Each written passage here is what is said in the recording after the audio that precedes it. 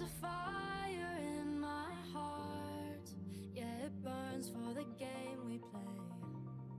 Now I rise and take my turn to be born again for this day. I know they're waiting for me now to win it all. I hear my name cried in the crowd. They call, fighting through all of the pain. I'll never fall, risking everything I have to stand up tall. Now my flames burn bright and my head's held high. Oh, can't knock me down. No, my fears are buried down tonight, and I dried my eyes 'cause I'm a fighter, won't ever back down 'cause I'm breathing fire. Oh, yeah, I'm breathing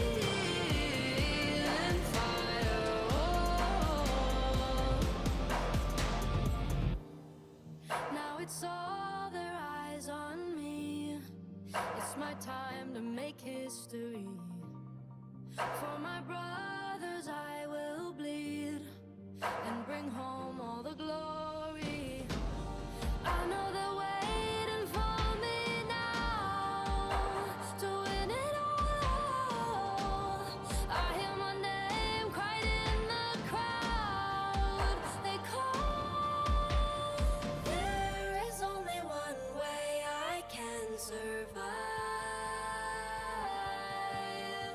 Fighting through all of the pain, the best will rise.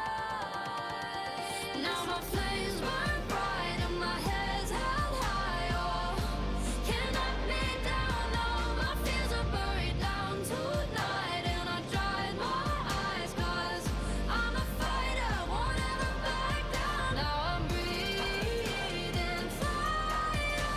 I'm breathing fire. Now I'm breathing fire. Now I'm breathing fire. Now my flames burn bright and my head's held high. Oh, can't knock me down. No, my fears are buried down tonight, and I dried my eyes 'cause I'm a fighter, won't ever back down. Now I'm breathing fire. I'm breathing fire. Now I'm breathing fire. Now I'm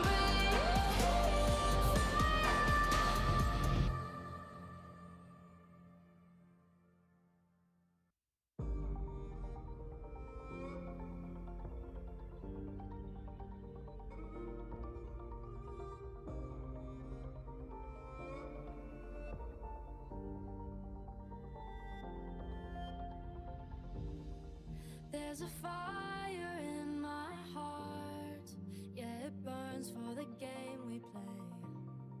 Now I rise and take my turn to be born again for this day.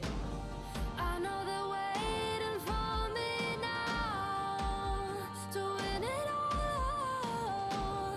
I hear my name cried in the crowd. They call, fighting through all of the pain. I'll never fall, risking everything I have to stand up tall. Now my flames burn bright and my head's held high. Oh, can't knock me down. No, my fears are buried down tonight, and I dried my eyes 'cause I'm a fighter, won't ever back down 'cause I'm breathing fire. Oh, yeah, I'm breathing fire. Oh, now it's all their eyes on me. It's my time to make history. For my brothers I will bleed and bring home all the glory. I know they're waiting for me now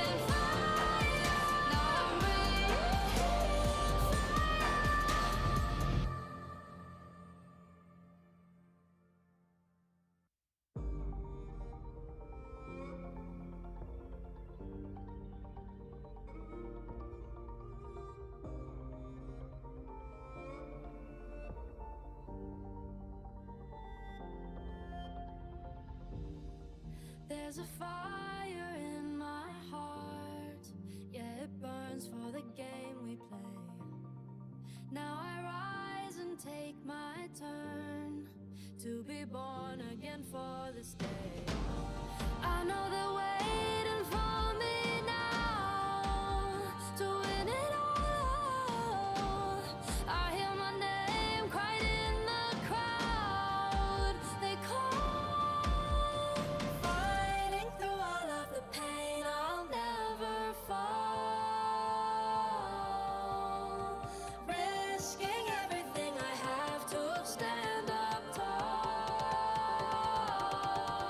Now my flames burn bright and my head's held high. Oh, can't knock me down. Now my fears are buried down tonight, and I dried my eyes 'cause I'm a fighter, won't ever back down 'cause I'm breathing fire. Oh,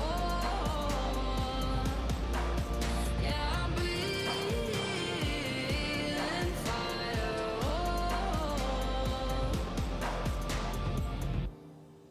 Now it's all their eyes on me. It's my time to make history. For my brothers I will bleed and bring home all the glory. I know they're waiting for me now to win it all. I hear my name cried in the crowd. They call, there is only one way I can survive. Fighting through all of the pain, the best will rise. Now my flames burn bright and my head's held high. Oh, can't knock me down. Now my fears are buried down tonight, and I dried my eyes 'cause I'm a fighter, won't ever back down. Now I'm breathing fire. I'm breathing fire. Now I'm breathing fire. Now I'm breathing fire. Now my flames burn bright and my head's held high. Oh, can't knock me down. Now my fears are buried down tonight, and I dried my eyes 'cause I'm a fighter, won't ever back down. Now I'm breathing fire. I'm breathing fire. Now I'm breathing fire. Now I'm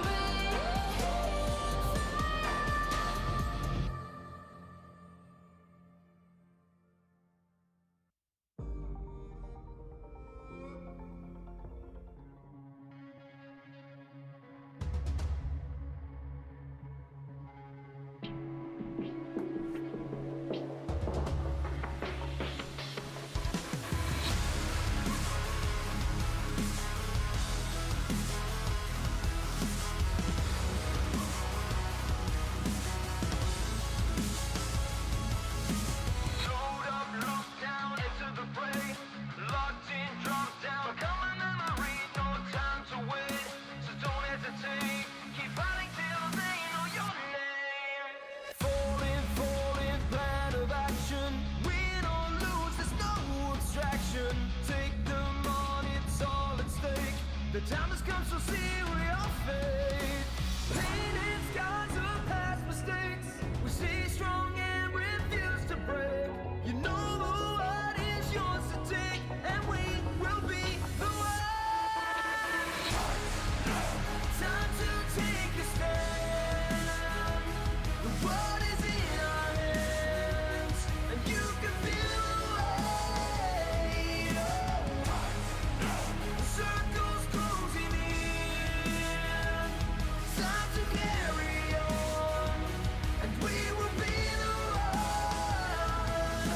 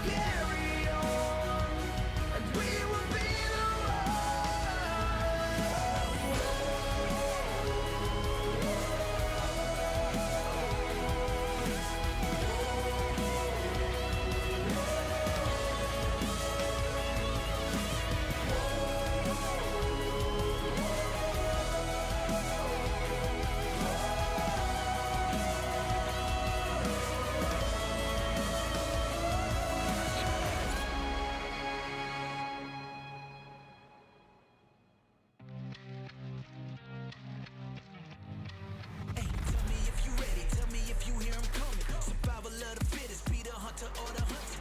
Better pay attention, they might come around the corner. Keep your eyes open, any second you can be a goner. It's a countdown. Hey, I got to remind you, if you wanna survive, better not let them find you. High beams on, all the lights they can blind you. Keep your head on a swivel, I'm airdropping behind you. Bow down to the boss, never taking a loss. If you ready, let's get involved. Make it happen like any day. Your crew cannot be saved. In the zone, I'm not afraid. Set the whole town in a blaze. Hey, I ain't scared of nothing, I'm going all in. It's my time, I know that it's my calling. Coming at 'em, they ain't even see.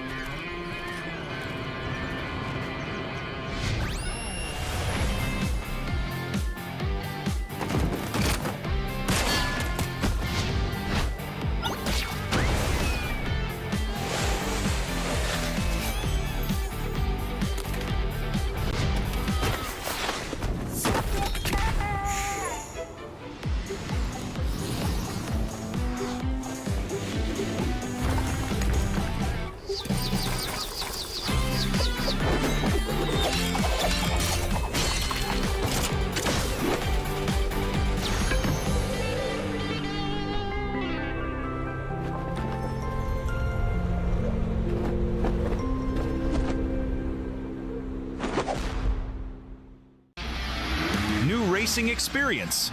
Wow, racing maps await you. The new racing template is online. Create your racetrack gameplay.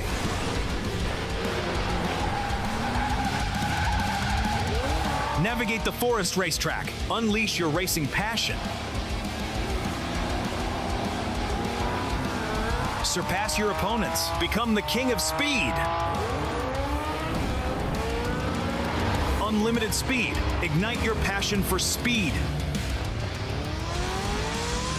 Play WoW now.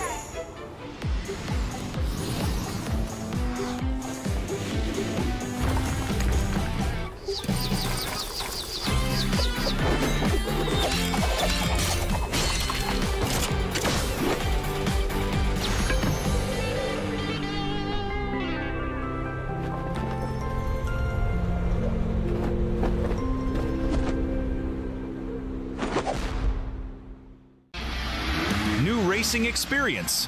Wow, racing maps await you. The new racing template is online. Create your racetrack gameplay.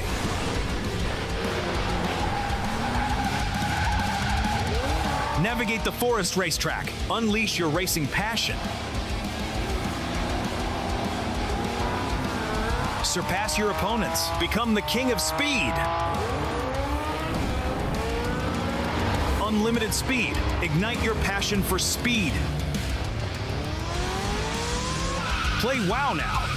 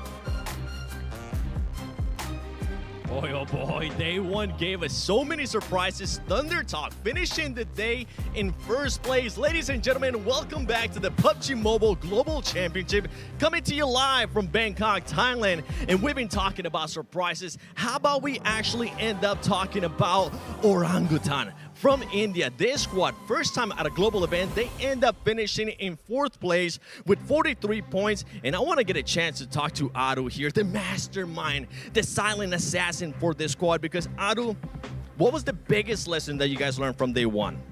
I won't say a big one lesson that we learned, but it was just we had something in mind and the lobby had something else to offer. So I think both of those things aligned, and as we predicted the lobby would be, it's almost exactly the way we thought it would be. So we are pretty much confident because we understand how the structure of the lobby is. And I absolutely love the way you guys were just gaining that confidence. A lot of the viewers were saying that you were camping. I personally don't think so. Now, going into the last match, you guys did do something that surprised me, and that was hunt down APG that's currently in last place. What made you make that decision? It's our drop. Whoever comes to our drop, we're going to hunt them down. APG, thank you so much, Aru. That is a shot if I've ever heard one.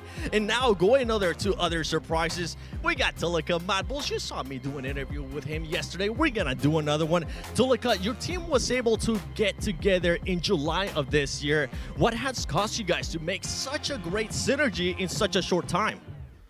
Так, Толика, ваша команда собралась в июле этого года. Как за короткое время вы смогли выстроить такую синергию?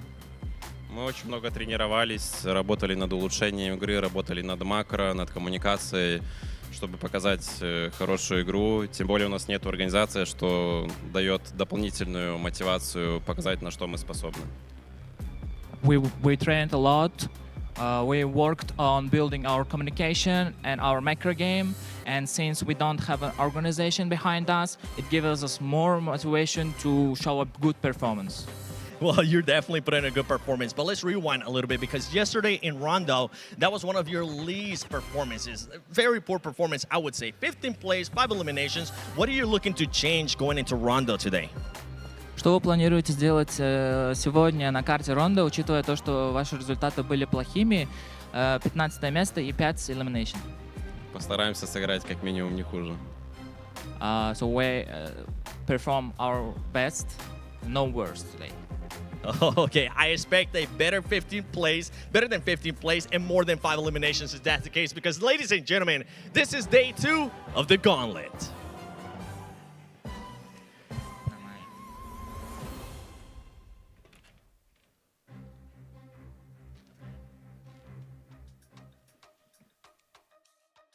That's right, Seven. It's day 2 out of 3. The time for excuses is over. The time to perform is now. What's up, everybody? I'm Hot Jukes here with Maxman and Neptura. Man, day 1 was insane. Thunder Talk leading the charge with 77 points. As a matter of fact, they have a 39-point lead over that 8th place team. That's D Xavier. I mean, did we see this coming, Max?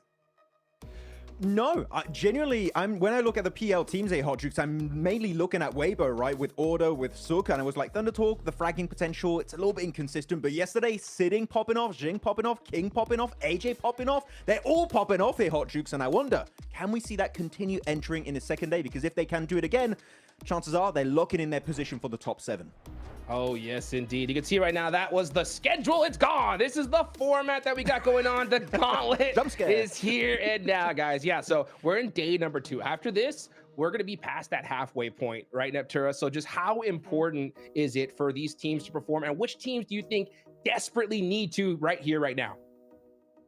I mean, it would be a very easy answer to say, oh, Alpha Gaming need to step up today, but it's because it's true, right? After game 3 today, we pass that halfway mark and we start going downhill. We start going to the closing of the Gauntlet stage. And so this is where these teams need to step up because tomorrow is going to be too late. I would say even once we get to the Miramars today, it's going to be way too late to try and do a lot here because these other teams that have done so well yesterday will most likely continue to do well today. They're just going to be too far ahead, Jukes.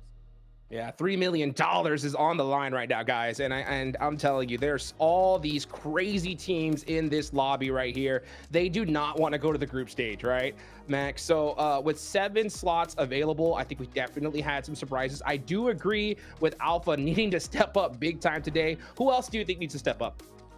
Oh, I'm looking at Regnum Carrier. 13th position currently, standing with only 19 points. Their best game was the first Orango of the day with 6 elimination, 4th place finish, which is, pretty decent, but it's not decent when you look at the rest of the games where they keep going out super early on. I'm talking 13th, 10th, 16th, 15th, 12th. This is not the Regnum Carrier of old that we're used to seeing here in these international lobbies. So Regnum Carrier, day 1, a little bit of a fumble here, Hot Jukes, but I truly believe that they're going to bring back some good action here because it's Regnum Carrier, the most consistent team in the world on global stage. They got something up their sleeve. I'm 100% certain about it. Yeah, and I hope so, because honestly, they need to double their performance yesterday just to even catch up to 7th place here, Neptura, right? Right now, that 7th place cutoff is going to be Alpha 7, and we're going to get into that once we hit in these overall rankings, right? So, I mean, for Regnum Carrier, they need to do what they did and ×2 and even more, right? So when it comes to their play style, right? Because I know you're looking at their macros. So, right, what do you think they need to do differently here today? I think in day one they actually had some really good plays. The struggle was trying to just convert that into some points, right? Because I think when we look at the individual fights they had, several times we were like, there we go, that's Regnum, baby, that's who we know to be that team. And then it just wasn't working when it comes to the leaderboard. So I feel like maybe there's some issues there with maybe a little bit of the timing. Maybe they're a little bit too delayed. I'm not going to say hesitant. They're not a hesitant team at all. But, you know, maybe just a little bit too delayed, or maybe they're getting caught out a little bit too much where, you know, they need to be splitting up a little bit more to adapt to this lobby when they want to be more compact. Something like that, I think, might just turn the tide for them and get those points on the board.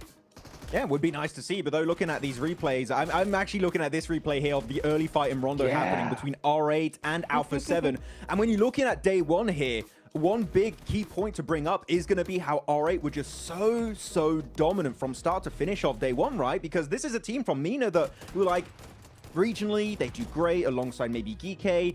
Going into a global MENA, we're usually a little bit uncertain as to predict them because they're usually quite inconsistent. But no, R8 bringing the heat from the get-go, extremely consistent gameplay. In particular, Ida performing, which is pretty expected because he's one of the main fraggers of the team. I'm especially excited here, Niptro, with Marth, because this guy is normally more of a support off-angle player trying to set up his team. He's currently the 4th best player in the Gauntlet on day one with 13 eliminations on his lonesome. Marth, if he keeps this kind of momentum going, R8 might just secure an early spot for MENA in the grand finals. And what a surprise it has been, right? Because exactly what you were saying, we're not used to seeing this kind of performance out of R8. Yes, they're very consistent. Yeah, you know, they're doing really well. But 3rd on the leaderboard, I don't think anybody expected that. So it's looking really, really good for them. We just want to see that consistency now. And it's the same for Thunder Talkins yesterday. We need to see a little bit more, or not more, but continuation of what that was. We need to see that through to today. Mabbles as well. We saw them in his interview earlier, Max, as well, right? So yes. I do want to see just not so much more from them, but just a continuation, because yesterday was really good for these top 17. Yeah, it was like, what more can we do? They're sure it's asking too much from us. What? We're already in top 7, but here we go, looking at our first head-to-head of the day. And of course here, Hot Jukes, is the main rival.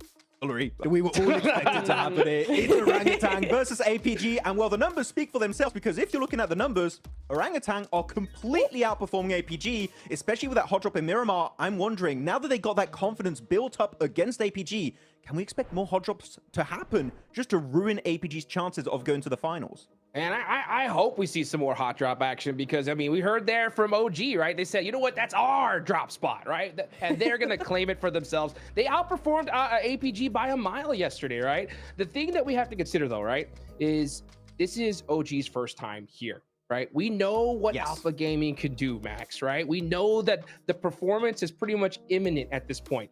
Do you think OG could replicate day one and hold off some of these monster squads that are on the second half of the leaderboards? Well, I've actually seen for Orangutan, going back yesterday, rewatching the games, what Orangutan can improve upon is avoiding mid-game fights. And if we can see that happening, because we saw game 1, game 2, they would survive. I think AKOP survived as a solo game 1 on Rondo.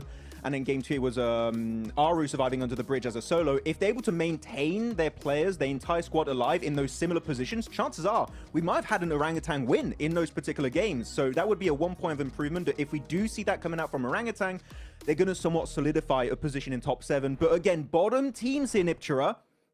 On 7, Alpha Gaming, Ulf, Regnum, E-Arena, DRX, Deek Xavier. Do we truly expect all those teams to take a beating without fighting back? I think we're going to see a big change up from these bottom squads in these next 6 games. Oh, 110%. We have to, right? These are not teams to go down without a fight. Regnum, Karya, I know we talked about them earlier. Alpha Gaming, I mean, these are 2 powerhouses of the global stage, and not even regionally, just globally. And yet here they are in the bottom, you know, the bottom 8 here. So I think we're going to be seeing a lot before this day is done. Oh no! For sure. Wait, what? Yeah, Marzi is saying DRX. No, if you guys don't know, in India, Marzi is like he's like me, but in India. Okay, whoever he supports, they get destroyed. He picked Reject during PMIC. Marzi, how can he do that to DRX? I blame Marzi for this. Oh, no. Guys, make sure you guys are checking out all the crazy talk that's happening in the Gauntlet. And also, you know, put in your input as well. Make sure you hit those QR codes, and then hopefully we can feature some of your comments here in just a little bit. Also, we got to show some big love to the Infinix GT30 series, the official gaming phone of PMGC 2025. engineered for precision, performance, and victory, empowering every gamer to be the one and outplay the rest on the global stage. So guys, man, things are heating up here, right? We talked about all these teams that need to perform, and OG with 43 points on the day are great. My big concern, Neptura, right, when it comes to OG, is some of these teams, right, that have a good solid day one will come back and say, you know what, maybe we should change things up. Maybe we should start getting a little bit more aggressive. We saw a little bit of that more aggression towards the second half in day one, right? What do you think OG should do here, right? Should they kind of replicate that kind of more, tactical weight back play style, or should they up the aggression here and now? What do you think? I think that day one was enough to build the from the interview. They're sounding very confident. I need to see them rack up those points in the eliminations, because the rest of the lobby, they had day one, everybody was playing probably a little bit more quieter. Well, they're gonna start ramping up that heat. OG need to bring the same sort of level. Yeah, OG hopefully can do it this time around. Moving on to the stage here, looking at all the players, they're fully locked in here, Niptura. But actually, talking about teams that should be a little bit more aggressive here, I'm looking at the side of Ulf. This is a team you mentioned a few times on day one, right? As they're playing way more passive. For the players on this roster, this is very unusual. You have Solis, you have Ketch, you have especially Erin, the rising star of Turkey. This is a team that I am expecting to level aggression, because day one, for me, they were just invisible. We didn't see anything of true value coming out from this roster.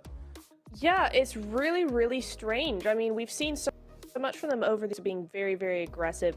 This version of the roster is a lot more passive, is a lot more controlled in how they do things, but this is a little too far, because at this point now we're not seeing anything. They're being so controlled and so contained that they're not doing anything. So definitely need to step that up. I don't know what the idea should be, though. I personally am always a fan of being a little bit quicker to do things. This is a team that is slower to rotate, and maybe if they were just a little bit more snappy with their rotates and their decision making, they might see more results. Well, you know what? I'll tell you one thing, though. We're going into Rondo right now, Max, man, right? And we saw some crazy hot drops in day one. We saw R8 versus Alpha 7. We got about a minute on the clock. Why don't you break down some of those hot drops that are about to happen here? I mean, Alpha 7 R8, of course, as you just said, the main one that is going to be happening. We'll see who's going to be able to take the dub this time around. We had Ulf fighting Virtus Pro in Stadium. There was a very big fight. The Virtus Pro did end up winning and did get rid of all of Ulf in that position and did force a recall, so that was very well played. But we keep talking about Orangutan here on the pre-show. Niptura, Kara versus Orangutan did happen, and it did result in them going down to a solo player. I believe it was Aru who then went for the full recall and revived his entire team, which was great. Are they going to contest it after they built up a bit more confidence yesterday? That's a very big question that we're going to see answered very, very quickly. Yeah, I think it's entirely possible. Honestly, I wouldn't put past anything past OG at this point. They're feeling so good after yesterday. I just hope they can contain that and put that energy, put that confidence into making some really big brain plays and not just make silly decisions because they're being really overconfident. That's the balance that you've got to keep here. So I just really hope and pray that that's what we're gonna see from them today, and it's not gonna be a little bit of a car wreck, because we need to see that OG. We've loved what we've seen from them so far. We just need them to bring the heat. Well, the heat is coming, Max. That hot drop, man. It's coming. We know it's only a matter of time, guys. Can OG hold it on? Can they get those eliminations? Let's see if it's going to happen right here, right now. Let's go ahead and take it on over to Blake and John Allen. Hello, and welcome to day 2 here of the Gauntlet. And we've got another Rondo up and up to bat. It is going to be big. It's going to be messy, because we've got those recall beacons back in action. They're engaged, just like us. We're jumping straight into this one, Blank. Yeah, I'm locked in. Not the tomatoes, not the onions. Stop throwing them, please. Please, I can only take so much. He's in the stocks, bro. He's in the stocks on this. I got put in the stock haze yesterday. It was crazy. But we're straight back into things over on Rondo here. Northern Plain Path. Should be a good one. Hopefully less of the water in this one as opposed to yesterday, because yesterday's finish was pretty insane, and I think we're theorizing behind the scenes. Probably shouldn't have been possible in the first place. I think it was fairly cruel. And there's only so much water in Rondo as well, right? You got a little bit down towards Rinjiang, and then most of it's over towards Tuling Jadena City. And we managed to head right there, which was very unfortunate. Already though, we're getting those hot drops coming through. The three mans going up against one another, trying to get as many points as possible in the early game of Rondo. We saw those big pickups right at the beginning of yesterday. I think it was 6 points earned off Alpha 7, right? That was pretty incredible stuff off one team to be able to extract 6 elimination points right off the bat. Was brilliant. That was R8, I believe, who were able to be the main profiteers of that one. We are going to be heading up to the northeast side on the circle as our hot drops continue to unfold. I'm sure we're going to have more than just GS and Geeky on our plates very, very shortly. But of course, remember those recall beacons. We harp on about it enough. You guys should be familiar at this stage with just how it will work. And you can see a little bit of maybe trepidation for these teams right now to kick things off. Kind of crazy that you've got SafG from Geeky all the way up towards the northwest side of the map, south of Minhu. This is Bradley on the other side of the world right now to the rest of his squad. Obviously, Nerzed in the mix with the rest of them. So Ragnarok and Kevin. I think this is a pretty good mix as well in terms of firepower versus GS, but GS brought out some surprising gameplay yesterday, some pretty strong stuff. All right, Marth starting things off versus Revo with the knock, takes him down instantaneously. That's what we're talking about. Oh yeah, looks like maybe we're on for a repeat over there. Brazilians getting bandied about. Meanwhile, APG looking to try and hold the door frame. Top can't quite land the spray. With the UMP around the corner, the step in with the micro Uzi is good, but it's going to be all right for Alpha Gaming. They are actually very, very split. They're on a four-way split. Every single one of their players dropped solo, and they will have plenty of opportunity to go for these recall beacons. But that seems an interesting choice for APG. Yeah, it's super weird as well, considering like Alpha Gaming strategy is to drop as a 4-man on Rondo. Come to globals, it's like, well, let's drop as a 1-man. In 4 different locations, which I don't think it's ideal. I mean, all 4 of these positions are not in the circle either. So this is a complete, or say waste of time from Alpha Gaming, but it's not great. Let's put it that way. So to regroup here, you'd have to battle through R8, A7, DRX, even OG's in front of you here. Could be a bit of a menace to you. So I think that overall, this is a bit of a difficult scenario right now for APG. Not sure I'm on board with the strategy just yet. We'll have to wait and see. The one thing I think may have happened there is that they were trying to camp multiple recall beacons, right? And I'm really giving them some slack here. I feel like it's very tenuous of a link, but yeah, it's a weird play. It's certainly not something we've seen before on Rondo, where teams are balling up for the death balls. Okay, that was first blood. I mean, that makes sense. You hit the deck, you get that M4 on board, you're going to hit those sprays all day. Looks like they do get some retribution, though. Alpha 7, back in. Yeah, I think Obscure's been playing very well, honestly, for Alpha 7. Out of all the players as well, you sort of expected to be Revo, Carrillo pulling out that magical moments, but honestly, Obscure's been very strong, even just on the nades overall. Jafar at distance here from GS with DS3 and Icon inside the building. He seems to be dipping out a little bit here. There is one nade in the hands of Icon. Could be quite deadly versus Geeky, but this fight is massively slowed down. And again, this is towards the north side of Jadena City, so they're not really towards the circle just yet either. Both teams likely would have to rotate on that north side.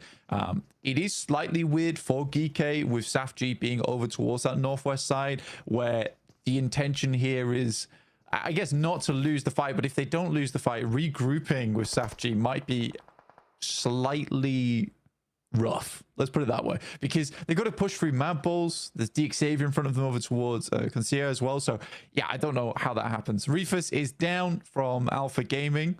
He tried to look in on this fight, and Marth said no. Marth's cracking on. He's having a great day so far.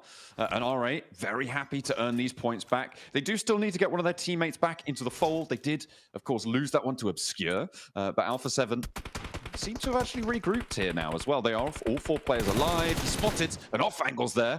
Rizal actually landing the shots of the Marth, and there's no response. A nice little pickup. He steps through, gets the flush for Alpha 7. Another point added to the tally.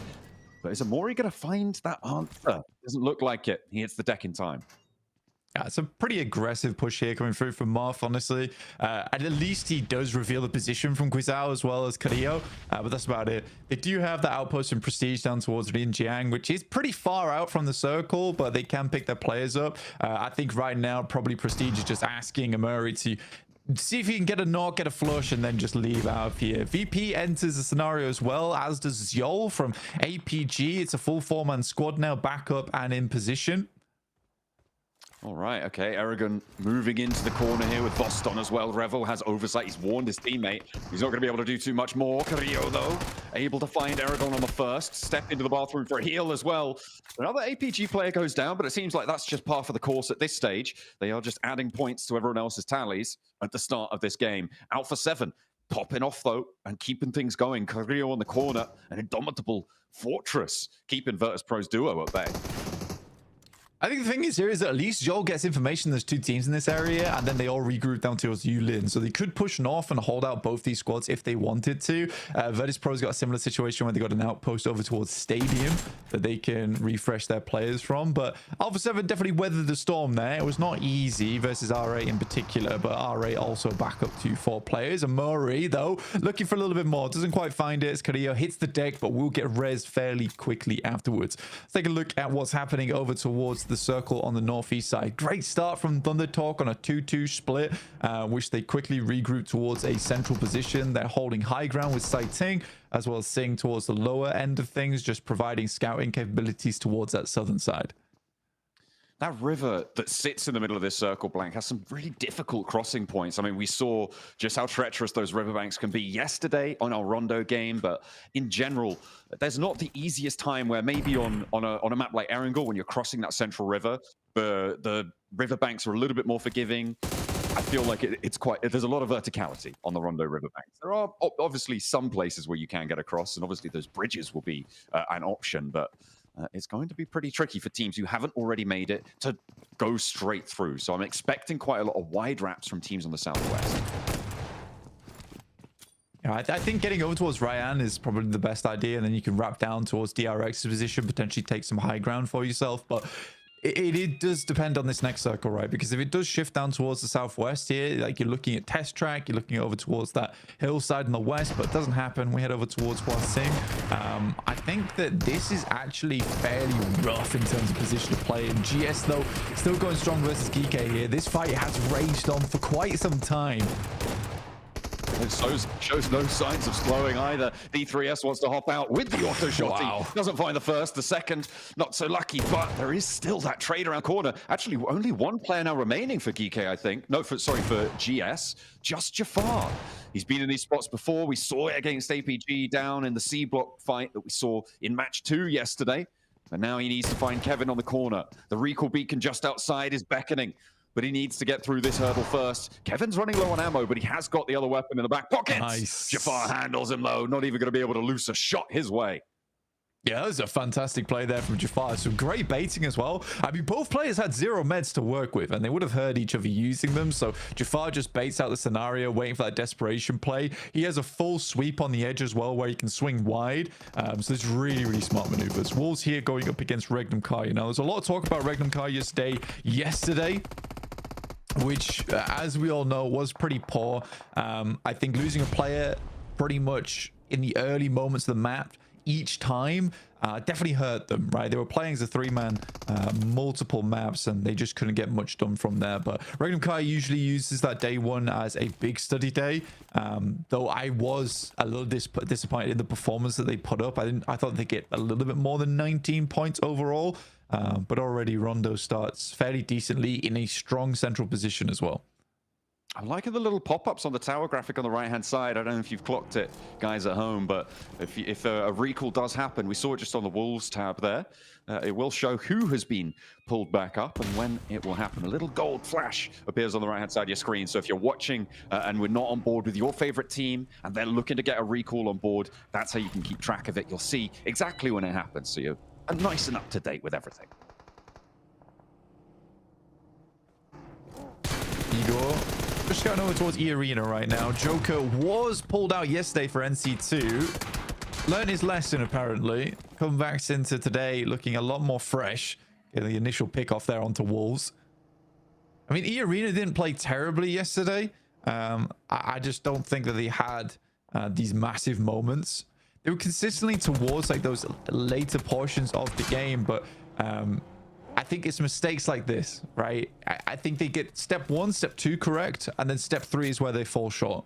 I think that when it comes to thinking ahead, they don't really have that right now. Where they make this push, you're playing on the hillside, you're not worried about the backside angle. Again, in a global lobby, you have to worry about that. It's imperative that you worry about that. Ooh, Circle pops down towards the south, gives a little bit of a favor to Regnum Kaya potentially. Orangutan on that southwest side as well. Looking at the teams on the south, though, it's a bit of a difficult run up here for teams like Alpha Gaming, who have got all 4 of their players alive. They did manage to get those recalls on board. And E-Arena, who are moving very, very close. It's going to be pretty stacked up on this south edge with Kara as well, maybe poking their noses in, and a few teams yet to move as well. It's been an incredibly odd start for Alpha Gaming. I think that it's hard to say whether it was the correct decision or not. Personally, I don't think it was the initial 4-man split. Like you said, I think you were giving them a lot of credit for what they were attempting to achieve, but I think that that's more coming from the fact that they had such a bad day yesterday. They were feeling very worried coming into today. And then this first 12 minutes has just been about getting a 4-man towards that late game, which is where typically Alpha Gaming does shine, is if they have a 4-man towards that 18-minute mark, they're very good at sweeping. But we just haven't seen that because they've been torn apart by teams like OG yesterday in that final match. I don't think that APG is feeling very confident coming into this day. And unless we get something insane over the next 3 games, I'm not even thinking that APG gets into top 7. Yeah, gonna have a tough time of it for sure. We'll see if they can bring something to bear in these next 2 days. DXavier, they've spotted at least one of the players from Alpha 7. This is up on the north side, Blank, coming down from around Heme Town on that north east side of things. Alpha 7 struggling to get through. They got the Mad Bulls ahead of them as well. Not only are DXavier going to be harrying them as they try and move forwards, but they're going to have to deal with that too. The recall beacons not long in this game, so opportunities starting to dwindle to get yourself back up to 4 players. Yeah, we are really lacking on those recall beacons. The only one still available is probably in Alpha 7's camp over towards Muhapan. I think that potentially Korea is able to pop that one off, but Mad Bulls is set up on a lineup right now. Takes down Guizao and Obscure, so leaving just Korea at the recall beacon to get the rest of his team up, but they will be dropping in with limited supplies. I'm kind of concerned right now for them. 5 elims on the game. It's not terrible. It's not great either, though. You see those recalls popping up there. Wolves moving through as Ulf managed to get into this position nice and early on the plateau, but will they be able to hold it? The first is good. A double spray down across the way. No, it's a 1-for-1 trade, but Ketch is able to find another. Coops goes down. They lose one on the off angle here. Scarface has been knocked, but the Wolves are no more. Taken away on the approach. You can't get up the top there. Ulf able to beat out the Wolves on that hold. So funny, it's the 2 Wolves logos going at it with one another. You know, the 2 packs are scrapping in the meantime. Though I think that Max brings up a really good point on the desk, is that the Ulf does feel very weird right now to me. Rondo actually was one of their best maps that they played. They were fantastic at it overall. And I think for Ulf, there is this issue that I think it is confidence based, because they went from being kind of lackluster when they were playing under the name of Fireflux to suddenly this whole new team with Aaron on board, with Matcat out, and then coming to globals. I was just concerned because I was like, well, this is not the Ulf I'm used to seeing, with just incredible long range control, and especially having such a good time on Rondo. It just was not meant to be yesterday. We'll see if they can pick up that performance. Ooh, the Garden's not playing well for DRX. They have a lot of people trying to move into the area. Alpha Gaming actually fairly successfully taking a decent chunk of it. A big nade comes through from Reefers as well. That's going to find 2 of them, just leaving So Easy down on his last legs here. The last player to stand, and his bridge position fairly known. Look at the ground that Alpha Gaming have been able to achieve. I mean, fair enough, you know, to be able to salvage something like that. From a game that started the way it did for them. And with 2 elims, they do have a lot of teams that can crest over the ridgelines, take shots at them. The question is, will teams want to do that? recentering up on the circle a little bit now. I mean, Mad Bull's on the northern side.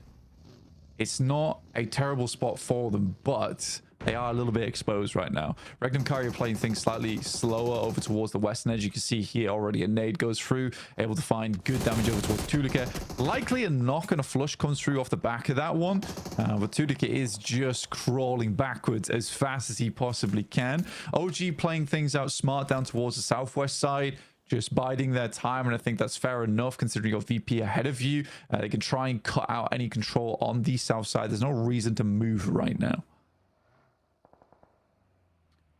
Kara. They're well on the east side. We saw them trying to crest that ridgeline over towards the Alpha Gaming position in the center of the gardens. And now they're going to have to move off of that hilltop. You can see Poser poking his nose in, trying to establish some kind of inroads for them. I think it may just be a crash onto Alpha Gaming's spot, but GS are going to move in parallel to that. It's going to be messy in the middle there. A difficult time, I'm sure. DX Xavier, they've moved in from the north side. The Mad Bulls have been leapfrogging with them, and Paragin will be the player to go down, but there's an answer, and it's Regnum Kaya to third party out to the west. Fair enough as well. I mean, Regnum Kaya able to gain a lot of control over that northwest side. Mad Bulls continuing to take damage. Loxy finishing off some of the final players there from Mad Bulls. Just one last left alive now in Pusher, who is hiding in a field of Doritos. Oh dear. I've had dreams like that, I'm pretty sure. The Xavier, though, a bit of a nightmare. With the nades bombarding them behind the tree trunks, but fortunately they're just stepping into the cover at the right time as the trucks to be excavated beneath their feet. Mad Bull's putting them in the ditch. I mean, I don't know how long Mad Bull survives here. I mean, they've smoked out as much as possible, but even so, that's a little bit tough. Now we're looking over towards our final circles. With Oath playing this high ground, I think they have a great chance at this game. There is equally E-Arena, who needs to do a lot of work now to control over towards that northeast side. OG continues to put presence over towards the northern edge. I think they understand that Regnum Kaya right now is probably their biggest threat, and Silas is continuing to poke over that way and see what they can find off the back of this. He is recalling the rest of the team now down this way. They have the high ground advantage. OG initially taking shots over towards R8 though on that southeast side and get caught off guard by Regnum Kaya. There are shots coming through. And there's the trade. Loxy looks for a second and finds it. The backline now down to one. Just a tanky there, looking for the shots, and does manage to clock Silas, looking for... Now Loxy getting backed off the angle. Only one player now as the flushes are confirmed for Regnum Kaya. Silas unlikely to get rezzed here, Blank. I mean, they could put him in a vehicle and see if he can get on forwards, drive him on in, but I think it might be more worthwhile to just send your 3 players away, not try and spend that time, because look at this approach. I mean, the tanky's managed to make it to a rock miraculously here for Orangutan. See if he could survive and out for the final moments. We know they are able to do it. They've got it in the tank. Let's see if they could do it this time.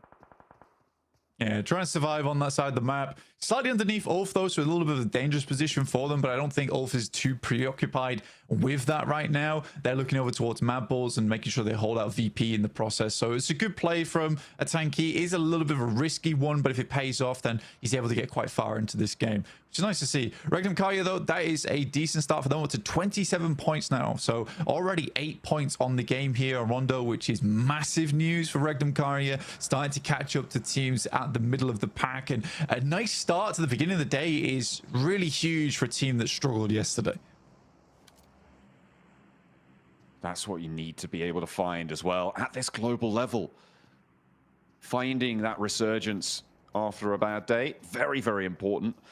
Although sometimes you don't have that opportunity, especially when it gets to the smaller numbers of days, smaller numbers of matches that you're going to be playing. For now, though, Thunder Talk, I mean, we saw how much work they were able to do yesterday, right? Getting so many points and getting so close to what we expect the bubble to be already in just one of their 3 days. Nice is a beautiful turn up. Silas was picked up, but maybe not for too much longer as he's crawling back behind the deployable cover there, looking for another res. They are in this zone. Virtus Pro might try and put them out of it, though. I mean, you can see their VP looking to try and push further up. These nades are getting very close. There's a good chunk of damage. I think that Regnum Guy is kind of lucky that they don't lose too much damage on their side, because the nades seem to stop a little bit from VP. They want to hold them out for a little bit later in the game there. There's no real chance of getting too much more utility going forward. So you got to be a bit conservative now going into these final moments. Good shot over towards Ulf as well from Regnum Guy in the midst of all that, by the way. I don't know where that came from. Silas very close to bleeding out here. Might in fact get flushed. I think he does. Oh, I think, has he gone down? I think he's down entirely there, Blank. It's going to be very close to the wire. Might be just about getting rezzed. Can't quite make it out on the screen there, but that's a nasty little turn up. And I think it was actually R8 who did a chunk of damage from that off angle to be able to seal his fate. Oh no, I'm seeing 4 players alive around Nukaya. Maybe the res was there after all. Yeah, it did come through. Tanky, though, knows this location. Looks to send some nades over the top. It's a pretty nadeable position, but he has limited sightlines on this with the rock in front of him. But a great nade over the top will take down one player from R8 there. With limited vision as well. It's a great arc on that one. Brilliant little find, but will he have drawn the ire of too many around him? Mad Bulls feeling the burn as Regnum Kaya roll them down. 2 players fall, and that will be them done and dusted for the match. Regnum Kaya seem to be on the warpath here. 8 elims already. Let's see how much further they can go. Yeah, I think for Regnum Kaya as well, it's important to consider that when they were playing on this northwest side, they would continue to get knowledge, to get information. Silas is great at that type of thing, alongside with Wild, where they were consistently wrapping out in the vehicles. So they knew sort of what was going on up here. They knew Mad Bulls were a much weakened team, so they wrap upwards. They don't really want to get stuck in that situation alongside with VP, but a nice nade from Soez over towards Thundertalk will take down at least one. Doesn't quite have the angle yet to confirm onto it, but I don't think Thundertalk really have too many options here. Yeah, really don't. They're starting to run out. Barrel getting a little dry now. Sighting wants to peek over the top, but you know how dangerous the hump of this bridge is. We'll see if so easy. He's going to be able to do it though. Not quite connected through the smoke. 2 players run around behind, and a nice little flex out for Thundertalk. Will anybody spot it? Regnum Kaya will have heard the shots. They'll be looking. You can guarantee that much. We'll see if they're able to find it. Doesn't look like they will. Maybe a little bit of time for Thundertalk to play with. Amori now the last player for R8. Joker steps up. He's not going to find it. Another player goes down. A Sakura falls. Tourniquet as well. Oh my This hold God. has just been a blast. A little assist from Ulf on the off angle. But how has he survived that? What a hold on the inside. Don't think he's going to last too much longer, but that is a great little clip for him. I mean, Murray in the wreckage of broken vehicles, but sharp as the scrap metal around him, looks to put a little bit more damage on. Quick Molotov over towards Joker to try and confirm the elimination point and get some more underneath the belt. Has a little bit more to work with. Smokes out front side. Can't believe Murray lives through that. Moment off in the distance as well. Not likely to even try and attempt to get near him. Throws out another Molotov, and that should do the trick. I don't think he got the flush over towards that player, so he's looking to confirm it, but he's already gone. He's not there. No more. Not a morsel. Mori, though, surviving. Next to a tanky for Orangutan. Both of them hunkering down, trying to lock it in for their teams. Get a couple of placement points on board, because we are now into placement point territory. See if Ulf can survive on this push. They were able to defend against the Wolves. But Regnum Kaya might be too tall an order. They've already found a knock. A north side shift does keep a tanky in, but you can imagine that APG are going to be trying to bear down upon him. Amori already feeling the brunt of it. I mean, Alpha Gaming, this is what we're talking about. Get them into a 4-man position towards the end of the game. That's where they can start sweeping a little bit. But there is consistent angles that are being available here. It's such a rough scenery to play in, where any little mistake in terms of sightlines that you leave capable for yourself, you're going to take damage from. Regnum Kaya continues on their mission to take down the entirety of the northern hemisphere of this circle, and doing fantastically at it. They've already put in a lot of damage over towards Ulf and probably limited a lot of the supplies, but now VP makes their wrap up over towards that north side, and Regnum Kaya instantly is responding. They're moving back on over. They sent a lot of their players out to that east. Virtus Pro read that quite nicely. Thundertalker actually managed to get a full reset here. A tanky finally may actually have to stand up and take a fight, but the nade is just too strong. Doc had the run out as well, and it will be the end. 6th place, locked in, 1 elim. orangutan there. And they will not be able to survive into the later portions of this game. ThunderTalk making the cross, and they will be able to do so with 2 players. They still got a backstop to deal with, and a player knocked as well. That just came through as a res, so they're up as 4 once more. But can the other 2 rejoin? This is great damage coming through from Sing right now. They have to drop down the tactical covers, try and keep themselves up, but a double in the back line will take down 2. Sing walks straight past the nade there, takes it on the shoulder, and Doc now has to do the impossible. With only 1 player standing, Doc needs to come up big for them to survive for a longer into this match. Another nade. But on top, it's going to keep the pressure on, but the res is going through all this while. In the meantime, over the northwest side, Virtus Pro and Regnum Kaya starting to pop off. And it's Regnum Kaya to hold their nerve. Only 1 knock seen, and nobody's in a position to capitalize because Ulf are more preoccupied on the southeast edge, looking towards ThunderTalk as APG fall as well. That is going to be them done and dusted. Regnum Kaya on the north edge, looking to try and get the reset, but there are still shots flying their way. I mean, for Regnum Kaya, though, it has been a hell of a day for them already. Loxy does go down as he attempted to move further up. This is great management and good control from Ulf right now between 2 separate squads. They had the higher ground. They're trying to work with it. Smokes are flowing through right now, but you can see 0 nades on the cards for the boys on Regnum Kaya on the top of your screen. But I think that may be a lie. I'm not sure. Well, done well. We'll have to wait and see if they're able to loose any. Certainly would be a great boon to them. Ulf got nothing. Ulf are completely barren on the old supply cupboard there. Regnum Kaya actually able to clock a shot over towards King, keeping Ulf safe. Scarface might have gone down there with just a little moment longer on that spray from King, but he is denied. Regnum Kaya able to save him. Scarface back up with that first aid kit. I mean, for Ulf, they are definitely struggling in terms of utility, in terms of gear. Scarface playing this close as well is dangerous, but it's necessary. Has to be done to keep Regnum Kaya at bay in the coming future. I mean, ThunderTalk off an insane day yesterday, a pretty difficult crossing for them. I think the most surprising thing about this game is ThunderTalk being on 4 players at this stage of the game. I think they must have been knocked multiple times. I don't think once used the recall beacon during this match, which is even more impressive.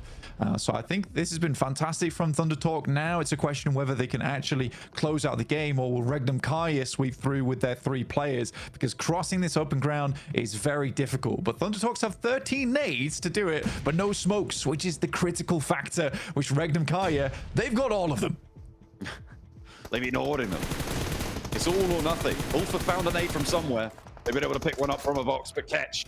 He's going to be dropped down by King, and the 4 players from ThunderTalk trying to take down the off angles from Ulf as Silas actually gets spotted. Scarface. He would have gone down if they hadn't have taken King out on that spray. Oh, they're regretting that decision now. ThunderTalk, though, mounting the pressure. Regnum Kai, I think they were up on 12 elims. We'll see if they can get a couple more, because Eren not going to be able to defend in the face of the onslaught from ThunderTalk. Zedwolf breaking out wide, and the 2-piece here for Regnum Kaya needs to be impeccable. I mean, I don't think it's possible. With all these nades available for ThunderTalk, it is going to be so difficult. You know generally where they're coming from. ThunderTalk looking to take yet another game in their favor. Zedwolf and Wild will have to pull out something extraordinary here if they want to win this one out, but I find it highly doubtful. Wild sending all the way on the side, but them using this little cliff towards their western edge, their advantage, and now it is Wild in this 1v4. Oh, they isolate it. They all move up. They get 1. Wild looking for the spray. You're right. He's managed to get 2 here. Maybe able to give them the slip. This is the final zone. It closes central. Wild, if he can hold a central position for just long enough, maybe the blue zone will put too much of a hurry up on these reses.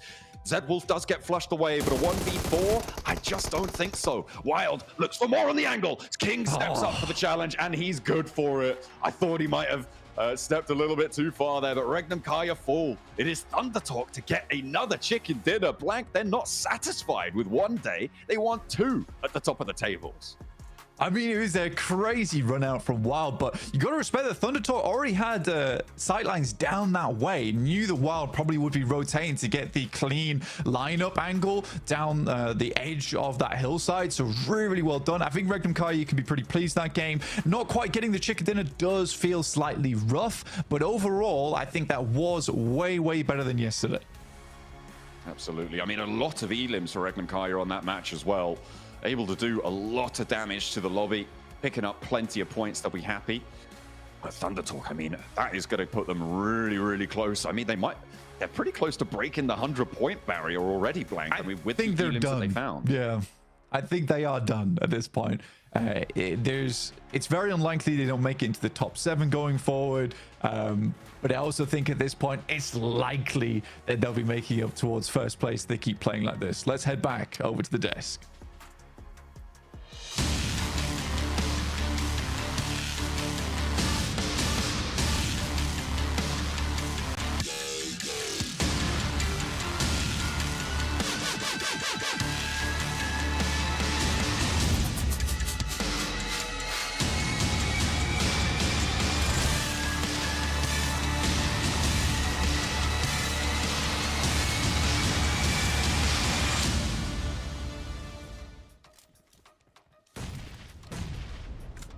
Undertalk get their 3rd chicken dinner so far, and just like that, there's now 6 slots remaining to the grand finals. I'm just kidding. No, but I mean, after that performance, these guys have got to be a lock by now, Max, man, right?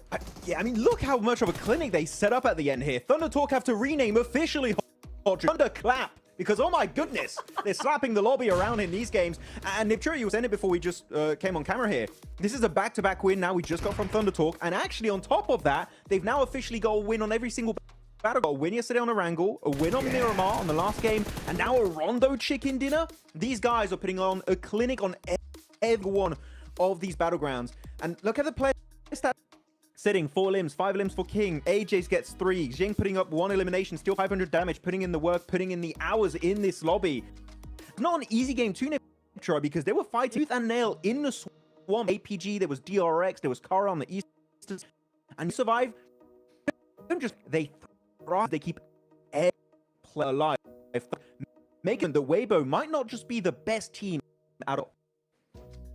Absolutely. I mean, exactly what you were saying, right? We game, and you know who's gonna win this game. You know who's next. Under talking conversation all, and they just in of every fight happening them. It was such master. I mean, the nades onto AP, clearing them, getting that ridge to themselves, and then just being for the right time. The timing is impeccable with this team. I mean, just putting on a masterclass on that edge style play, right? I mean, they were playing the edge pretty much the whole way until the end there, right? Just taking out teams one by one, catch guard, and to do that, and all 4 up, especially in a lot this max, it's just super impressive. It really is. I mean, in particular, they out-naded Doc, which we know, Doc, the nades, that's a specialty usually, but no, they were able to actually outdo APG on that eastern ridge next to the hilltop of Ulf, and the execution from that was really good. And especially not just the execution and how they fought, I would say, Nipchura, the timing at which they left, I would say, is when all the teams were at their weakest, and it was extremely well executed from start to finish. The timing was a 10 out of. Yeah, it was fantastic. Oh, Revo. I want to say, whoa, hang on. Oh, I didn't see that. Whoa. Unfortunate. Yikes! That's a clippable moment for sure. That's going on all the platforms for sure. But yeah, I love as well the timing that we saw off Regnum, as well as, I mean, VP was a really nicely played in the last moments there, where they tried to come up kind of next to Regnum and take that hillside. But Regnum specifically, the timing was so much better than yesterday. I kind of wanted to see something a little bit better from them in terms of those timings, in terms of that, you know, a little bit more direct, a little bit more aggressive in just terms of, you know, how they do things and what time they do things and waiting for the right time. Yeah. And they were delayed a little too much yesterday. Today, they were not, and look what it got them, a really good second place. This is the Regnum Caria I expected to see entering on day one. Though unfortunately, they were a little bit complacent, maybe not quite able to play their own game, but here they were able to do it because I would say the best way to describe how Regnum Caria played this game is not taking any unnecessary fights. Everything they took in this Rondo match made sense, and if they won it, they gained value out of it. That fight versus Orangutan on the western side, they clear Orangutan. Guess what? They've got a great scouting spot to check into the circle what the hell is going on. After that, they're sending up north next to Ulf. They got that symbiotic relationship situation where they can hold down the fort together, and it's just so perfectly for them. This is one of the best IGLs in the world. Sylat pulling the strings in the back end, and clearly so far it gets them in the late game. I'm thinking this is the redemption arc that finally begins, Hot Jukes, for Regnum Karya. I mean, it's about time, right? But they didn't just get to the late game. They got there with a whole bunch of eliminations right there, pulling out a dozen. We talked about how they pretty much needed to double their performance and then some at the top of the show, right, Neptura? And I mean, I don't think you could have asked for a better start, right? No, 100% not. Such good numbers coming out of them. And APG as well. I had them slated to win the whole thing. Y'all didn't. It was, you know, it was on the edge. It was off in the swamp. It wasn't looking particularly good, but, you know, it wasn't a win, but they came out with a much better performance. And is it not a win? It's not a win, but it's a top 4 and a solid top 4 that sets the tone for the rest of the day. Fingers crossed. Hey, we'll take those all day. You know what? I want to kind of go back to the start of the game, right? We did see that hot drop with Alpha 7 and our... Oh, never mind, right? Are you kidding me? I mean, talk about a run for the MVP of the tournament here, Max, right? I mean, I know why he's called sitting. He's just seeing everyone like right now. You're not playing this game. The guy is an absolute beast. And to be completely honest, when looking at players from PL that I was paying attention to, I was looking mainly for this team at, of course, you know, you got King and you got AJ. Those are the two that I'm like, okay, these guys, they can cook, they can step up, they can Yang Tasho. But here this time around, though, it clearly is sitting. And they are sitting pretty. 100 points. And right now, I did a little bit of calculation. Wow. Of course, it's not great math. 120 points, you're pretty much 100% sure to go in the top 7 in the grand finals. They're already just 20 points away. What are we doing? Wow. Yo, that's a, what is that? A 59-point difference from the Xavier here. That is absolutely, I mean, wild. I mean, I did not expect Thunder Talk to pop off this crazy, Neptura, but man, did they show up. It was good to see some other teams as well put some numbers on the board. I want to look and see a big mover and shaker. It's got to be Regnum Karya, right? I mean, where were they at the start of the day? They're in 9th place here, Neptura? Yeah, they were 13th, I think it was. So they've really stepped up now to where they're only 5-6 points away from a top 7. So if they keep this consistency, it doesn't have to be, you know, crazy top 3s all the time. But if they keep making the extremely calculated plays that we saw in the run this game, the rest of the games are going to be so easy for them because we know what they can do. We saw glimpses of it yesterday. We've seen more of a sneak peek of it today. We just need little bit more consistency. Just bring it more and more and more because that calculation of this team is what's going to put them on the map. Oh, looking at the player stats here, Amori destroying my initial prediction of this game of E-Arena. E-Arena sitting it 1-1, and clearly that was abused by Amori. He was able to capitalize on that mistake and able to get himself multiple 1v1 clutches for himself, so very, very well executed on his end. And looking, of course, at AJ here in terms of utility, chucking a lot of it all over the place, allowing to make those transitions happen for his team. But of course, Jing, the man himself, able to also do something similar. Team throwables used. So yeah, I mean, the utility used by Thunder Talk is the main reason why they were able to survive this entire game there, right? The smokes, the grenades in particular, to zone out, for example, APG on the cliffside was just paramount for them to make that movement happen in the first place. Yeah, it's what I love, using their nades as well towards Ulf as well, right? Because what I love is when a team understands that a nade doesn't have to do damage to be effective. It's just there to displace or to keep away. So if you're trying to zone out a team and keep them in their circle, just chuck nades at them. They won't be able to move. You're not doing any damage, but you're keeping that control. And that's what Thunder Talk seem to really understand, is that those nades, they don't have to do any damage to be effective. I wonder, does that include emergency cover flares? I feel like it, because I do want to see emergency cover flares of Thunder Talk. Huge. Not the best, though. Not huge, actually. I would say they were not great. They were throwing them in positions where they really leverage much out of the item itself. I want to see them try and use it as a leapfrogging tool instead of a more defensive tool. It makes sense earlier on in the game, in the mid-game stage, but when they were pushing on Ulf, I think if they throw them forward, that transition would have been even smoother. Of course, they still won it and kept everyone alive. They could have won better, though. If I had to criticize one thing, it would be just that. But otherwise, the rest was just absolutely perfect from start to finish. Yeah, I mean, there's always those little tiny little tweaks that you could make, right? And one of the tweaks that I'm really starting to get a little bit concerned about, right? I mean, right off the rip here is because when you have a team like, this is what we were talking about at the start of the show, Max, right? We knew that a lot of these big names were going to perform today, right? Regnum Karia said, we're doing it right off the rip, okay?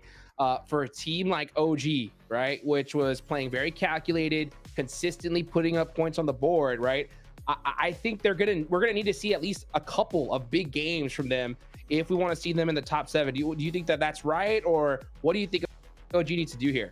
I mean, I would agree. Orangutan, you know what I want to see from Orangutan? I want to see a bloody chicken dinner, okay? Yes, it's about time. They keep surviving into the late game. I think yesterday they had a bit of an issue where in the first 2 games, it was just a solo. It was AKOP, and it was, who was it after that? It was Aru on the Erangel game, surviving as a solo. If we see more of that, but they survive as a trio, as a full squad, there's definitely a win potential there for me to see coming out from Orangutan. So, Niptura, do we think we're going to see an OG win? I hope so, and I think they will absolutely get the win if... not hope so. It's a yes or no. Sorry. What's happening? It's yes. Oh. Okay, thank you. Yes. Yeah, because, and I'll tell you why. Because the main difference between how they normally play and what they're doing now is they're spreading out on the edge. That's typical for OG, right? They're using their terrain, they're spreading out a little bit, they're trying to get control, but they're not backing it up. They're taking the position, and then the moment somebody comes towards them, they're kind of like, we'll try and defend, but they're not going forward and going, actually, this is our spot. You know, where is the confidence that we saw in the interview of, well, if APG want to drop our location, then they're free to do that. We want to see that same energy coming into the end game when they go, this is our position, we're going to set it up like this, and also we're going to back it up with some shots. It doesn't have to be elims, but I want to see more presence from him in the end game because the setup is good, but they're just falling down on converting anything into a, oi, stay away. Yeah, I do feel bad for OG though, because that play of Regnum Karia was just beautifully executed. So it's really hard to fight back in that kind of situation. But actually, just to go on another team I want to see some improvements from, I'm going to go on DRX, and I'm going to blame Marzi in particular, okay? If you're listening to this, I know he's doing a watch party. Why did you pick DRX, okay? He is the true boss master in India. And DRX, genuinely, one of my favorite teams. For me, there was no doubt in my mind DRX were going to have a banging performance in the Gauntlet and instantly make it to the finals. But no, they started off the day in 11th position, and I believe now they're in 15th after this first rondo. Yeah, DRX, we're almost at the halfway point, Hot Jukes. We need to see more from DRX. They've done nothing so far. Yeah, for sure. I mean, the thing is, this is my concern, right? Is that with so many big names on the second half of the leaderboards, if any of these teams like DRX do what we just saw Regnum Karia did, right? 18 points, they're in the running for top 7, right? So I think for a team like DRX, though, hey, get it done now. You know what I'm saying? You do not want to wait till the last is for sure. So for DRX, so many of these squads, I think the pressure is on big time here, Niptera, to perform right here, right now. 100%, because we're getting closer now. It's game 2 after game 3 way done, and that's where it's really going to start. You're going to start getting that pressure coming in. You're going to start going, we only have a set amount of games left. All of that stuff's going to start happening to you. So it really is now or never, Jukes. Yeah, it really is. It really is. You know, I'm kind of going to go on the other side of that point you were talking about earlier. You know, when it comes to OG, right?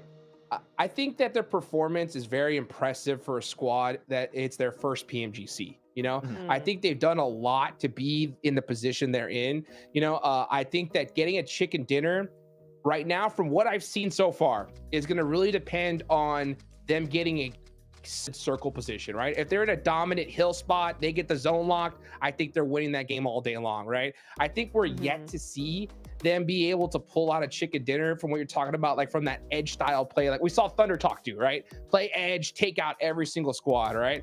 Hopefully we can see them build up to that, but I think the best case scenario for OG here is if they do get that circle, they got to capitalize it like there's no tomorrow. And then hopefully just be, once they get that chicken dinner, right? Be like, we could do it, right? We've done this before. Yeah. And that's something that's really hard to cross, Max, right? Because pretty much everybody in this lobby has won a chicken dinner at PMGC before, right? At least once.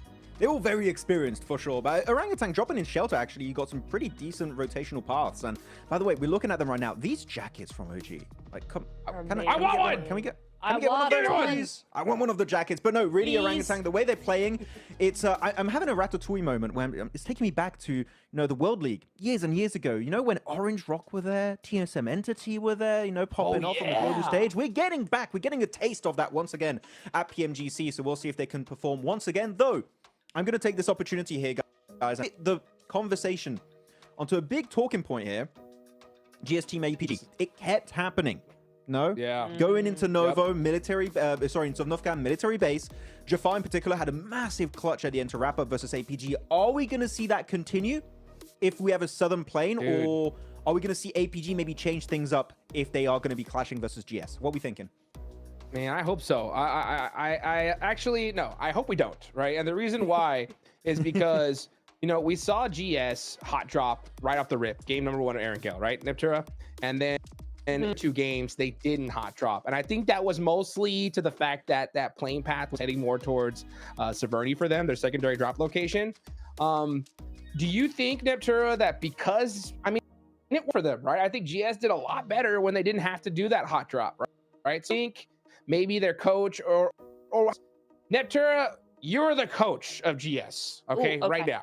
Put it on the coach chat, right? If you were their coach, what would you tell them going into Aaron Gale here for months? I wouldn't hot drop. I'd be like, look at the results we got as staying full squad through most of the match, getting much farther into the match as a full squad versus when we hot drop and we get some early limbs, but now we've got a really long rotation to make. So through the blue, all of this sort of stuff, everybody's already set up. That would not be my play. I'd be just like, no, you guys, we gotta switch things up, go somewhere else. Yeah. Max, you're the coach of APG. What would you do? Hot shot, because I think, on a very serious note, it would be extremely funny. That's my analysis, because for the memes, go for the hot drop. But no, generally, I would like to see it not happen on a serious note, because it just doesn't help the team. So hopefully they can fix it, Hot Jukes. It's in particular APG, because they can't afford another bad day here. They need to step up. They need to make military base their own.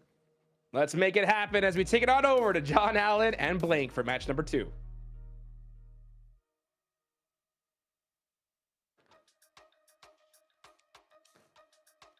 Well, you know what? We are gonna have a little bit of a pause here.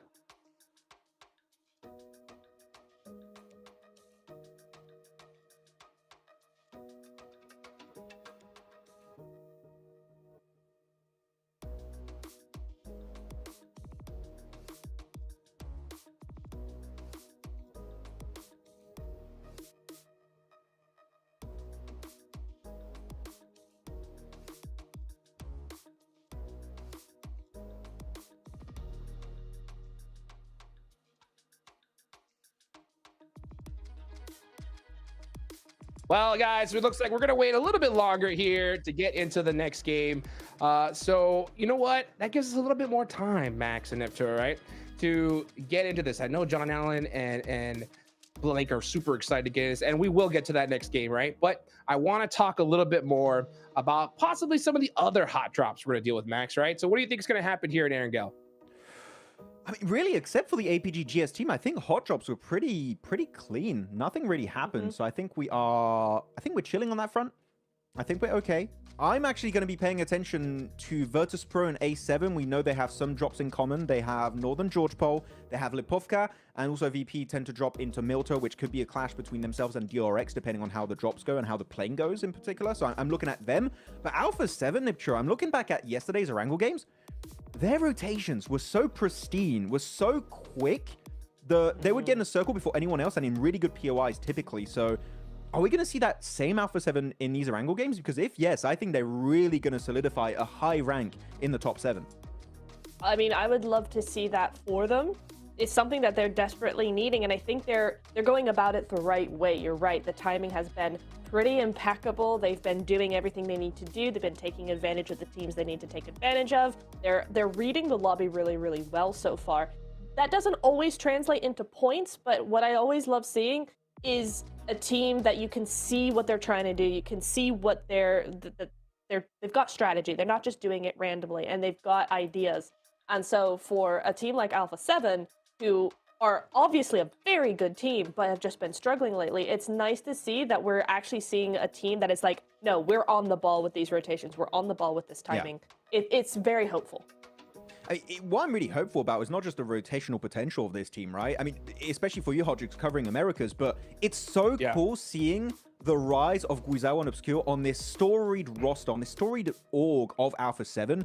And last game on Rondo in particular, oh my goodness, they put up such a great showing versus RA. And even I think there was a potential third party happening from APG and Virtus Pro in the wings, and they were fully ready for that. So this is Alpha 7 2.0, and I'm here for it. This storyline we're seeing built up in front of our very eyes here in the Gauntlet stage is beautiful. And this is Brazil stepping up with a new generation of top-tier players that are here to claim a trophy on the global stage.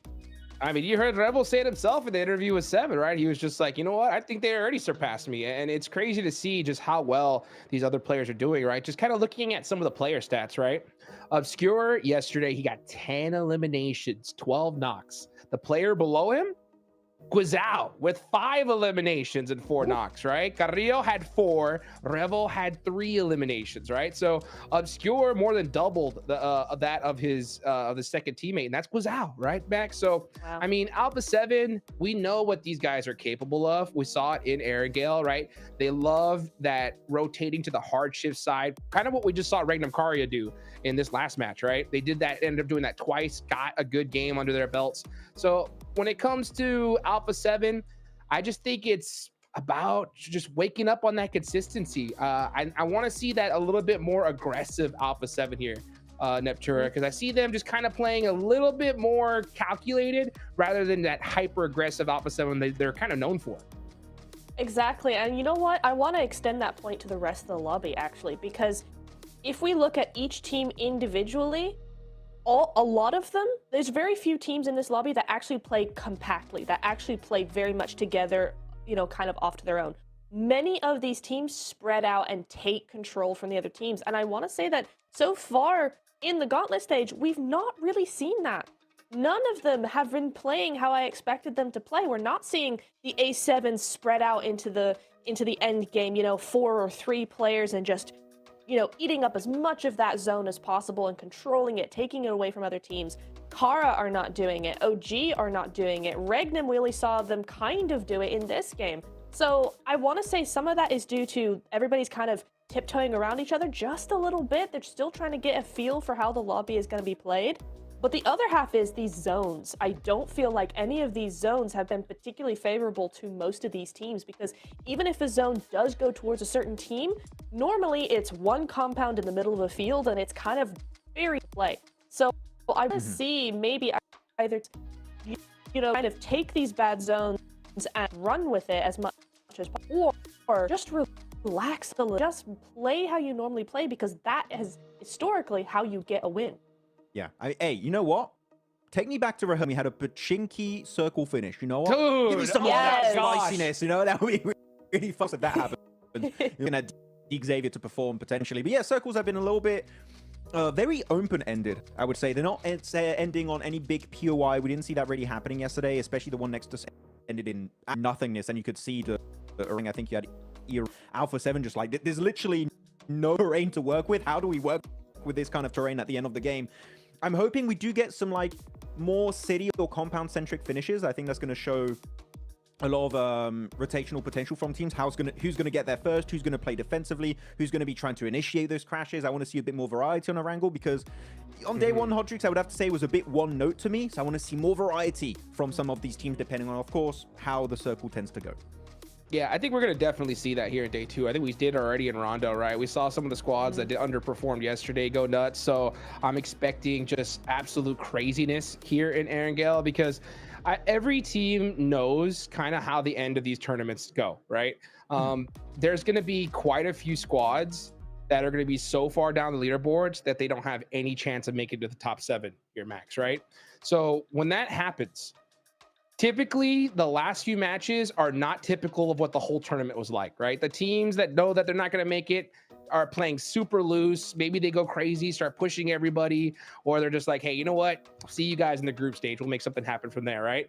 So I think considering that, Max, teams more than ever just realize how important it is to put points up here now rather than waiting to the end of the game, right? Yeah, no, exactly. It's going to be changed up quite significantly into this. But I want to go a little bit deeper on what you said about the later stages of the Gauntlet change significantly, Hodgix, because I think it brings up a very interesting scenario where, because you need to be in top 7, right? It's very forgiving if you're in, let's say, top 3 in last 2-3 games of tomorrow. Like if you're looking at Thunder Talk, Mad Balls, R8, maybe Orangutan. Are we going to see a situation, because you would be so comfortable, that you can kind of ruin the opportunity for teams down below? Yes, I am talking about potential hot drops, just as a theory. Here, Nick, just to have a conversation.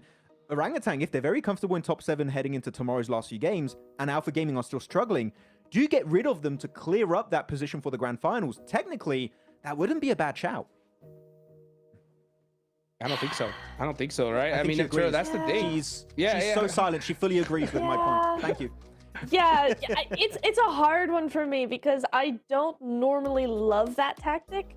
For a couple of different reasons. I don't feel like it really does all that much, because if a team is, yes, if it's like, you know, a few points away, whatever, but I don't always love it. But then we're always talking about teams that are further below trying to ruin, you know, some potential chances for teams a few places ahead of them, where here I think in this instance you're talking the other way around, right? It could work. It could, you know, just try and solidify their dominance in certain situations, right? If, like, you know, we're gonna hot drop you in Chumacera again because you're not doing well, and we want to make sure that going into the finals you're not gonna drop here again.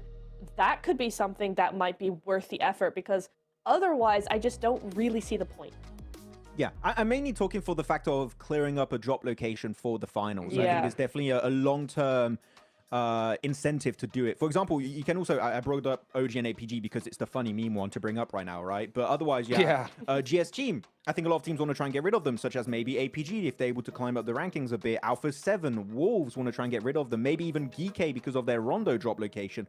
Again, that's dependent on what the leaderboards look like entering into tomorrow's 6 matches. So yeah, definitely, you got to keep in mind that if you're not comfortable going into day 3, you could be in a little bit of trouble, because if you are sharing a drop location, chances are that team does not want to share it going into the finals, where again, you're fighting for the lion's share of $3 million prize pool. So I would backstab some people for that. Hell yeah. Maybe not you guys. That's a lot of money. You guys. You're safe. Yeah, you know, a lot of money on the line here. And you know what's typical?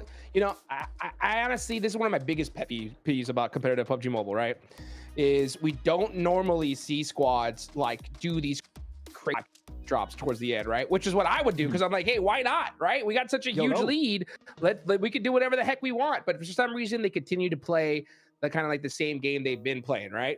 But one thing that I think really makes a big difference, Neptura, is if you want to take out a squad, you could just say, let's go ahead, and if we get into a fight with them early on, hey, we could just make sure they go out. We could take them out no matter what here towards the end. So I think those mid-game fights, things can get a lot spicier, Neptura. Oh, absolutely. You know what? You want to take a team out on rotation? Absolutely. That's minimal risk to yourself and all the damage onto them. I would love something like that for that to happen. Well, let's see what's going to happen here in match number 2. First air gale of the day. Let's take it on over to John and Blake for match number 2.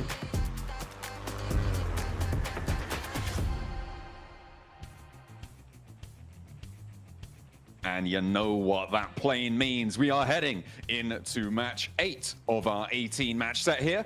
And day 2 will continue to unfold. We put the recall beacons to rest. Don't worry, if you're not a fan, you're not going to be seeing them here on Erangel. We are going to be back to basics here. So APG, you can't be losing all your players right at the start of the match. That's a free bit of advice. I won't bill you for it. Very well done. It's good advice as well. Necessary advice on a map with no recalls. But we are heading from the western side, direct south plane path from the north down towards Ferry Pier. A little bit more difficult to head over towards the eastern side of the map, but Alpha 7 getting up nice and early over towards the, I guess you could call it a slight Zaki North George split that I like to go for here. R8 also out early. R8 consistently being in the vicinity of Alpha 7. Seems like it's a bit of a grudge match going on there. And Thunder Talk dropping very, very close over towards OG on the north side. That is potentially dangerous for OG. Thunder Talk at the top of the tables. We've seen what they can do. Although at the moment, OG are a little bit isolated from them in Severny. It may be that Thunder Talk try and grab a vehicle, head out to the east coast here. Getting stuck into a fight in Severny this early on, without the circle being confirmed, especially now, Blank, because we've got a military circle. Yeah, immediately, there's the vehicle icon. On you go. That might mean that the hot drop on the south side might get a little bit more intense, but it is going to be a military island circle here. It's pretty much guaranteed at this point. GS actually dropping down towards the southwest here instead of dropping on military base. So APG should have this all to themselves. Wolves, you can see here, getting themselves into vehicles and maybe moving across. But that is a heck of a lot of teams already on Sosnovka this early, sort of predicated by the fact that the playing path was so southern. And on the western side, you have to split across the entirety of the map. And that includes the South Island. So quite fortuitous for teams like EK as well as Virtus Pro, who don't normally drop down in this position. They get a really good head start, but also that makes crossing on the western side quite difficult. And I think for Wolves, this is a somewhat of, I might call it a mistake. I think they were so close towards that south side that maybe they should have shifted over towards the east, understanding that was a little bit of an easier one to go for. We do have an in-game interview coming up shortly, but in the meantime, we're going to keep focused on the map here. I think Kara makes the correct play. Currently, they're rotating on the east bridge, and I think that's the smarter play here. There's going to be a lot more space to work with going forward for themselves, rather than get themselves mixed in with Virtus Pro as well as GS. Let's head over to the stage for an interview with Regnum Karya. Welcome back to a quick report with the 7WG. This time I'm joined by the PMGO winner, Silas from Regnum Karya. Silas, yesterday's performance was very lackluster. What was the main thing that you guys changed from yesterday to today? Valla bugünkü performans pek iyi değildi. Dünden bugüne ne değiştirdiniz? Aslında gün yeni başladı. Neyin değiştiğini gün ilerledikçe göreceğiz. Rondo'yu biraz çalıştım. Bireysel olarak gezdim. O yüzden bu maçı güzel oynadık. So it's just the starting of the day, so we will see later what we change. But I personally actually studied Rondo personally, so we will see what's going to happen. And talking about Rondo, I mean, Thunder Talk getting their back-to-back win. They win the last game yesterday. They win this one. Is that a team that is also causing you issues, maybe going into Erangel? Valla Rondo'da Thunder Talk güzel oynadı dün de bugün de. Sizi zorluklar çektirdi. Gelecekte çıkarabilecek mi daha? Yani havaya alışma, ilk gün havaya alıştık diyelim. İkinci günde çok fazla, yani bugün çok zorluk çekeceğimizi sanmıyorum. Bugün daha çok alışacağız, sonraki gün daha çok alışacağız. Finale çıkarsak da tam bir şekilde hakkını vereceğiz. Yesterday it took us to get used to the Rondo, but right now we will practice more onto it and make it better. And if we can make it to final, we will redeem it. All right, well, I'm hoping the performance here in Erangel coming up is going to be good. Back to you guys.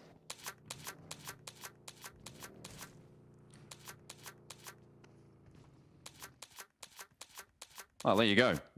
We heard a lot from Regnum Karya, but we heard a lot from GS in the picture-in-picture, if you guys were keeping track of that. They clean wiped Virtus Pro just then. That's pretty great. Big fan of that. And Regnum Karya, they're going to go into the drink for a swim too. Virtus Pro going out like that, fairly unfortunate, I would say, but very, very well done. Really, really big plays there. And that clears out a lot of space for them as well on the map, especially because they were down towards Sosnovka quite early. Going down in 6th place as well gives a lot of opportunity for teams like DX, GS, Wolves to overtake them and push them out of the top 7 now going forward. In the meantime, we've Alpha 7 on a long approach from shooting range all the way down here, but so many teams already making that cross early on. Regnum Karya also making the swim, but so many vehicles will already be taken here because there were so many teams on Sosnovka early that Regnum Karya likely for the rest of the game will be moving around on foot. Yeah, it's very picked clean. You're right. It's just the bones left on that north side of the Sosnovka Island.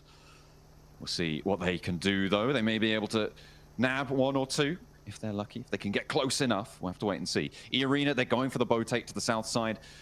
This is going to potentially be uncontested here. There's no one really overlooking this beachhead on that south edge. The rear duo for E-Arena as well. They're playing very, very split. Also on a boat rotate, so they'll be joining up with their teammates fairly soon. The Wolves managed to get through nice and early onto the military island. They are just south of that observatory mountain. They've crashed into the compound on the south side, southeast point of the military island. Now, A lot of teams have made it, but there are a few who haven't. R8 actually very slow to move, and Thunder Talk as well up in Stalber. They're still looting, it seems.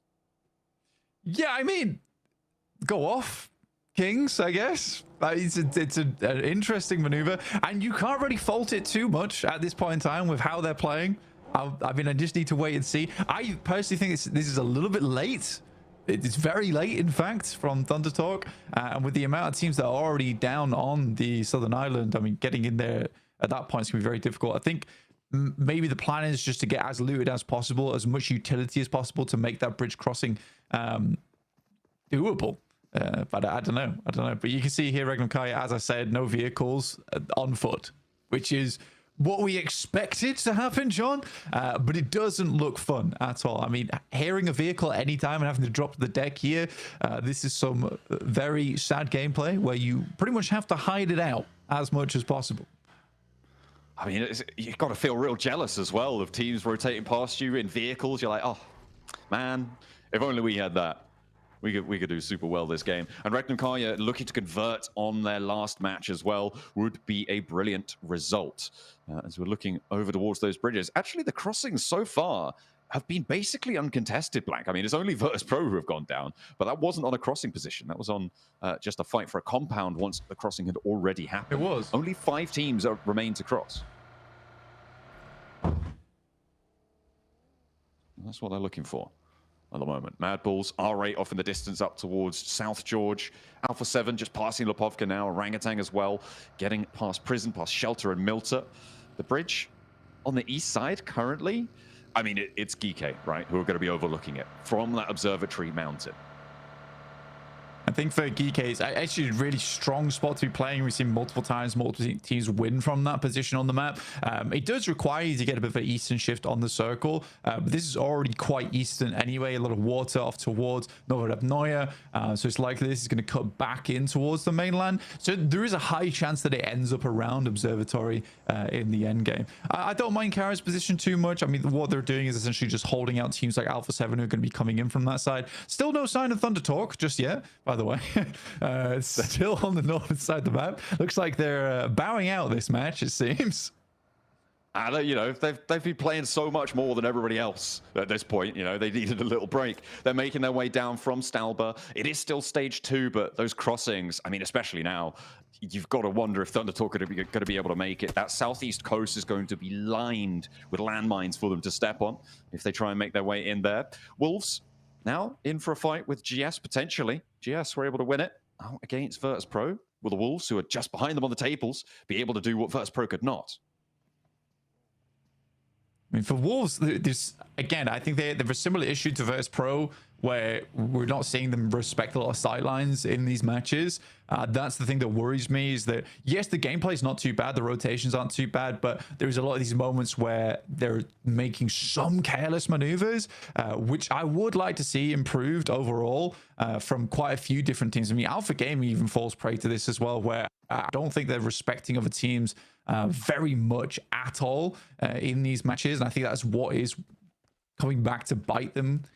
Even that last match that we just saw in Rondo, there was a lot of good chances for them to really kick off and start having a great game. Unfortunately, because they kept taking shots, kept taking these angles which were open to the likes of Virtus Pro, open to the likes of Thunder Talk, they slowly blew out players. And I don't think that was great because from the initial moment, you know, the 4-man split was weird. And then getting further into the game, I was like, okay, there is a 4-man. This doesn't look too bad. But yeah, it ended up being quite disappointing, honestly. But we'll wait and see. I mean, they get to start in the melee base this time. No contest, other than Regnum Karya, I guess, who are hiding over on that north side, just trying to live this game out as long as possible. Mainly trying to find some set of wheels, basically, Joe. That is kind of the name of the game for Regnum Karya right now. If they could pinch one, I'm sure that Alpha Gaming have on board, that would be brilliant, but position being known there. We've seen this from Alpha 7 in the past, Blank. They've taken to the skies. They are going to be heading over in the glider around on the east point here of Novo, trying to stay out of render distance of everybody else. Looks like they will be able to for just a little bit longer. Very dangerous place to land, though, because Kara have outposts all over. You've got to think they're going to spot this, and if they don't, somebody else will. I mean, Kara absolutely should be able to look at this one, but you can also see that Alpha 7 is currently trying to play out a render distance as much as possible here. You can see that Obscure and Guizao is going very, very wide here, down towards the south side. I think they're trying to look for a point where they can make their way in, but the amount of teams that are littered along the southern coast, I think it's going to be hard to find a runway and land here. I think most likely it's going to be a crash landing from Alpha 7 in the near future. I mean, you just don't expect the north side of Novo to be open, right? Like, it should be landing there if you have a map feed up like we do, but that's really difficult to call. The swim as well for Revo and Carrillo, that might draw the attention of Kara. It could prompt a little relocation, but Alpha 7, I mean, I'm seeing them approach from the south side in that glider. Wolves are going to take shots. GS are going to take shots. This is going to get nasty. Yeah, it's always an interesting thing watching like high-level gameplay at an international scale, because everyone has the same idea. I mean, they were able to get up. Igor's only have the pump shotgun, gets a little bit of damage done, but there isn't any backup right now, which is not ideal. Luckily, able to find one with the angle off on the side from Coops, and that's Revo going down. Now just Obscure remaining as they all crash into this one. This should be a quick cleanup for them. But yeah, I think that it's an interesting looking at it at an international level. Everyone has the exact same idea, is that the south side is where most teams are going to make their cheeky rotate through. So everyone litters down there because they all assuming that each other are going to make that same maneuver. The only team that actually falls prey to it is Alpha 7, but alas, they were coming in from a long, long way away. Again, no sign of Thunder Talk just yet. They're still traveling like Frodo Baggins right now on their way to Sosnovka. There and back again. Goodness me. They are really going to have to get in fairly soon, because it's getting to be the blue zone's going to hurt a lot. They started obviously in Stalber. They were slowly rotating down. Also, R8 was struggling to make their way on through as Alpha Gaming seemed to have spotted Regnum Kaya making their way on foot. And unfortunately, I think Regnum Kaya, they've lost a player there. Far from ideal. And they'll be playing on as 3.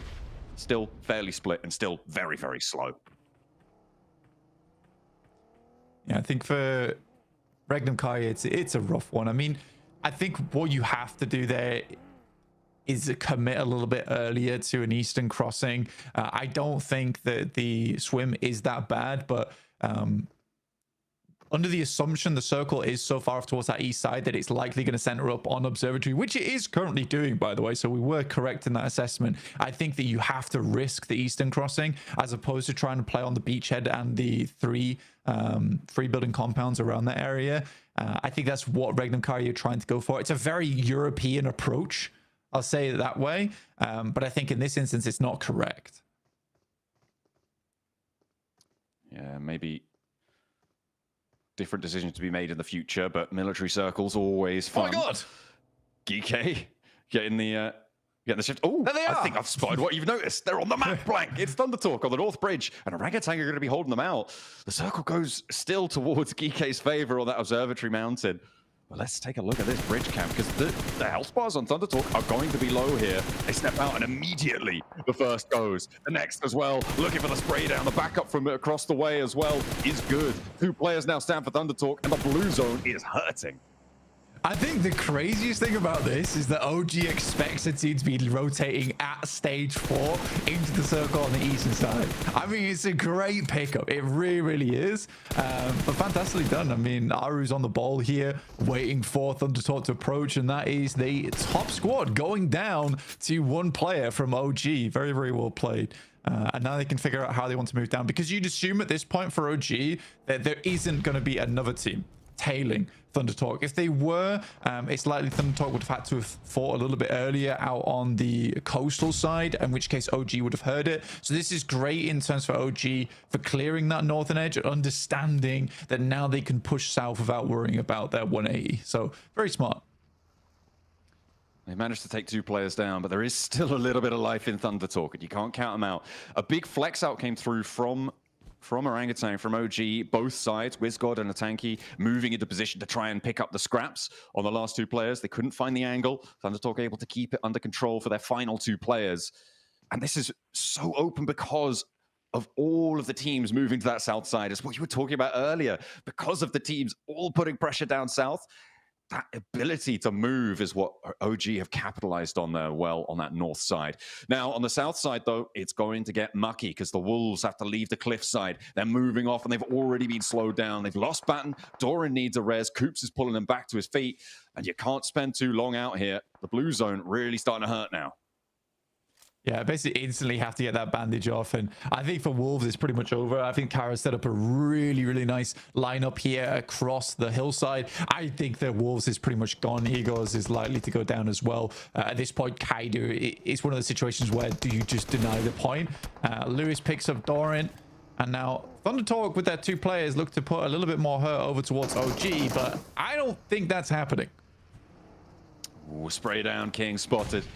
And Atanki able to clock the shot. AJ last to stand, and OG have only got one more domino to fall to take down the top dogs. Spray around the corner, not quite fully connecting, but it's going to do enough, and it will be closed down. The roll down on the crates as well. OG want the spoils of victory. Pulling that into the back pocket. They'll clean out the north side. Yeah, that's clean. Very, very clean. So now OG has a huge amount of control over the north. Doc moves up, does get shut down by Mad Bulls, but R8 is still having presence within this engagement. Reefus seems to be the last player alive here for APG. The DPS should do the trick as Lemon weaves in and out of the blue there.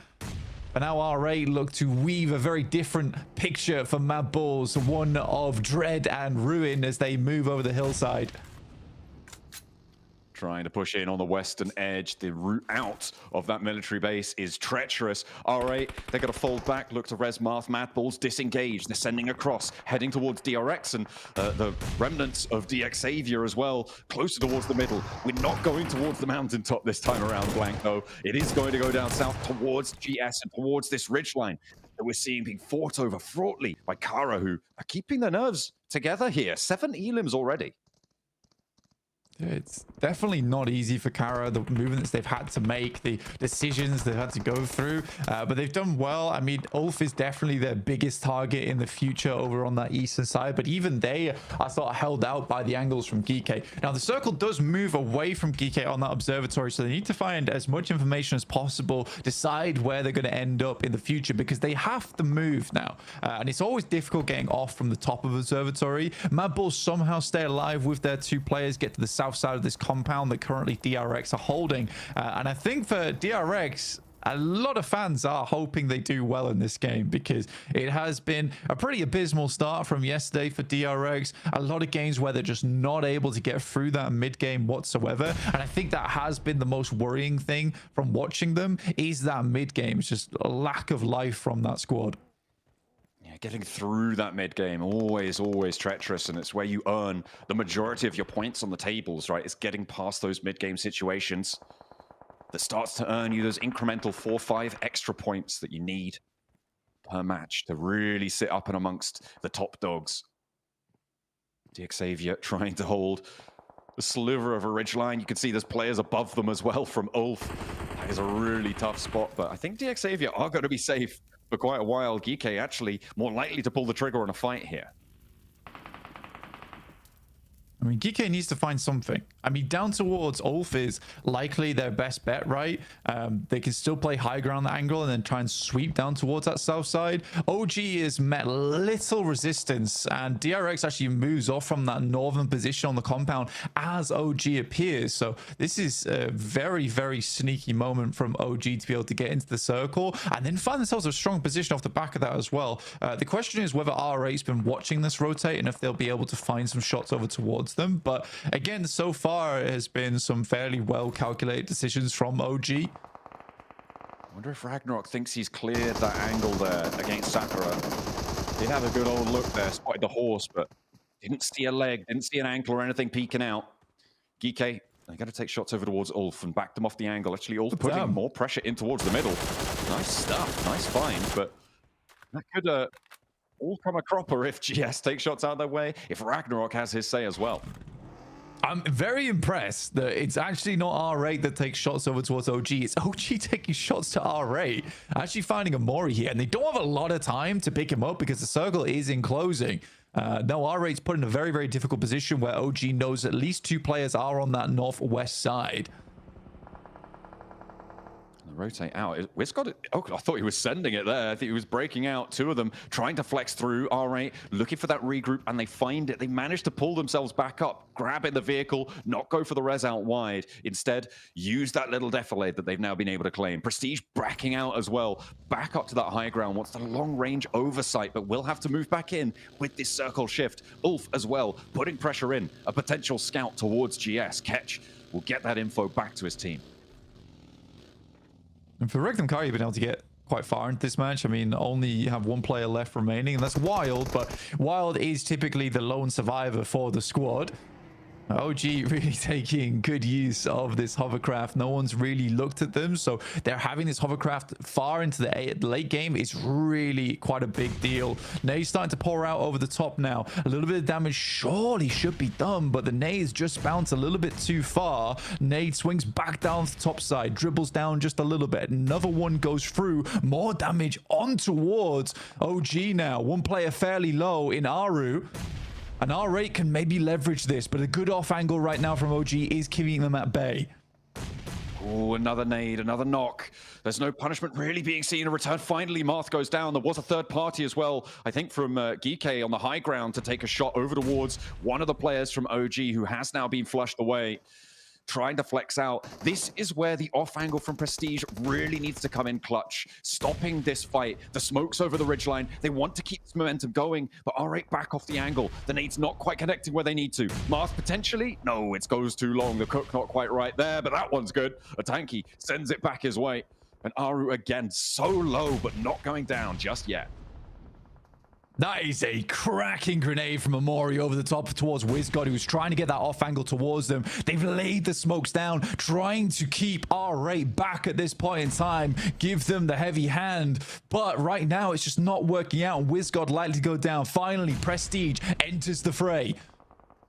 Moves in from that off angle. That might actually give OG an opportunity here, but another flush comes through, and R8 now into a 2 versus 4 in their favor. A tanky needs something big, but he only gets one. There is no answer from the backline, unfortunately. Aru out in the open, caught with his trousers down there, and R8 are going to send them away. 5 elims, though, on the game, Blank. That's a pretty good result. Yeah, it's not bad. Gets them back up towards 4th place now, and there really isn't anyone chasing them too hard on the tables. Alpha 7 went down as a VP as well as Wolves earlier on, but there is now teams like trying to make up points with this massive point vacuum at the top from Thundertalk. You're going to start to see these things get very messy towards that top 7 towards the end of today. Ida finding Solus as well, so R8 not done quite yet. We want a little bit more. Up on the 70-point tallies, we're talking a lot about Thundertalk's security in towards those finals, but over those 70-point margins, that's also looking pretty safe, Blank, all things considered. They've done a lot of work, and they've put in the effort. And at the moment, they're way over the average that they need to be able to see themselves toward those finals. Kara, got 8 elims so far this match, and they want more too. Marceau hops out, looks for the flush, confirms that one, locks it into the bank. As DXavier hold their divot. They've been in there for a long, long time. And actually, Geeke going down. Okay, the descent from the mountaintop, not going to pan out. I mean, Kara's played this game phenomenally well. I think that's, you can't deny that from Kara.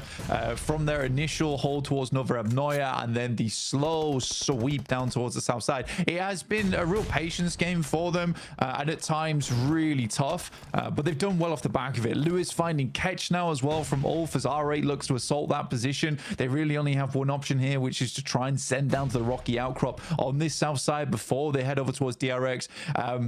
DRX has had a bit of circle look. And no one really has had a shout in, but similarly DRX hasn't really found any points from this position whatsoever.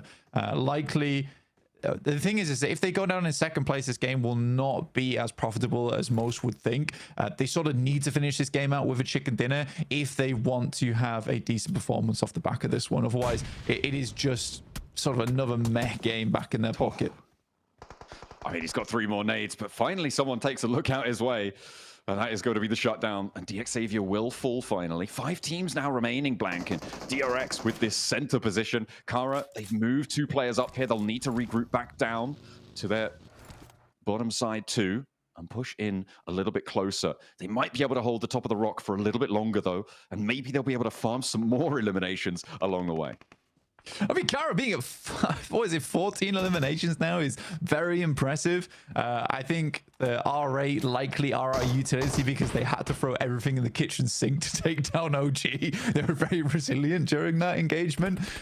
But I do think for R8, it might be a little bit tricky going forward. Depends how much they're able to steal away from OG. And that's one thing they certainly did steal away is the hovercraft, which is going to give them a little bit of safety going forward. And especially in these final moments, again, because OG held onto it for so long, it didn't take any shots. Now it's super useful for this late game as a bit of maneuverable cover. That's a long nade. Feels like the bounce is not too bad, but GS does go down to the circle itself. Aaron gets shut down by Marth, who has just been on a tear all day today. A huge Elim count being racked up still. Oh they want still more going for Kara, and it's going to be Marth actually starting to take those shots out the way.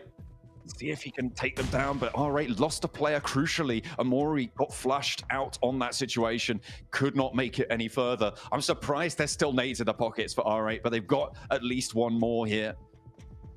And they want to try and find the opening to Kara. DRX, they've got everything on side right now. It is a question of who's getting second place in my mind. It's going to be very, very difficult to take DRX out of this one. Yeah, I mean, for DRX, this is a freebie game, right? They haven't really done much whatsoever. This is one of those games that just gets gifted to you now and again. I think that, again, praise should be going through to teams like R8, teams like Kara, who have manipulated the circle very, very well for themselves.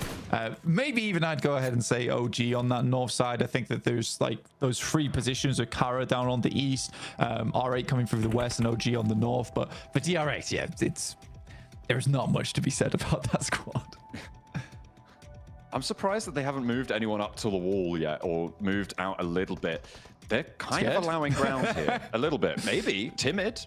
Cowards? No, definitely not. That's a bit too much. But I mean, it should be theirs under control. They know that these two teams outside can't really move up unscathed, but Kara are going to give it a go. They're going to have a crack at it. Poser up first, and they slink out wide as well with I mean, what is Lewis that? moving on in. There's a knock over to Hyunbin. I mean, yeah, that definitely shouldn't be happening here. DRX are going to have to go for that res, and that might allow Kara even more leeway. CEO's getting up to the wall now. Things are starting to get a little bit dicey as R8 have the pressure of the blue zone pushing up towards them. This is the final zone blank, and it will close dead center on this one. It does go inside the wall, which means that Kara will have to cross that boundary if they want to win this one out.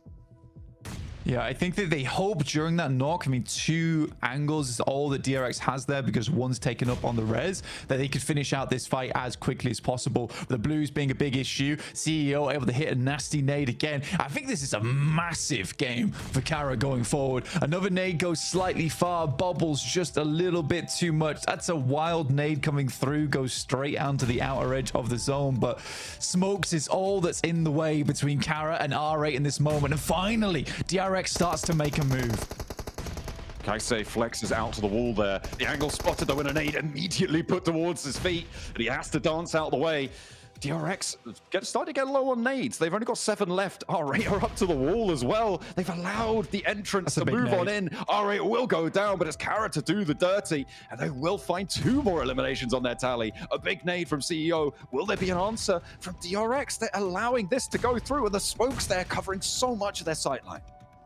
I mean, the big difference right now is Kara is incredibly hot coming into this engagement, whereas DRX feeling very cold off this game. They've not done too much. It's the 4v3 and the 19 elims on this game for Kara. The Crows are flying strong here, but they take initial knock. They're trying to get the damage done. Hyunbin alive for the time being. The bullet scraping his backpack.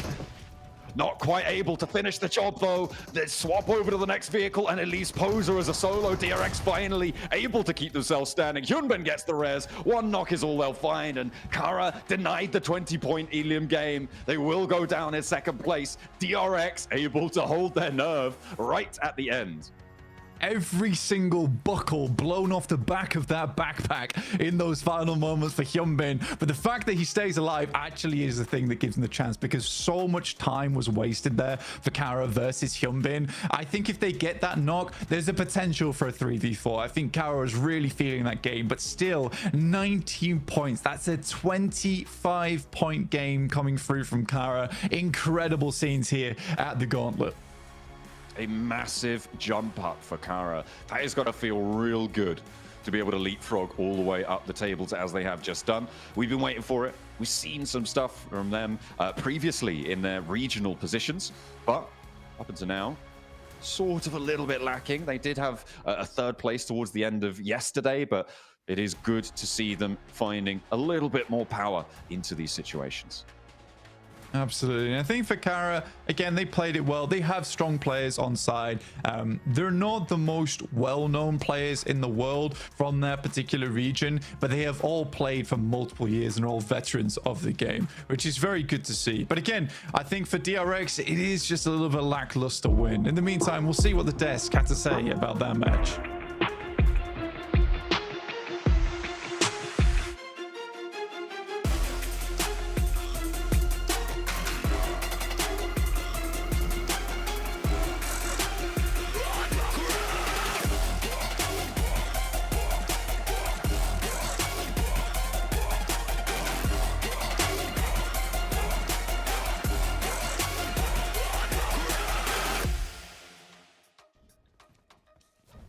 DRX down in 15th place, so desperately needed a chicken dinner, and they get one right here, right now. Maxman, why was this game so different for DRX? What made them get the chicken dinner as opposed to the performance pretty much for the rest of the tournament so far?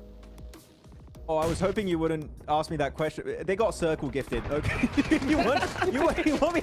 Unfortunately, it is a win they desperately needed. Okay, don't get me wrong. They were in 15th position before this game. They were circle blessed. Luckily enough, they do go for that big push onto the side of Kara, as you can see here in this finishing blow moment. And they do get himself some really good swarm moments around Poser, get himself the wrap up, and get himself that chicken dinner. But it was definitely circle blessed. And it is not the win I wanted to see, Niptra, to be completely honest, from them. A bit more presence when they do get eventually a chicken dinner. But you know what? As you stated before we go on the desk here, that give them a little bit more of a confidence boost to finally initiate that ascent in the rankings. I 100% think that's the case because of the way they switched the flip, or flipped the switch, that's the one. They flipped the switch as soon as they decided, okay, now's the time to go, they went for it. That was the DRX we're used to seeing. So I think now they've got points, they're out of 15th place, they can relax a little bit, take a breath and go, okay, we've got a win. Yes, it was kind of handed to us, but we took it in the end. We've come back to where we need to be. Now let's go forward the way we want to play. So I really am hopeful for them now. I mean, Sizzy, you can look at his face. He's just like, yeah, it's not quite the win we wanted. He's just like, hey, we'll take it. Happy about this game. I love his expression on his player shot. So it's great. good. But, overall, like the numbers coming out from the players are good. Like So Easy 4 eliminations, one coming out from Sizzy with 600 plus damage, which is very impressive. Hyunbin, of course, 2. He is my MVP contender for the Gauntlet. Might not happen anymore. It might just be sitting from the side of Thunder Talk. Clearly, Hot Jukes, unfortunately, but. Yeah, again, circle gifted to them. They were able to wrap up the win. So you know what? They were given an opportunity. They were able to strike while the iron was hot. Can't blame them for that. Sometimes circle just comes your way and you make the most out of it. Hey, you know what? That's exactly what they did. I'll tell you one team that made the most out of it, even though they didn't get that such a circle blessing, and that was Kara. Oh my gosh, these guys went crazy, Neptura, especially that beautiful nade from CEO onto R8 to take out that side. Oh man, I mean, these guys went crazy. How do you feel about their performance here in this match? I love it so much. This is the Kara I was expecting to see, Jukes. I mean, look, I saw them yesterday. I went, they're not playing the way they usually play. They usually play center to edge, and they just weren't doing it. I was like, why? Then yesterday in the Mirror March, we saw that a little bit more. Then we get to this game. Big split on the edge, 2-2 split mid-game to actually clear as much of the other circle, or the other teams in the circle as possible. Exactly what I wanted to see. They went back to their play style. They stopped letting, you know, PMGC be a big pressure on them to change things up, went back to how they play, and look where it got them. Well, you know, a team looking at these three had a really bad time. It was Alpha 7. The glider rotation into also 2 players swimming into Nova itself didn't work out. Unfortunately, they were trying to get scrapped here and they got nothing for their troubles. As though on the northern side, we did see for a bit Haru clapping back versus Thundertalk. That was a really good double spray down, getting 2 eliminations right away. Aru popping off as the IGL, and clearly can be a fragger from time to time. Clutched it, man. I'll tell you what, I mean, we're talking about, you know, the confidence that we're going to see from OG building up. I mean, how much more confidence can you get whenever you take out the top team in the lobby, right? So, I mean, OG, great game for them. We also saw a little earlier, right? We saw GS be able to get the better up onto Virtus Pro. What do you think about that one, Max? That was fun to see GS actually not go for APG. They understood we can share it, but Hodgix, what do you want to do when you have a perfect military island phase 1 circle? It's just like, well, we're going to have people are going to want to try and contest those locations away. But yeah, GS just showing themselves as a true contender. This is a team, Nipturo, that qualified outside of PMSL MENA with a singular point difference, barely qualifying into PMGC. And this is a complete change-up. This team is looking way more confident, willing to take fights. They're not scared, which is definitely a true sign of success in their adaptation to this kind of lobby. And I do wonder, can they maintain it for the entirety of this PMGC season? I would love to see that. You see them on the here on the map here now. But yeah, I think also Jafar has been such a key player for them. It's been really, really nice to see them coming through what needs to be done, and really just helped his team as well here. But that zone, look at R8. They're like, dude, yeah, exactly. I'm like, what? I want that, man. What the heck? And then circle? Kind of cringe. We don't play circle. What's the circle? I don't know. Oh dude, they're still over there when the circle's that small is wild. That late wow, rotation. I'm surprised they got as far as they I was got born then. in it. Molded by it. And they picked some really good fights. Prestige had a really good off angle in that fight, North versus Orangutan. It really set them up for success. And once they do clear Orangutan, they start holding on the Western Ridge, which gives them not only just a really good angle to third party, these southern fights. I think you had Ulf, you had Kara. They can easily get a third party opportunity on that. It also keeps them relatively safe. And you can see here, they don't really take too many casualties until they have to push over the ridge, which at that point here, Hodgix, we saw the nades of CEO were on point. And because of that, 25 points for Kara here. Outdoing DRX that got the chicken dinner. Kara, maybe this is the start of a great comeback. It's got to be the start. I mean, come on, right? I mean, these guys, we were waiting for them to be able to put up a big performance. We're waiting for DRX to put up a good game. This is what we were talking about, Neptura, right? We knew that we were going to see some squads perform, and they did not disappoint. They haven't at all. It's nice to see Ulf as well in the top 5 of these points, right? That's another team we wanted to see more from. And, you know, DRX, we talk about, yeah, you know, they got the win. It was a little bit handed to them, all of this. It's still 17 points. And when the leaderboard is kind of close, as we've seen it, that is really what you need. So 17 points going to push them pretty far up those leaderboards, I think, and they'll be able to now use that as a springboard into the next match. So very excited to see what they've got coming for us. Yeah, Kara, they landed over there in Novo, right? And they just started playing that edge style you were talking about, right, before Neptura. You know, what do you think, you know, when it comes to Kara, right? What's the difference between this game and playing that edge style versus, you know, when we see them go center? Like, what do you think the big difference is for them? For them, honestly, the difference between the two play styles, I feel, is how comfortable they are with it.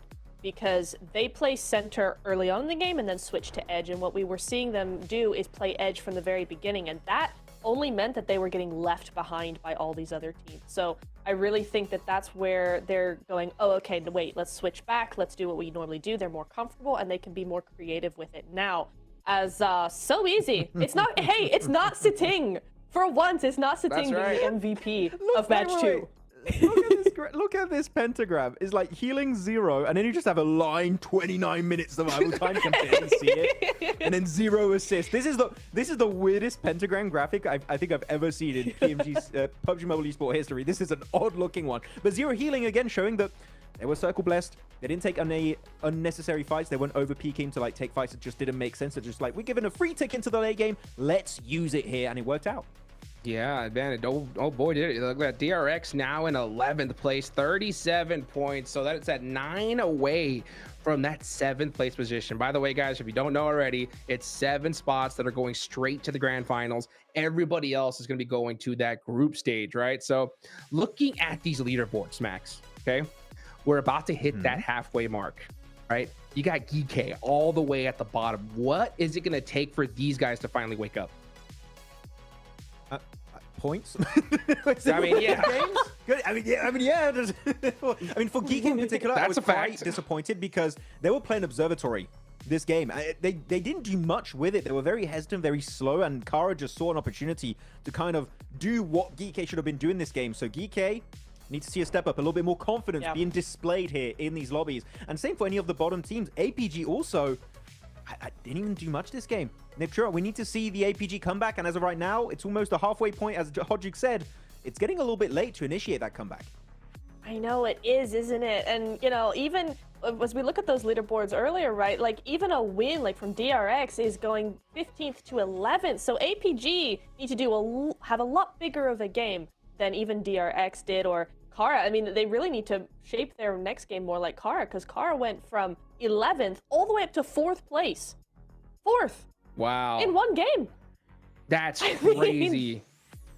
I mean, APG need to be looking at Kara now. I know I keep going on about them, but honestly, I mean, CEO coming in here, 6 eliminations. Yeah. 6. Come on. We know APG can pull those numbers. I want to talk about Amori for R8. This guy has been consistently on these top 4 player graphics, right? I mean, when you're looking at R8, you're looking at Ida, looking at Skuton, you're looking at Marth. Also, there are some really good moments in day one. But no, Amori is clearly the setup player. I don't think it's intentionally made in a way that he is initially the fragger. He's just a player that finds off angles to set up his team for success, and his off angles are genuinely, Hodjuk, so good.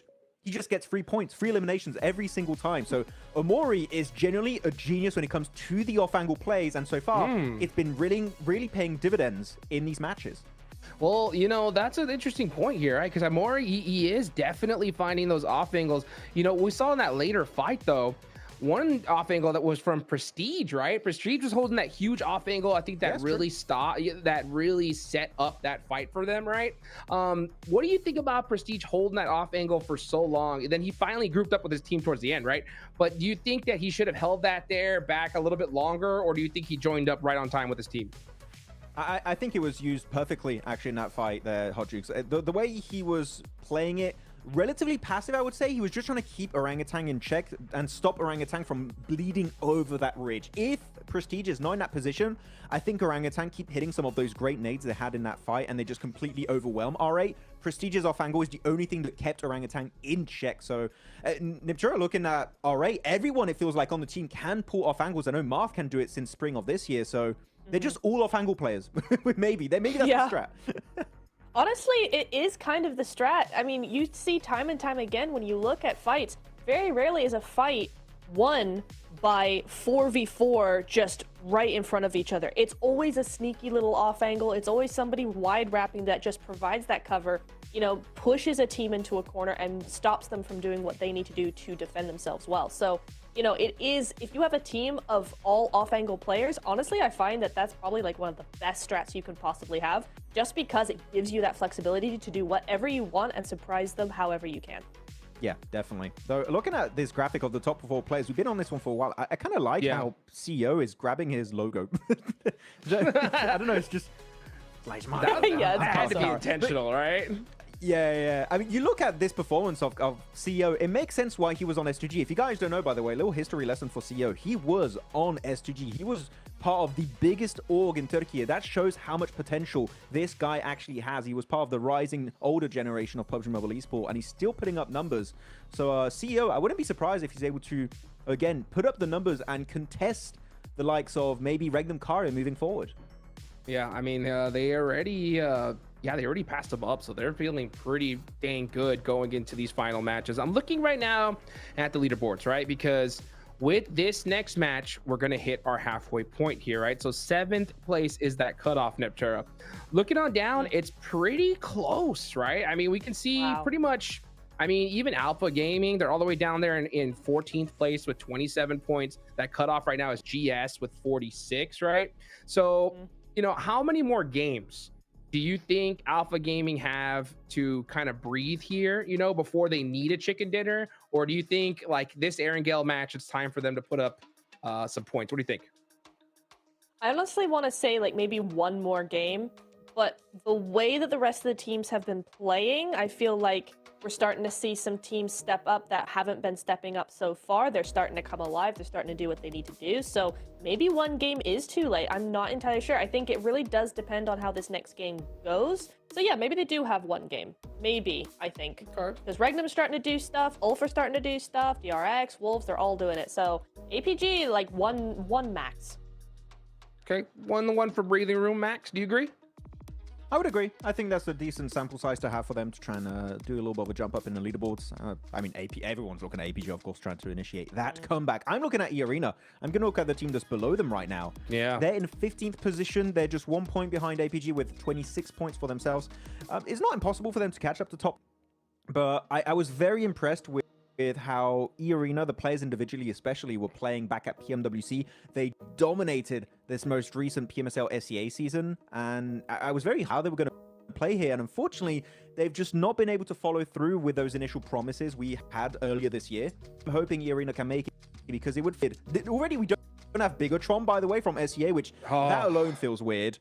But if we don't see Arena make it, and maybe Dig Xavier, if we go like worst case scenario for SEA, I would be so sad, Hot Jukes. We need to see one of them at least make it to the finals. Please, I'm begging. Please, please. I can't tell you. I was talking to you about this at the start, before the tournament even started, right? I was like, man, how do we not see Bigatron here, right? And it is the first PMGC in Bangkok, Thailand, right? It hurts to see, but hopefully EA could definitely happen here. I mean, it's definitely not too late, even for a team like, Geekay, who's all the way last place right now. 18th, I mean, I don't think they have any room at this point. I mean, I think it's putting up double-digit points here and now if you want to have a chance at top 7, because, I mean, you're right, Neptur, a lot of these teams performing so dang well. You really can't wait towards tomorrow for sure. Oh, absolutely not. It's going to be far too late for that. I mean, we have seen big things from some of these teams in the final day, APG in particular, that like to just bring out an entire different APG to how it's been the last 2 days, but I wouldn't count on it. I think the lobby is too stacked. These other teams are sick up too early. That, we're seeing things from Ulf. They're starting to make more moves. I mean, EA are starting to do, we've seen some things from them. It's a bit early just yet. No, they haven't been doing exactly what we wanted them to do, but there is still time for them to do it. And I think so there's a lot of questions, I think, for the lower half of the leaderboard, because there's going to be the top half of the leaderboard that are just going to take advantage of that slowness now, because they've already stepped up to the plate. Now that makes it more difficult for the others. I want to touch upon your point of Ulf stepping up a little bit, doing a bit more. They are definitely a little bit more present in the later stages, but they're still not as aggressive as I would like to see them be. Like, No, you have not at all. Solis. Yeah. Again, you have like the Rising Star. I've touched him many times. Aaron, there was great play on Zeus last year during PMGC. They are not. Then actually, I'm going to be very harsh here, Hot Jukes. They're nowhere near the level of play that I know these guys can provide in these matches. They're nowhere near.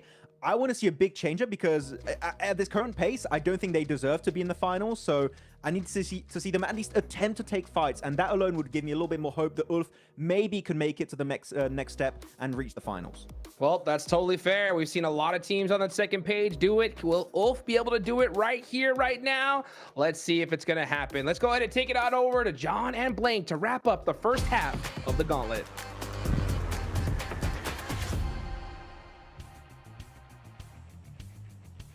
Alrighty, let's go for another Erangel. We'll see if we're going to get another military island. It would be interesting. It would be exciting, but we are going to be heading on in. My name is John Allen. With me is, of course, Blank. We're going to be getting stuck into this one. A close down at the end there for DRX to keep things under control, but we'll have to maintain a hopeful situation that we'll see something a little bit better from them this time around, even if it will result in a win. I would much just prefer to see another Kara performance. The 19 Elim game was phenomenal. Very, very fantastic stuff to watch unfold. And I mean, overall, their game plan was pretty solid from start to finish. Sadly, weren't able to take on DRX. And again, it's from basically an open field with a couple of trees versus an entire compound. So DRX definitely had some advantage there, as well as having a bit more utility in those final moments. The fact they're able to hold them off for so long, it's like one of those situations where Kara, if they don't get that initial couple of knocks on towards DRX, they don't finish off R8, and I think that both get swarmed by DRX in that end game. But this is a west to east playing path. Very kind one, first kind one we've seen today. We'll see where the circle ends up here. Thunder Talk taking a slightly different approach from last game, luckily for us, because that last one was a bit weird, honestly, overall. But we are heading over towards the eastern edge of the map, around Rozhok, Potato Hill area, just south of Yaz. So still Yaz Field in this one, John, but plenty of fun compounds to play this one out. Yeah, we are going to see maybe a little bit of a diversion for Thunder Talk. Of course, they are close to Kara, though, so maybe a little bit of danger there. In general, we'll be keeping an eye on that Milta area. The circle a lot more centered towards that Potato Hill zone in the middle. A little scrap for Alpha Gaming, and actually, they're going to be able to win this time at the start of the game against one of the players from Wolves. They can't quite get there in time to pick him up, as Coops will be taken down. We are going to be heading to a little interview with Poser himself from Kara after that incredibly massive game. 19 elims. Let's find out how they did it. Oh, maybe not just yet. We've got about 20 seconds before that one. But either way, they are going to be tuning in for it. It was incredibly monumental. They were on for maybe a 23 elimination chicken dinner blank. But welcome back to a quick report with the 7WG. Ladies and gentlemen, we have a new record for eliminations in none other than Kara Esports. I have Poser here with me. You guys were working those 2-2 splits wonderfully this last match. When did you decide to go to E-Arena? Bu son maçta 2-2 oynamakla çok güzel oynadınız. Nasıl, ne zaman Arena'ya üstüne saldırmayı düşünüyordunuz? Nova'nın içindeyken alan bizden çektiğinde İARANA ile oynarımız aynıydı. Ondan sonra ilk önce kıyı temizledik, sonra da onları temizledik. Adım adım iyi oynadık. So the circle actually go on our gameplay with Arena. So when we saw that, we first clear the edge and then we jump on them. And with this performance, I mean, it's going to shoot you up the leaderboard. What does that mean for the team? Valla bu puanlama sizi sıralamada üst kısma çıkarttı. Nasıl hissediyorsun bu takım için? Şu an özgüvenimiz daha da yerine geldi. İhtiyacımız olan böyle bir maçtı. Henüz potansiyelimizi göstermedik. Daha yeni başlıyoruz. So we got our confidence backs up, and then with this, we will show our performance that we can do better.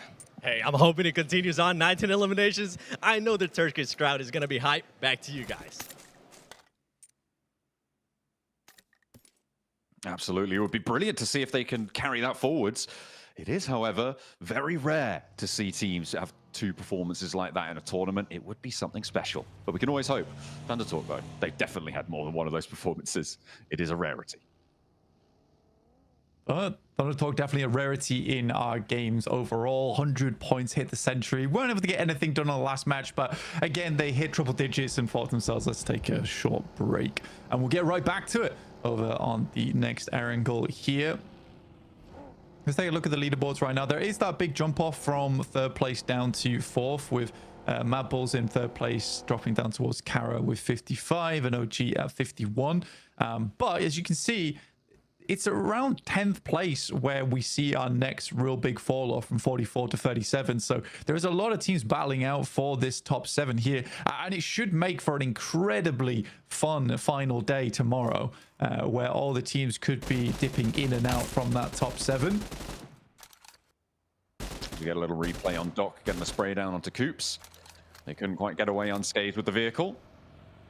Doc happy to have that point on side. A nice pickup found there. As we hop towards the middle of the circle, though, we're on board with Regnum Kaya, who have managed to take a very, very central compound, really important position as well, with a lot of sight lines out to control all the teams who are very likely going to be moving in fairly soon. We're now into our 6th minute of the match, and we'll see just who's going to be on the road nice and quickly. Hopefully, yeah, Thunder Talk, they're already moving. So we're not going to see another massive delay until, what is it, like zone 8 or something like that. And they decided, oh yeah, we should probably get towards the circle. R8 did it too, though. So, you know, it's not just them. It isn't. I mean, it was possible. I mean, it was fun watching that little breakdown of the paths taken with RA really on a bit of a journey themselves down from that northwest side, starting just underneath Alpha 7 there. but having way more success from their position. I mean, even just getting on that western side anyway was very, very tough. I mean, there was so many teams there at the start of the game. I do think Virtus Pro going down so early actually opened up a little bit more possibility for space taking on the western side of Sosnovka. So some fortuitous stuff did happen. I think for Kara, they didn't quite get that benefit. They really did have to fight it out for that position, indicated by obviously the amount of eliminations they were able to pick up in that last game. You got OG here on our screens, just the western side of Shelter. Just waiting to see what they want to do next in terms of scouting, where players are coming from. Regnum Karya left fairly early from their position, headed around where Dip is. And we'll just hold that out. With Ulf coming in from the northwest side, that is something they'll have to worry about in the short future. Alpha 7 moving in on that north edge. Over that Rostock Bridge, uncontested on the crossing.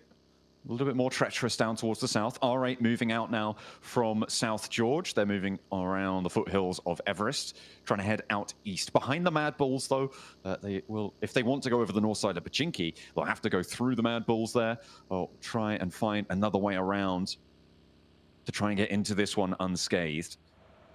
It's easier said than done. Although Mad Bulls, they're leaving players over in Sunken.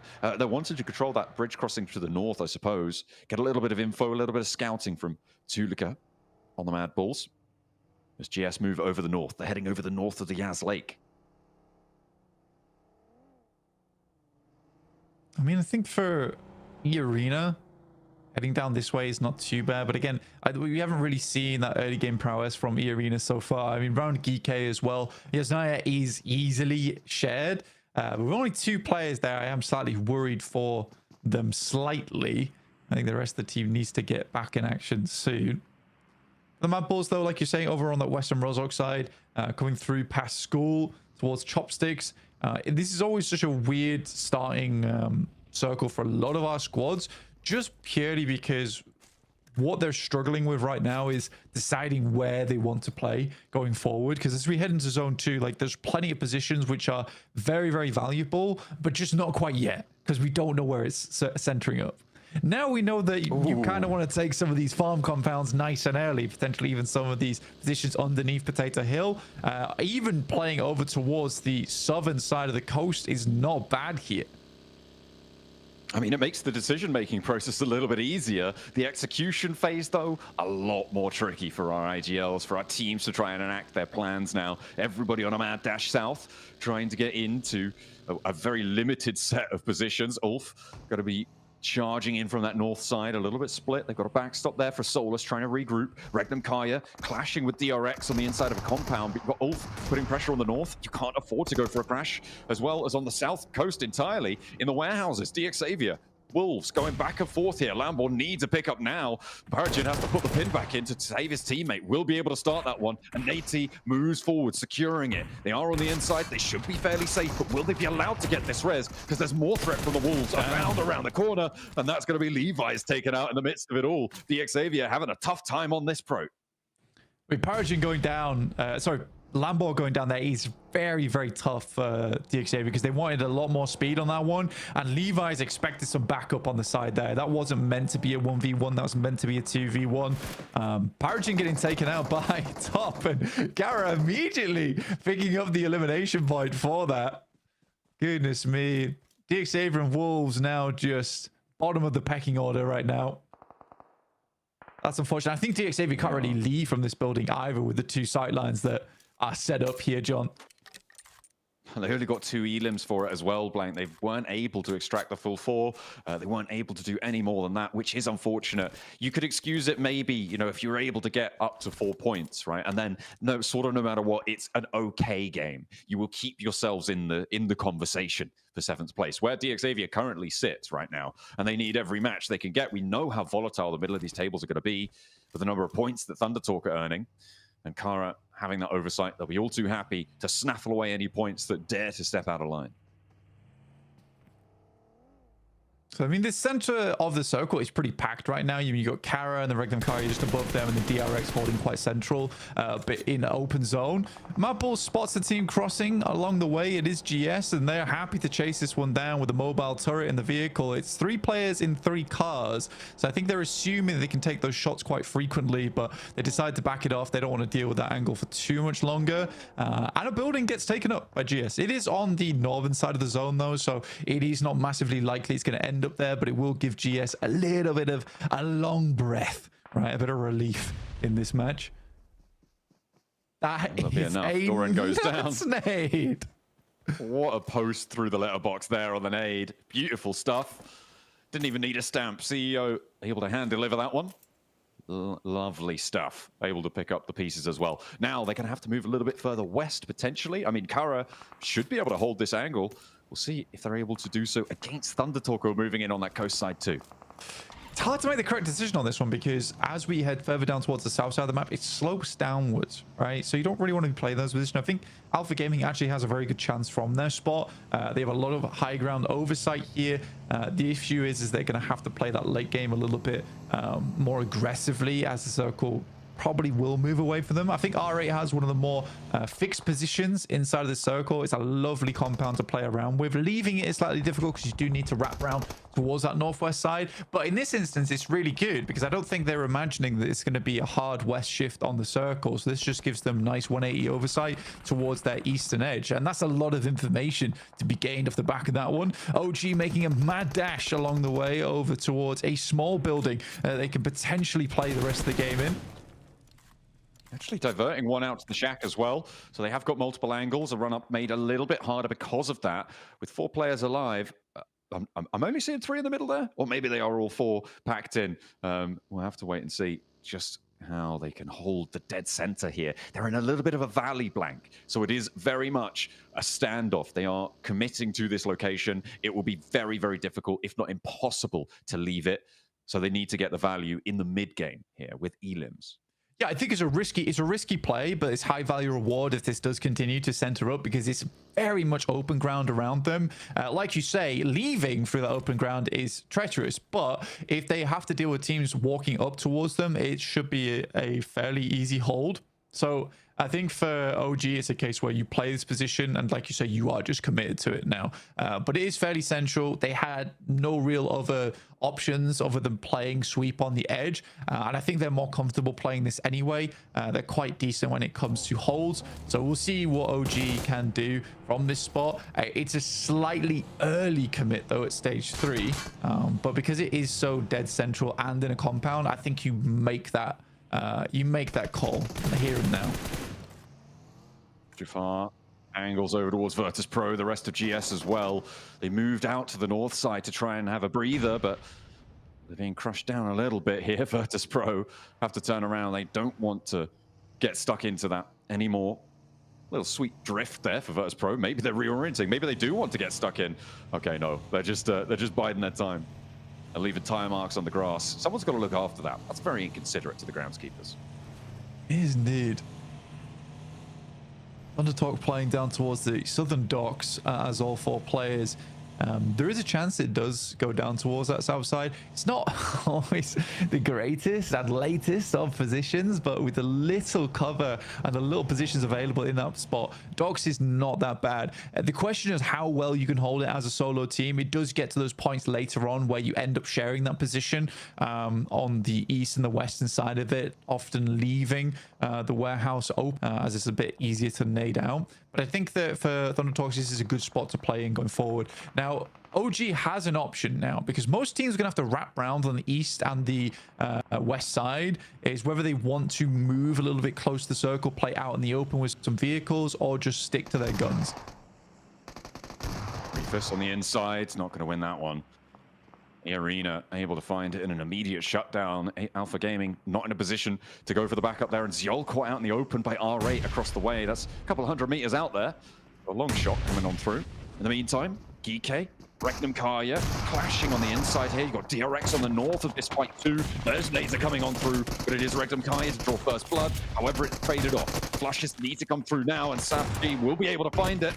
Unfortunately, it is taken down in the process. Kevin on the outside, though, looking to try and hunt down more Regnum Kaya players here as he steps forwards to Loxy. Low HP on Zedwall. Not really step too far in, but with a shotgun to play against, you know it's probably not super likely that you're going to go down through the consistent spray. Regnum Kaya, however, go down to DRX on the approach, and that is going to be an overwhelming force from DRX on the north side. Not timid this time around. I think the craziest thing is Kara gets a shot in there, by the way, from all the way down the southwest side, able to pick up Loxy as he jumps out the building.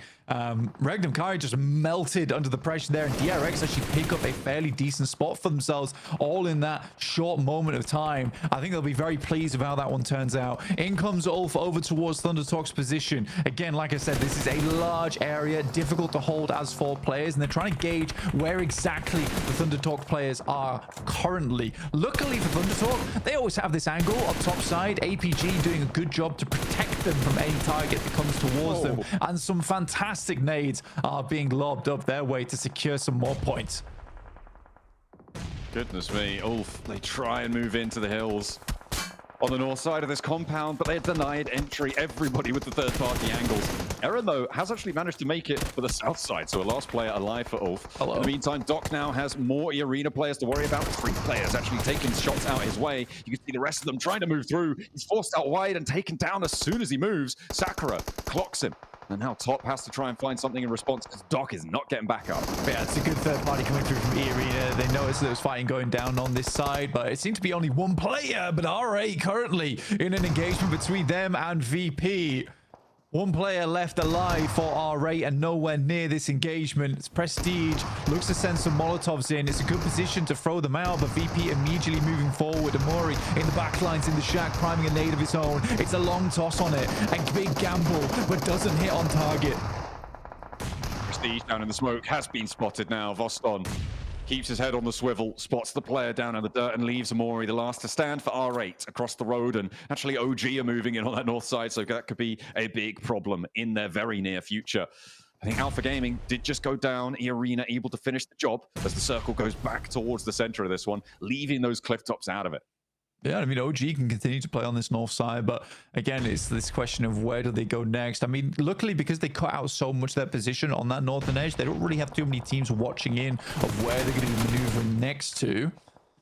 I do like the way ThunderTalk is currently playing this, though, is where they're not splitting up into a singular area on docks because they don't want to give an opportunity for a team like Ulf there to swing all the way around and crash into a singular part of the docks. Instead, they're spread across it. They take fire as teams come in and then rely on teams playing on the cliff to basically do the job for them once they lodge them on that hillside just to the north of it. It's an interesting play, and it's working out very, very well for ThunderTalks.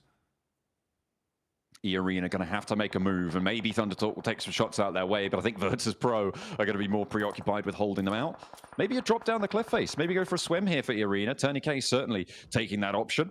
The question is, will they be spotted? Alpha 7, they're biding their time on the southeast side, but they do have to make a charge across the open ground here towards Mad Bulls, or, well, what's left of the Mad Bulls, rather. There's only 2 still standing there.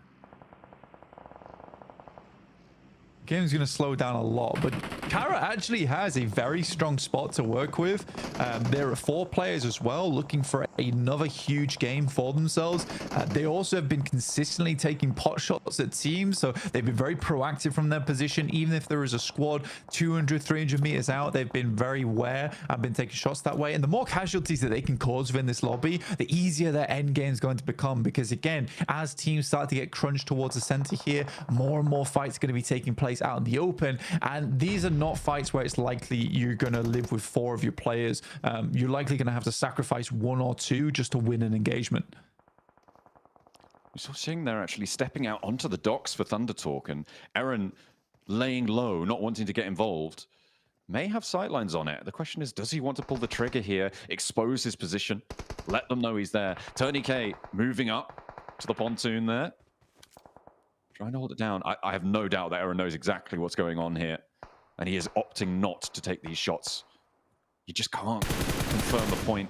It's much more valuable to play with the protection of Thunder Talk around you and try and play for it later. Oh Tony my. K steps up and he wins that? How on earth do you win that? Stepping up out of the water, draws the weapon, and immediately lands the shot at the Shing. That has got to feel real bad on the south side there, and that's going to move King out to have to go for this res, to have to try and pick up their teammate. This is Aaron's time to shine, and he steps up and does exactly what he needs to. That is what he was waiting for. And Thunder Talk are having a nightmare here. Oh, this is very bad indeed. Thunder Talk likely down to 2 players. We're seeing it's going to be a difficult pickup from their side.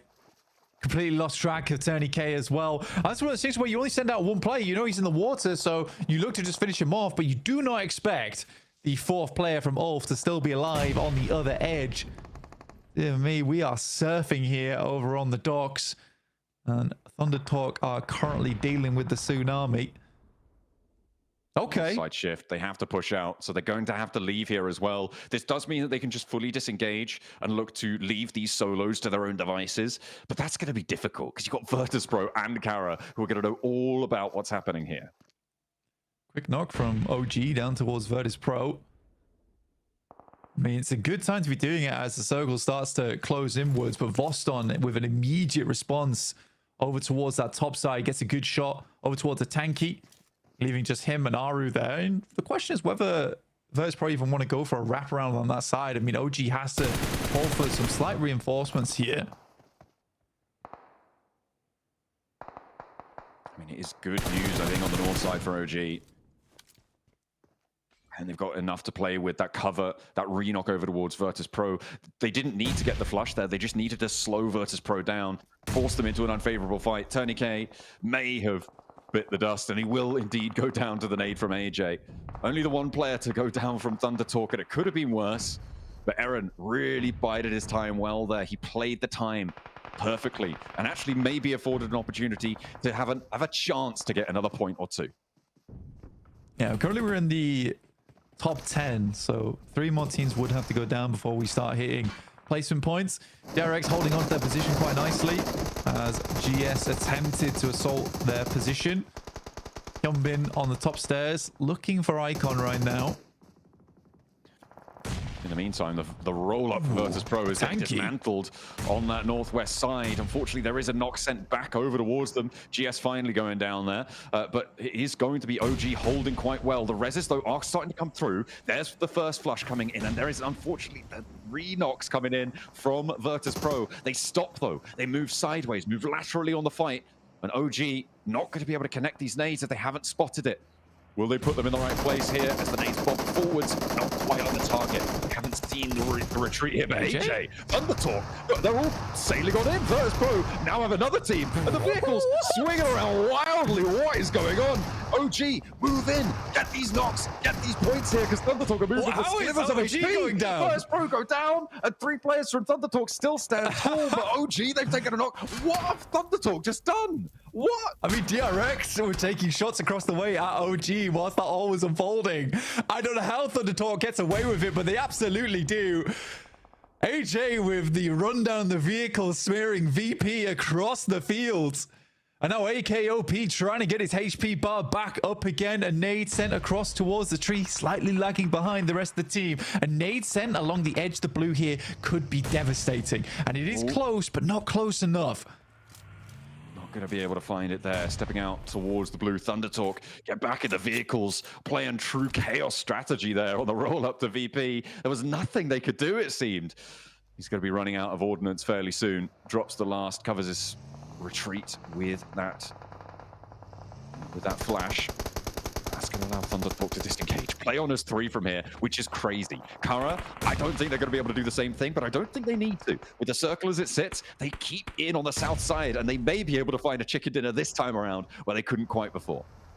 Yeah, it's a very strong position, but again, we are still going out into open ground now. I think OG's got to be a little bit careful because DRX knows exactly where they're playing from, but know they need to move down towards that south side. So DRX looking to set themselves up early or just rotate into the building along the way from Kara. Lewis does have a nade. Marceau sets himself up. It's a bit of a short lob, but it's on target. Soez gets knocked out with a nade to the forehead. Hits him with the swift underarm there. Nice little knockdown, nearly getting Hyunbin. The pan coming in clutch there to stop the DXavier shots. The shots from across the way, taking him down on the rooftop. A really difficult res to go for. If you have to drop down, it's bad news. DRX have been able to get a lot of elims so far this match. It seems like they heard me call them a little bit cowardly last time around. They're already up to 10 here, Blank. And they want to add 4 more to the tally. See if they can break records themselves as they move on forwards. The flash comes through. The nade goes through to the back. Hyunbin goes 1-for-1 on the trade. The DRX have the flash sent their way. Drops down in the middle. Lewis holding the back lines, and it's only the one player for DRX faced off against 2 on the inside. ThunderTalk just rock straight up over towards DXavier and handle them. This is so weird from ThunderTalk, considering it's a very different style of gameplay from them we're used to seeing. Good nade from Nate T himself over towards Singh, leaving ThunderTalk, I believe, just on the final player now, as OG remains stalwart on that north side. They can get the reses in the shack for ThunderTalk, though. There are still 2 of those available. The question is, does DXavier have a nade? Stow Kara on this hold. Poser is down, but they're getting that resed up very quickly. DRX slowed it all the way out here. You can see they're on 10 elims still, but with only 2 players, the wind's been knocked out of them just a little bit. QXZ wants to try and drop down there. He will get the shot. Over at the Poser, the re-knock is strong. Gonna keep Kara from overwhelming them on the repeats here. He goes in for more. He wants to find another, but there's his teammate going down. Lewis steps out, put into a shotgun, a barrel straight into his face, and Lewis goes down as well. They will finally take him down, but they lose a player, and they have to get these reses fast, Blank. Over the top tries to thread it in towards the shack, but a good shot from AKOP will take down Sighting almost instantaneously as well. Now they got to figure out how they want to play this one out, because again, for OG, they are passing through open ground. I think for ThunderTalk, they desperately want to get rid of DXavier, but Nate, immediate reposition from his side. This is a good survival play for him. Again, DXavier has been on the receiving end of survival plays for quite some time now. We haven't seen a truly dominant game from DXavier just yet. It's disappointing as well, given their prowess, given their record this year. They've had a really, really strong showing, but it's just not coming through yet in the Gauntlet. We'll see what more they can do. Nades being thrown out by ThunderTalk still. It's good, right, actually. they got anything left and they find an opening. You're kidding me. ThunderTalk just seem untouchable here. Nading Aru off the tree, doing a lot of damage. That's going to be unresable now. The rotate out wide. AKOP needs to stand tall. Will be able to do 1 and a second as well. The double knockdown, but across the way, there's still a 3rd player for ThunderTalk going. It's all up the WizGod. It looked like OG might have had the game under control there, but Kara now with the numbers advantage. I'm just so confused of what ThunderTalk's doing in this game. Sighting sending it out again over towards OG. It's like a completely different type of ThunderTalk this game. Nate maybe going for the 1v3. CEO is able to put him down, fires him from the company, and at least will be able to remain up and present. WizGod moves up, and in the meantime was able to take down ThunderTalk. Now, it's a 1v1 technically, as the blue continues to push in. I think they've got time to get these reses off, Blank. The blue zone's not going to move for a couple more seconds. They may just be able to get through. Marso will heal. Poser will be able to get up and step out for another sight line. Unlikely that Poser's going to be able to heal, though. Actually, they might still have time here. They do. Goodness me. This means a full 3 for WizGod to be able to have to deal with here, and he doesn't have any nades in hand. With a nade, this could go a different way, but I feel like WizGod might be able to find 1 or 2, but the 3, I'm not sure. Marso goes out, drops the smoke train towards him. They know exactly which rock he's on. As soon as they get in range, they don't have the nades either. Steps out, and that's a little sliver of HP taken away, and he doesn't have any meds to play with. This is nasty.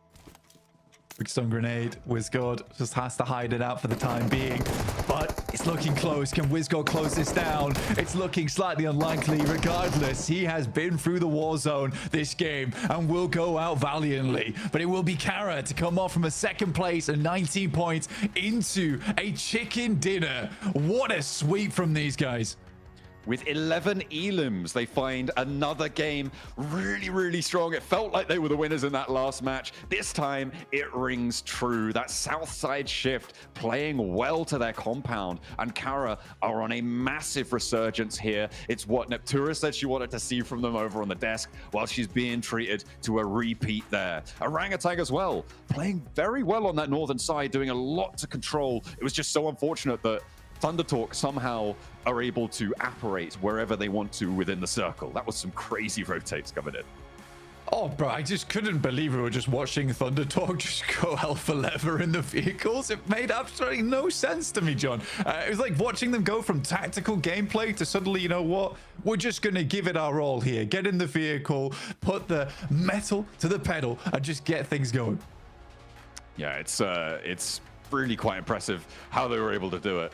But I have no idea just what happened there for Thundertalk. I'm sure the analysts do. Let's take a look.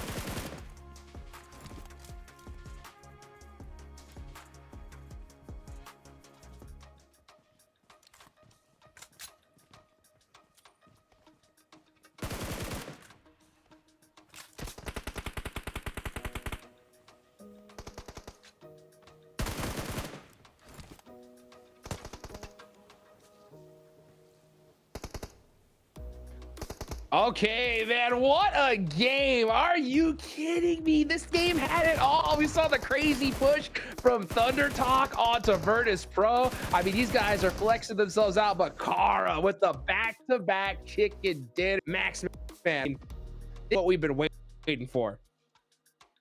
Hey, Kara, back-to-back win. Niptura, you are the reverse curse. Less right now for this team.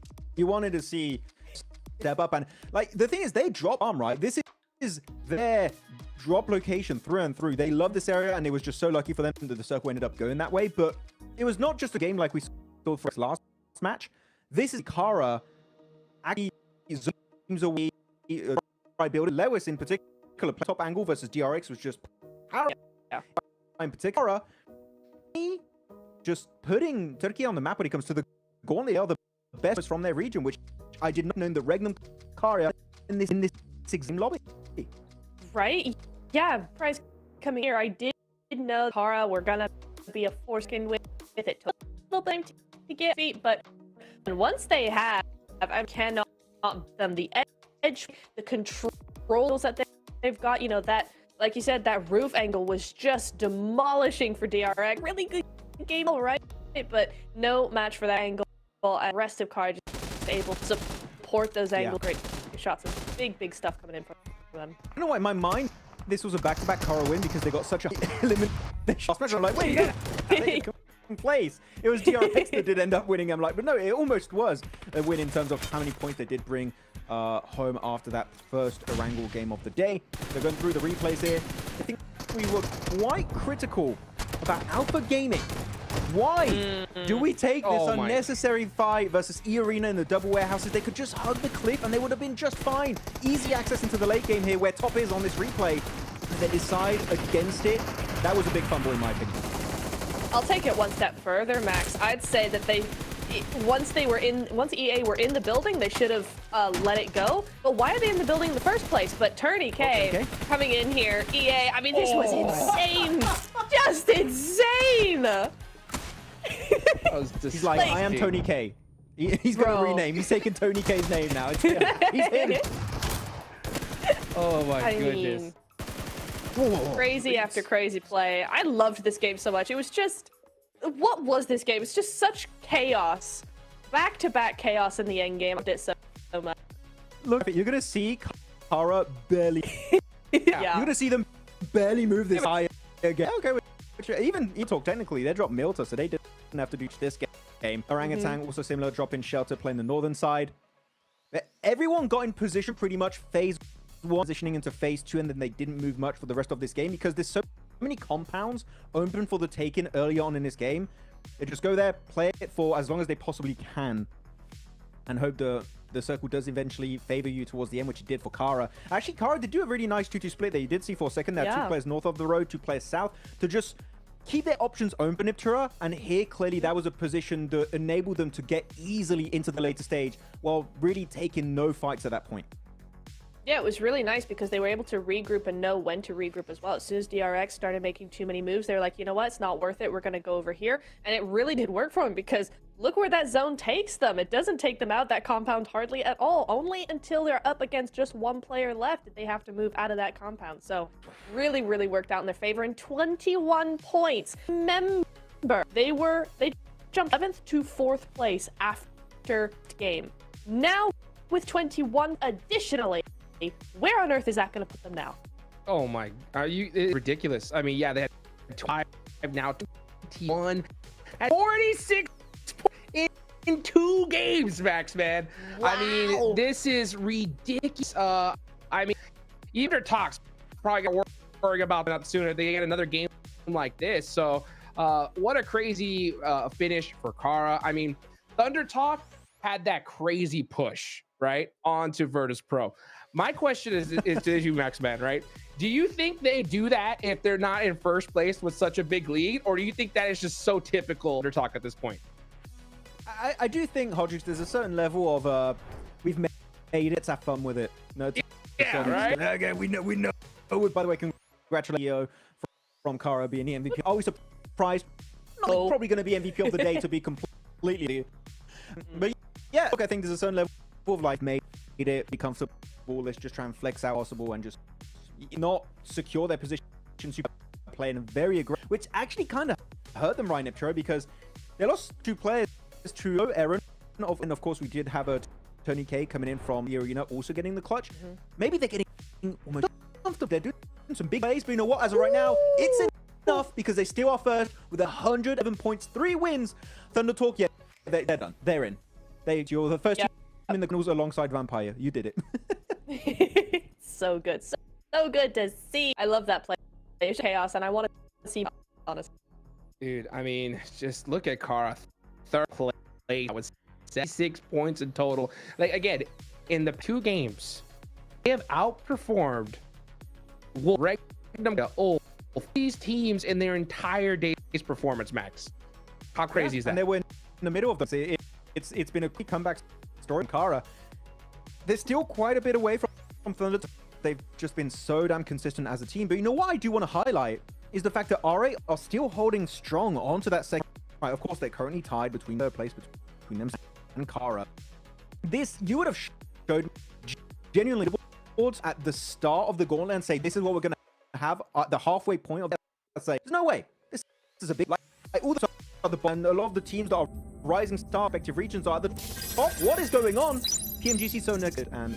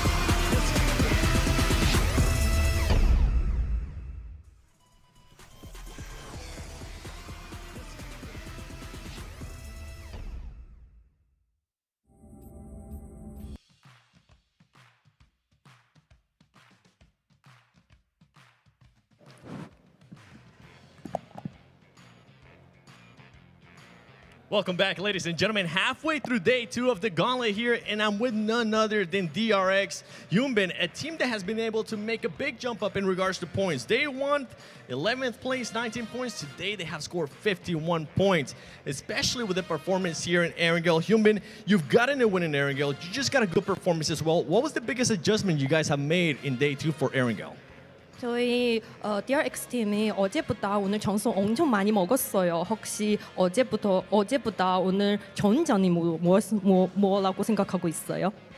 어제 저희가 했던 운영 방식이 좀 많이 맞지 않았던 것 같아갖고 오늘은 이제 운영적인 부분을 좀 많이 바꿔서 한 것 같습니다. I think that our team has a communication a lot and changed our play style today. So we do a very good today. Okay, well, I like to hear that. I'm glad you guys have made those adjustments. Now, let's rewind it back a little bit because there is a map that you guys are struggling with, and that map is Rondo.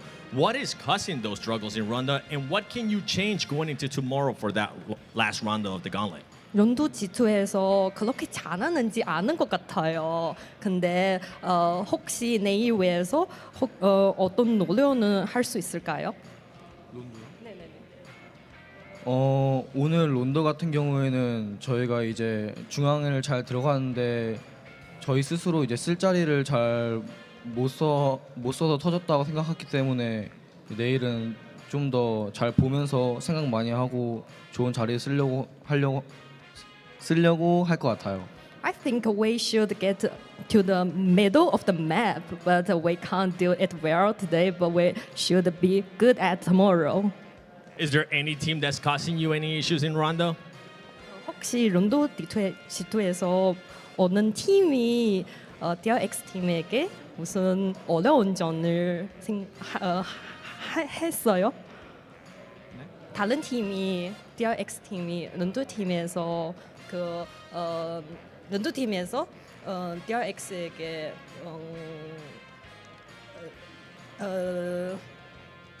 In like the rotation or anything like that? 싸우는 거 아니면 그냥 DRX 팀이랑 무슨 어려운 저희가 어려운 네네네 네네네 그냥 저희가 쓸 자리를 잘 못 찾고 다른 팀들한테 여러 번 맞아갖고 죽었던 것 같아요. I just think we can't get our position in this map, so we will be better now. All right, well, I'm hoping you get that position tomorrow. You guys are currently moving up that leaderboard. You're only 1 point away from getting into that top 7. That might happen. Thank you so much for your time. Back to you guys.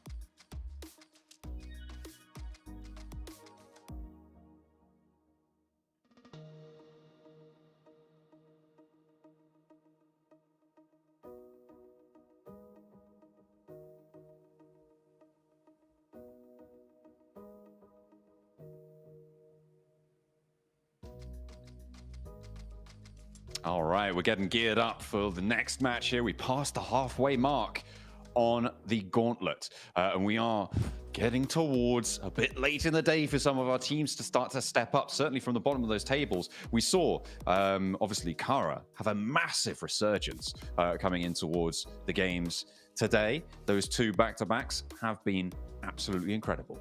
We're hoping for more in our last Erangel, though. Yeah. Absolutely. I think their last Arangoshan looked pretty good, to be honest with you. I think we've seen some incredible plays from most of our teams today. Here's a quick recap of what has occurred over the last 3 games. Obviously, there was some fantastic stuff. And I think Kara's the big storyline so far. An incredible comeback overall. OG making it into multiple of the late game circles too. And then Thunder Talk suddenly deciding once they hit triple digits, they're going to go on the aggressive. Because that last game, they were just decided, you know what, we've had enough of being in dock. Let's just drive around like madmen.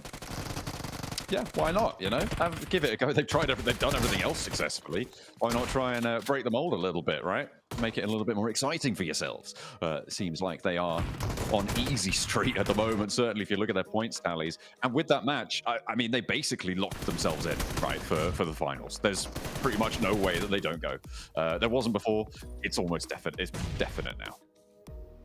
I really don't see them. Yeah, I mean, they're not. Let's put it that way. They're not dropping out from top 7. Thunder Talk have absolutely stamped their ticket. There's still some more work to be done for some of our other teams here before we can clearly say that they are making it in, just due to the way the points have been set up towards the top side of the lobby right now, with so many squads earning very similar point scoring so far, just because a lot of those points have been stolen at the top side. That nade was just wonderful, by the way. Very, very difficult to make happen a lot of times, but there you have it. GK doing their best there. That fight was intense between DRX, GK, as well as Kara when it came down to it. I think DRX made a pretty decent hold on the top side just as 2 players, but alas, it wasn't meant to be. I mean, this setup as well on that south side for one of the Thunder Talk players to go down was pretty nasty coming through from Aaron on Ulf. The RX as well on the warpath in the match. They were able to do quite a lot during that game. A huge number of elims added to their tally, where last game they really were reticent to do so. Top 4 players, though, coming on through. CEO still grabbing that logo. Like a tiger, like a lion, maybe. I don't know. But either way, he's top of the pride right now with 6 elims and 688 damage on that match. I like how you went for tiger, lion, and not the wolf, like the logo. But yeah, it looks more big cat than big dog, but either way, he's simple. Yeah, I guess so. Kekse from DRX at 1,000 damage done total, which is not bad at all. Revo, despite, you know, Alpha 7 not being in a lot of these games and kind of doing a little bit worse for wear today, still up there at 791 damage done total. But yeah, I think for Kara so far, just an incredible suit of games overall today. The 19 elim into, not quite getting the chicken dinner, into just getting the chicken dinner. Really does take the cake there, though. Very, very fun stuff coming through. And Thunder Talk with their back-to-back at the start of the day. I'm hoping that we'll see other teams doing well in terms of chicken dinners towards the end of the day today. Maybe some other contestants added to the mix.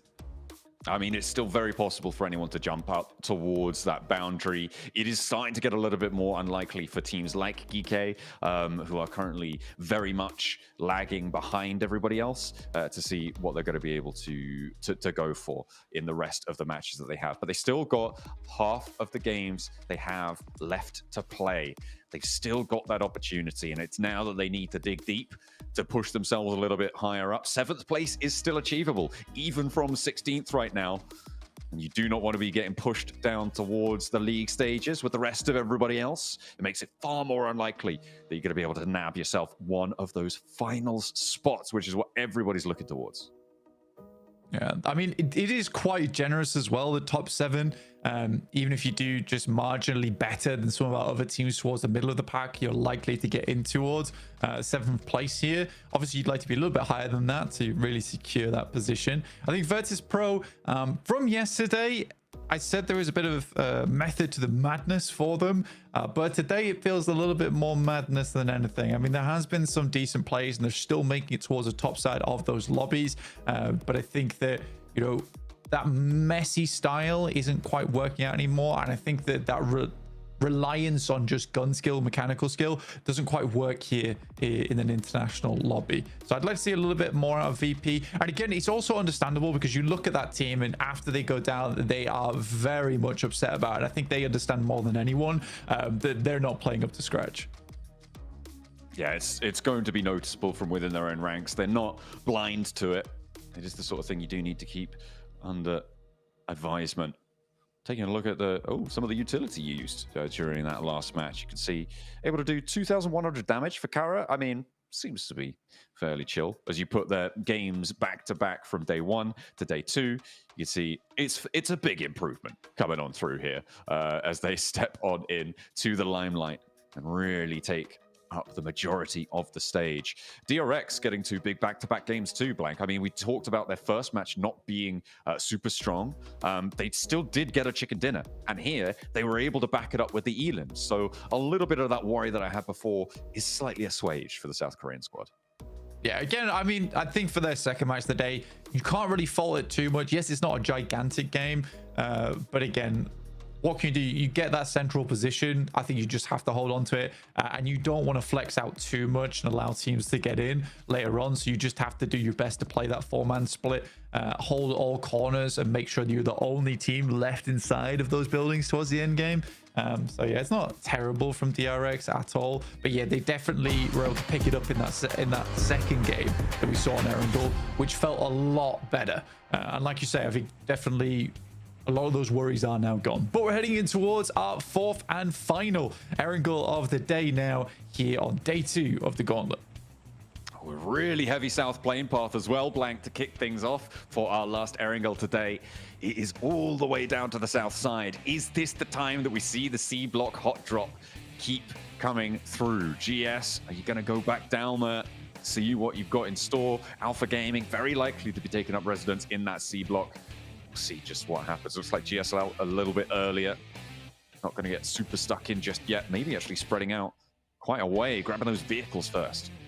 Yeah, I mean, they played this last time as well, where they kind of played on the western edge of Sosnovka and just preferred to play that one out and just gave Alpha Gaming Sosnovka in general, which seems to be working out for them. I mean, they can certainly play that position and get some good vehicles from there and loot up. It's a bit more of a split drop for them, but to be honest, I think come day 2, again, we talked about this earlier, is that I think they realized that APG is quite a stubborn team, despite them not looking extra hot in the tables. You'd rather just not fight them if there's another option available to you, which there absolutely is with this western drop for them. But yeah, this is one of the harshest circles here on Erangel, very much far on the south side. We'll see when the circle pops up to directly over towards Yasnaya. So there's still a possibility to move out. Alpha 7 going towards their secondary drop spot in Lipovka, which is absolutely fine for them going forward. I'm curious to see how R8 plays this one out, because they'll maybe go over towards South George with vehicles and then wrap over the top of Severny potentially. I think that would make sense, or maybe not all the way up to Severny, yeah, but towards the Stauber foothills, across that shooting range hill area. Definitely potential for them. There's King for Thunder Talk, getting on the road, dropping around Milter, surrounded by quite a few teams here, Blank, so it can be treacherous, but looks like they've given themselves a wide enough berth from the teams that surround them to be able to find those through roads. So take a look at our top 5 elims. This sighting sat at the top there. CEO very close behind. I mean, sighting has been a real big blessing for Thunder Talk. And I think that many times in the past for Chinese teams, it has been a case that, yes, they're all pretty damn good at the game and have some good coordination, but they really did lack that star player on side who's able to come out with those clutch plays. That hasn't been the case for quite some time now. I think way back when in the day, it used to be that they absolutely had that capability, but that was taken up by teams from South Korea, from Turkey, teams doing extremely well from those regions. But here, I'd say Sighting is just a really, really nice player to have on team, where he's just got these big clutch moments. They're able to get them out of these sticky situations they sometimes find themselves in. Thunder Talk, proud to have him representing them at the top of those tables as they sit atop the pack as well. 111, and this is what we were talking about in day 1, is that around 110 is where we're expecting the bubble for 7th place to be. And the fact that Thunder Talk have done it in half the time is insane. To be able to get that far, that fast, it is pretty much unheard of. Certainly not in a very, very long time for a team to stretch out this far this early. So we are glad to be witness to it. Let's see who can keep up the pace as well, because we've got 3 teams now in that 70-point boundary, with Kara joining RA and Mad Bulls up in 76 points and actually vying for second place completely. Yeah, I mean, it's good stuff. I mean, Kara right now, the fact that they went from kind of being like towards the bottom of the pack to suddenly now challenging out R8 for second place is just nasty work from them over 2 games. And it just shows how quickly that these things can shift around if you just have some good games. OG currently topping the pack when it comes to the main peloton underneath here, 52 points chasing with Virtus Pro. But yeah, OG being at 61 is a pretty solid place to be in for them going forward, but they still need to keep putting up those points if they want to stay ahead of the rest, because people are starting to catch up now. It is necessary to keep pace going. Unless you've done what Thunder Talk have done. They could basically sleep for the rest of the tournament and probably be okay for the finals. At this stage, Wolves spot GS trying to make their way across this western bridge from the military island, but they're not quite able to find any knocks, and now Baton under a lot of pressure, a lot of players bearing down upon him, and he will not be able to pass that one off. That is going to be Wolves losing a player. First blood is drawn. Baton had a bit of a panic moment there. We've all been in that situation where you got 4 players all barreling towards you. I think that he didn't really quite know what the protocol was for that situation. The rest of the team left him behind in the dust, kind of providing himself a little bit of a scouting position, but sadly not meant to be, as Wolves go down yet again to 3 players. They've not been having the greatest day today. Been a little bit dismayed by their performance. It's been obvious to see in their faces. Hopefully they can bring things back up to speed again. And for a North American team, I think they're performing pretty admirably well in the international tournament with some of the best teams in the world here inside this lobby.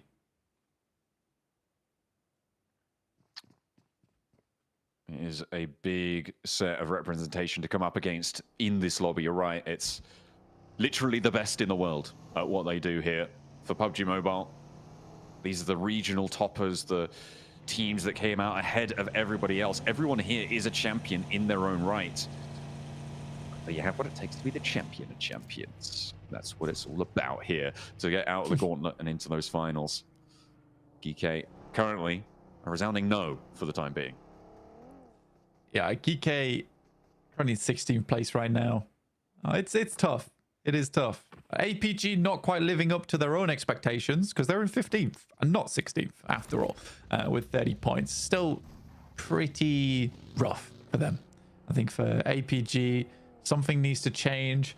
I don't know if I particularly don't think it's going to change here in the gauntlet. I genuinely don't think that they're going to make it into the top 7. I think this type of gameplay is just not on par with the rest of the lobby right now, and it is frustrating to see, because I think a lot of people at home understand that these are some of the best players in the world, and all of them have incredibly high namesakes.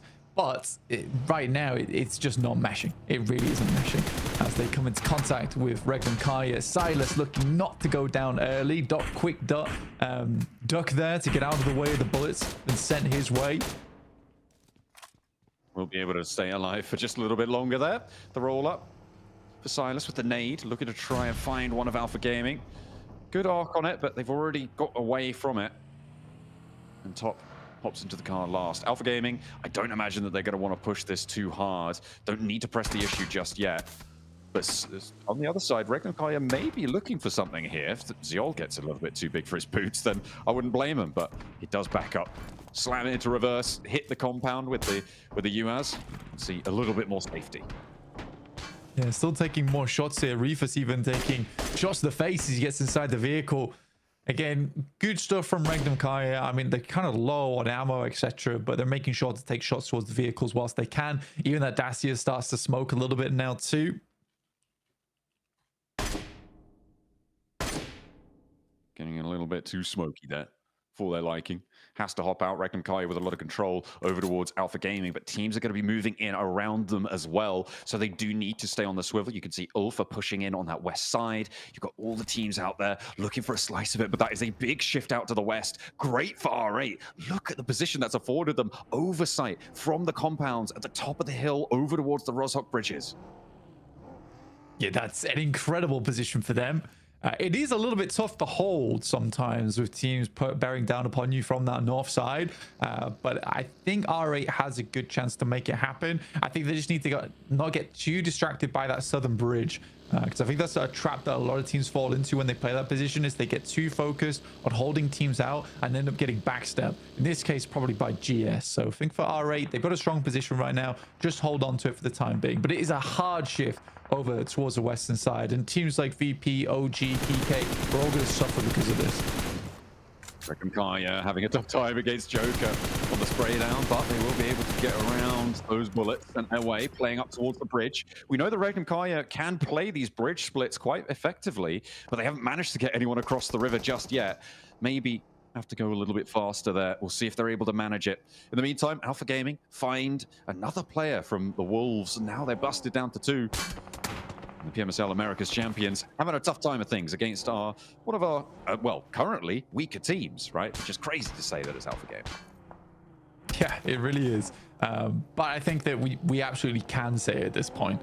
I don't think it's unnecessary to keep saying that this is a prank at this point, which is sad. It is definitely sad to say.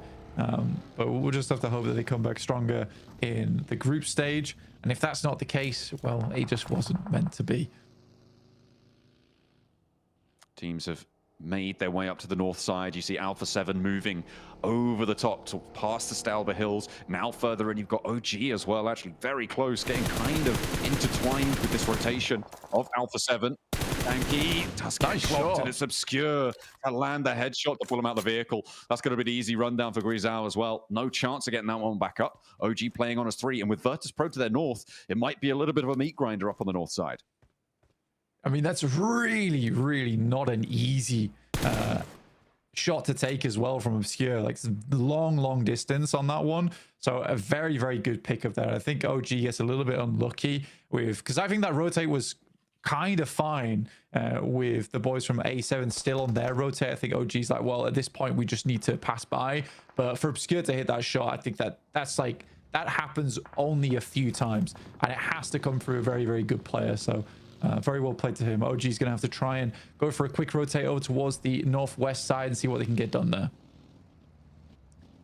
There's 3 players. WizGod sending out as the scout over towards Carolo, and we know that they are on a bit of a tear. It is dangerous territory on the northwest side. We're going back over to the lake, though. Circle really not helping anyone out. Well, I mean, maybe, except for Thunder Talk here. They are in a really solid spot on the west side of the Yaz Fields. No one really going to be able to approach them from their east side. That west side approach from the bridge going to be so tricky. Regnum Kaya, they're going to give it a good go, though, before Thunder Talk have managed to go for the regroup. That approach from that south side is probably the only time where they'll find it, but that wall keeps them so safe in the compound. And maybe they'll just play in the shadow. Yeah, potentially here, John. I think for Regnum Kaya in particular, it requires very much over here in terms of taking shots over towards Thunder Talk, Wolves, as well as Ulf as they make their way through. You can see on our screen, Wolves able to pick up the Wizard Tower. Coops and Doran, the 2 players alive for the Wolves. Kaya trying to get across, trying to play another bridge split, but not going well for Loxy. Not going to be allowed to stay on that far side. Surely they knew that was going to happen. Regnum Kaya now have to play on as 3.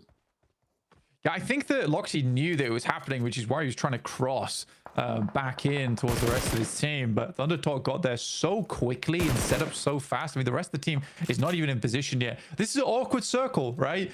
With Yaz Lake being over towards that northeast side and the river that splits in between, you know, it's very undecided where this is actually going to end up. So I think teams are struggling a little bit. I think I would prefer to be over towards the southeast side, though, just because it's where a lot of the field is. If you can pick up a position here early and it does shift down towards the southeast, you're going to have a much easier time than a team that confirms over towards that northwest side, and you have pushing over towards there is a little bit easier. There's more cover, more hillsides to work with.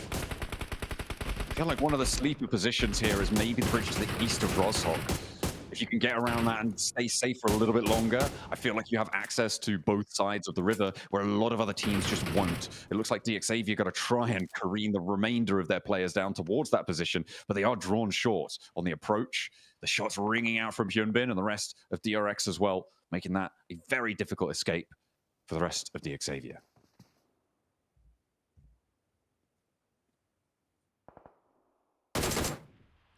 And Paragin trying to stay alive on that south edge. Kike on the northwest in the meantime with the blue zone pushing them in. Kara are their guards, and that is going to be a real tough approach. Regnum Kaya chiming into the backstop for DXavier. The other two a little bit closer to the river. And now OG making their dash, trying to regroup with WizGod, moving across the open ground. They managed to get through the first salvo of bullets and they find the cover. Will they be able to survive long enough to regroup? There's already a knock. There's already a second as well. They desperately need to find some sort of cover, some sort of respite, but the shots are ringing out from every single direction around them. R8, Arena. You've got Kara as well who are going to be putting some pressure onto this one, and OG are having a real tough time of it on their approach. Not allowed in at any turn, and they will start to fall, start to crumble in the face of it. AKOP, the last to stand.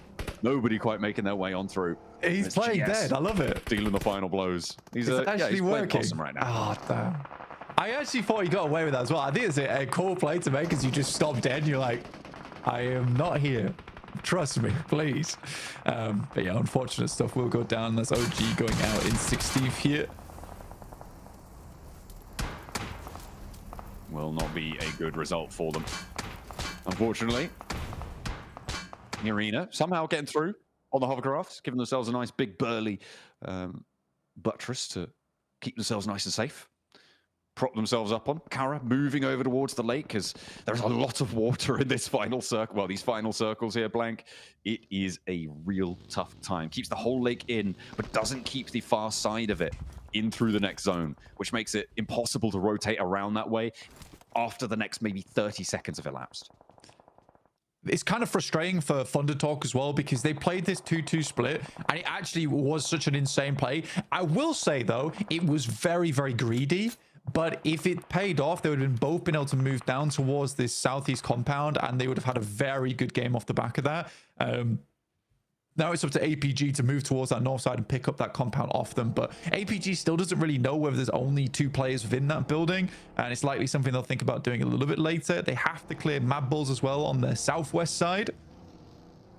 Carrot still going strong, but only with 2 players also. This is a very, very rough circle to play. And this is exactly why I say that you kind of want to confirm down towards the southeast side. If you were already there, you didn't want to move just because it is so difficult now for teams to find purchase in the circle from the northwest.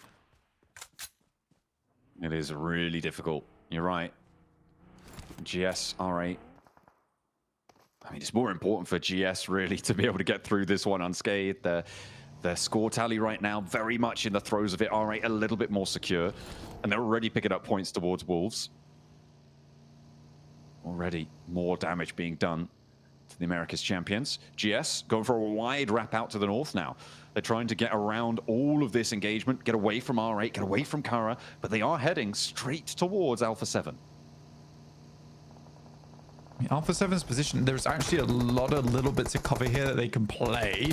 Skew has to hit the deck. There's some good shots initially from the vehicles as they pass by. They need to find one of them, break this train apart, but GS are able to get onto the other side. Immediately pins need to be pulled here. GS Icon already finds Obscure in the backline. These first couple of nades have to be massive, and they absolutely are.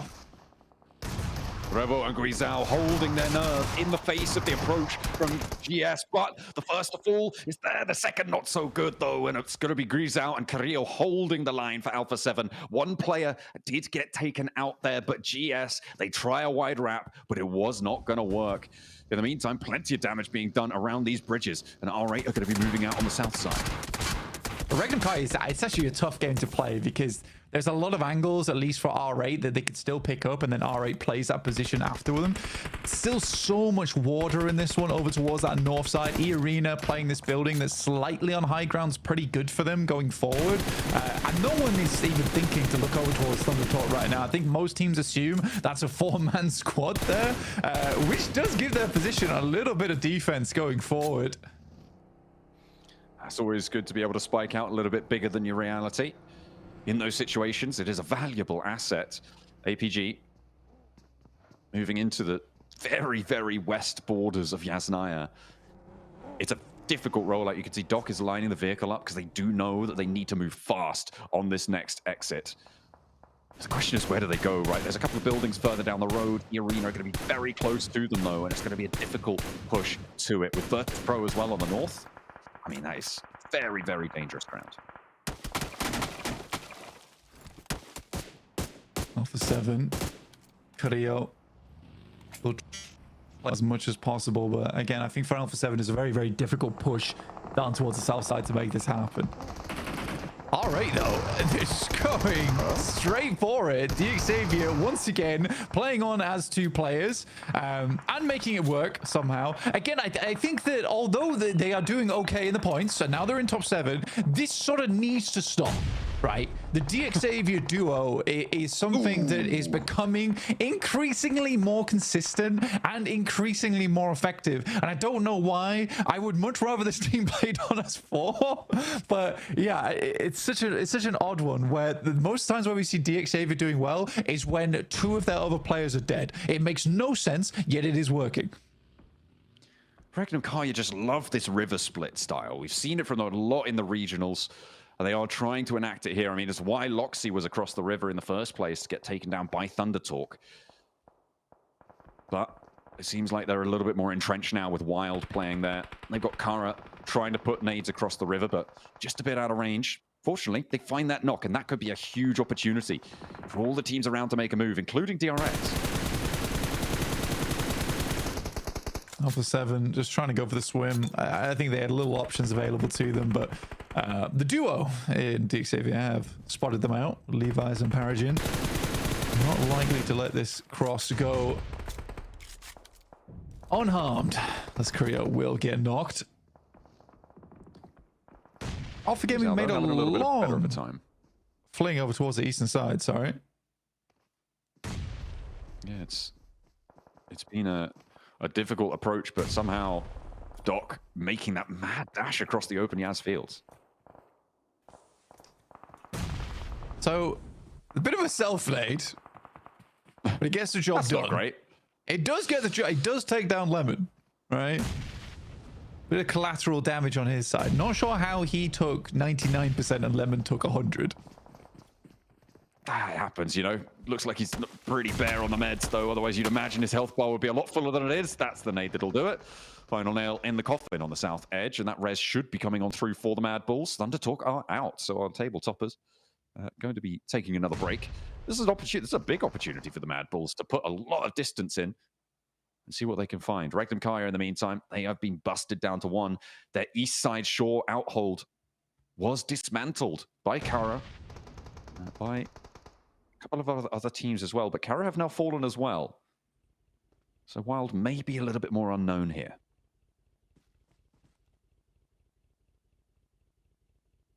DRX, QXZ, still playing underneath. Regnum Kaya were picked to pieces. Only Wild left remaining, as per usual, as is customary. Alpha Gaming Wild's still definitely playing up. as 4, but it's a rough approach for them. Ooh, he doesn't have too many meds. Look at that. Only the 2 first aids. Doesn't want to overexpend himself. And needed to try and get a re-knock there. Levi's actually chiming in, but a nade bobbles its way over. DRX have to cross, and the blue zone's putting too much pressure on to make this one realistic here. I just don't think they're getting out of it. With Grisao as well on the far side. The nades coming through from the Xavier duo. Oh, it's dastardly. It's mischievous coming through from Paragon and Levi's. They are doing a lot of work for Xavier on this west side. They're up to 5 elims. I know, it's paradoxical, but it works. This is what's happening for Xavier right now. I don't really understand it. I mean, the fact that they're in top 7 is wild to me. But as Pro go down to just 1 player as the arena takes some very big shots towards them, and with Aragon down towards the south side, very unlikely VP gets back up into the picture. Whoa. Good step up from DRX, jumping into the boat from Kaixei to get a separate different angle. More shots from Xavier, trying to weaken them as much as possible, soften them up for this initial nade that's going to come over the top here. Xavier not really going to have sightlines on them for too much longer. The nades need to be on target now, because stepping up and over, you can have Ulf starting to take shots at you. APG maybe even from a distance. But DRX may have just done the impossible. Getting across this river seemed like it was just not going to happen. But here we are, in a position to see it maybe coming on through. The Wolves surviving with a solo, by the way, on that south edge. So maybe that's where DRX go next. Yeah, I mean, Doran's doing quite well for it. Alpha Gaming got torn apart. I mean, that position they took is not terrible, honestly, and I think Mad Bulls wanted it, but the speed at which they were plucked out of this game was quite astonishing from the Mad Bulls, who finally are having a bit of a resurgence today. It's been slightly less impressive towards the start of the day, some points here and there, but nothing crazy. But from that spot, you have a lot of control over the rest of the lobby. You're mainly just worried about Aragon and E-Arena, but you control these roadsides very well, and as long as that's possible, you have a great game in your hands. They still have to hope for a southeast shift on this one, and then it's very likely to be a Mad Bulls win. Certainly would seem that way. Let's see where the circle goes. It goes pretty central, Blank, which gives Mad Bulls, again, probably one of the better positions. They could still play on those roadsides. They could still play on those ridges out towards the fields, the cover that they've already established. And the teams over towards the west side, I mean, it's a question of who gets the chance to try and move out towards where Ulf are playing.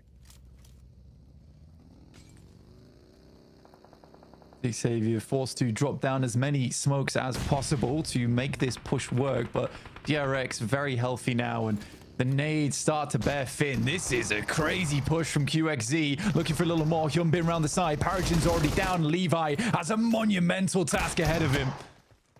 They gave him too much trouble on the river crossing, and now they want their revenge. Kaikse moves on in, but is going to be taken down from the backline. QXZ able to get the final blow there. Arena from the rooftops, making it a little bit tricky, but that res definitely will be possible. The smoke just about to fade there.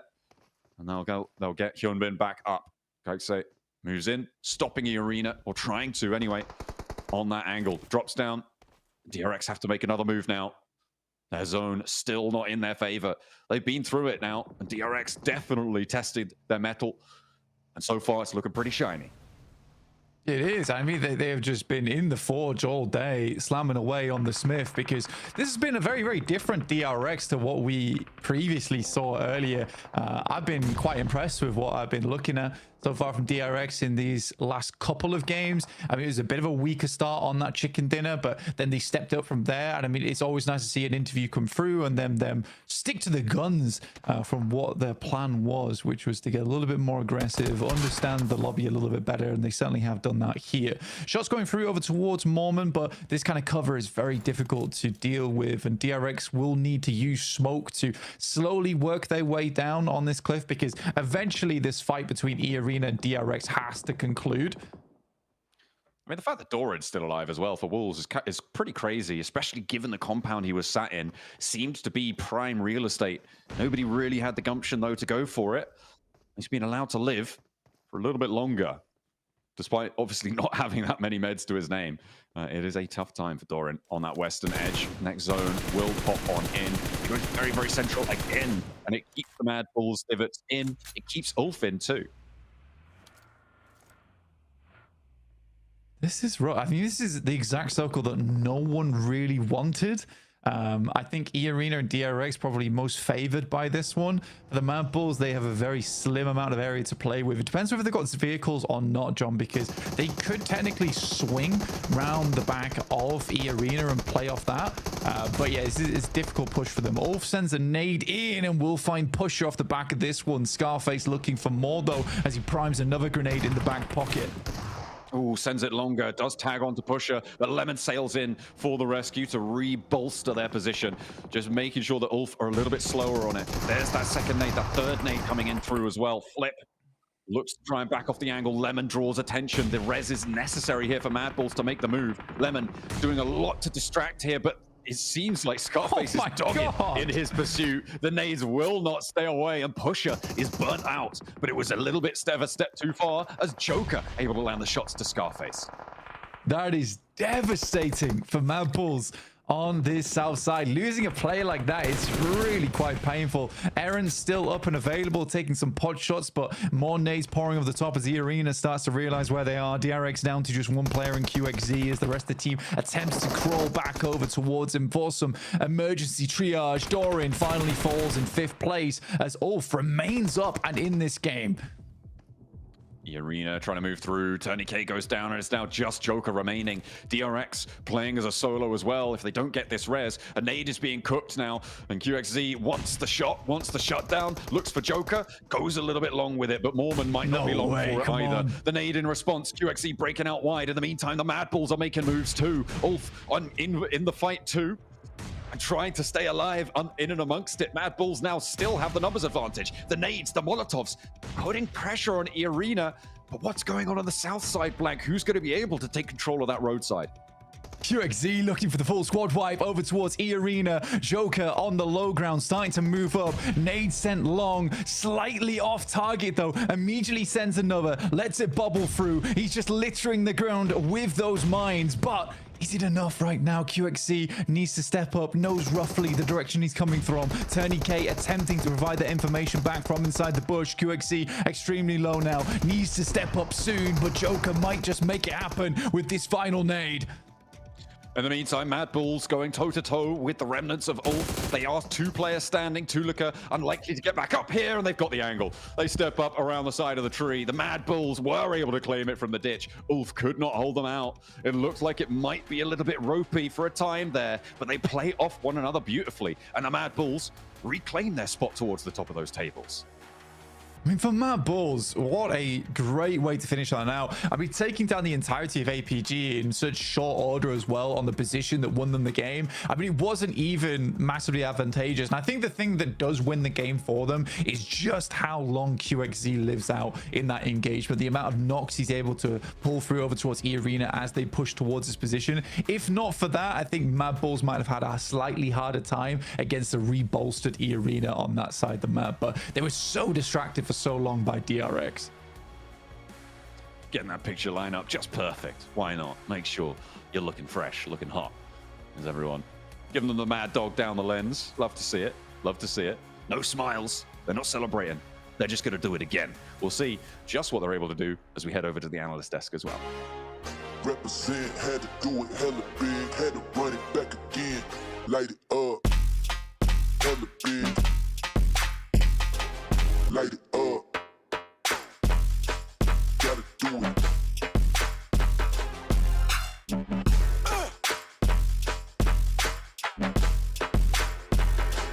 Light it up, light it up, represent, had to do it hella big, had to run it back again, light it up. Wow, what a game. We got Mad Bulls getting their second chicken dinner on the day, and this one was a tough one, Nepturo. This circle was brutal. It really was, but you know what? I love the way Mad Bulls played this. It was so nice. It was methodical. That's the word I want to use for them right now, because they come up through the south side, but they don't go guns blazing or anything like that. They just keep it slow, keep it steady, use their info, and just are really able to push through and take teams down one by one. I genuinely believe this was a great game, Niptra, from Mad Bulls. I mean, we both agree that the way they executed the mid to late game transition was beautifully executed. I do believe, though, they weren't really fully tested going into this. I feel like no teams were trying to take away good positions out of Mad Bulls' hands, and they were just given strong positions, and they used them to their full potential. I wanted to see other teams try and snatch those positions away. It never happened the entirety of this match, and they just, like, exuded complete control upon this lobby. I mean, look at Lemon. He was an MVP contender of yesterday, and he's once again able to flex out 5 eliminations on his lonesome. This guy is a beast in this Gauntlet stage. Yeah, I really love what he was Crushing it. doing as well with the Ulf player, right? With Scarface trying to grab the nades and trying to get as many elims. And Lemon coming in with the car, just trying to distract as well. Like, just really backing up his teammates as much as he could. I really liked that play from him as well. Beautifully done, beautifully done. You know what? Speaking of plays, though, Max Man, we got to talk about R8, okay? It was So right there, they're on the other side of the bridge holding that hill. Okay, for those of you guys that don't know, we're talking, we're chatting, right? Okay, what should RA do? Maybe they should crest up that hillside, possibly challenge, and then kind of go through the water on that end, or should they go into the blue zone through the other side? And then they're just like, nope, pedal to the metal right down the center. What do you think about that, Max? I was hoping they were going to take the eastern bridge of Rozok and go for wide rotation in the blue onto Mad Balls. That was my guess. This is why I'm saying Mad Balls were not really contested on any position and given for free. But R8, they had a clear path to success. We'll see it possibly at one point during these replays. And they're like, no, how about we go through the meat grinder of the lobby, Niptra? They go to the main bridge in the center, and there was Ulf, there was Rangdom Kara, Deke Xavier, DRX, Kara, and they're like, that sounds like the good option. But it wasn't! What are we doing, alright? There was this way better option here going south into Mad Balls, but unfortunately, I feel like they got a bit narrow-minded here, and that did cost them to go out so quickly. It's not even funny. They just disappeared. Yeah, you know what I would almost have liked better if they did want to go for the crazy play, is just send the vehicles into, not over the bridge, but over the water. Flow over the water, get to the other side, get to the other bank. You're low ground, but at least you don't have 6 teams looking at you. I mean, that would be so much better. Oh, do we see the Okay. We should have gone down the middle earlier, right? We should have listened to Max, man. But, yeah, you know what? Actually, even though I'm not a fan of the play of sending cars in the water, definitely would have been better than whatever that was. Sorry, I feel like I'm being extra harsh on this, but there were decent options here, and they just got very desperate because maybe they delayed their move too much, and then they go like, oh, we have to do something. We took way too long to make a play, and unfortunately the play they ended up doing, in my opinion, was like the worst option of all. But you know what? It's fine. They're still looking comfortable in the rankings. It's not going to hurt them too much. But at the end of this game, so many cool 1v1 scenarios here. Joke in particular, able to survive and outplay DRX with the nades. A few of them didn't connect, but the last ones did. And that does get them a second place as you go over the recap of the rotates here. And some really interesting rotates moving around the board here, Niptra, this match. Yeah, I really want to... Wait.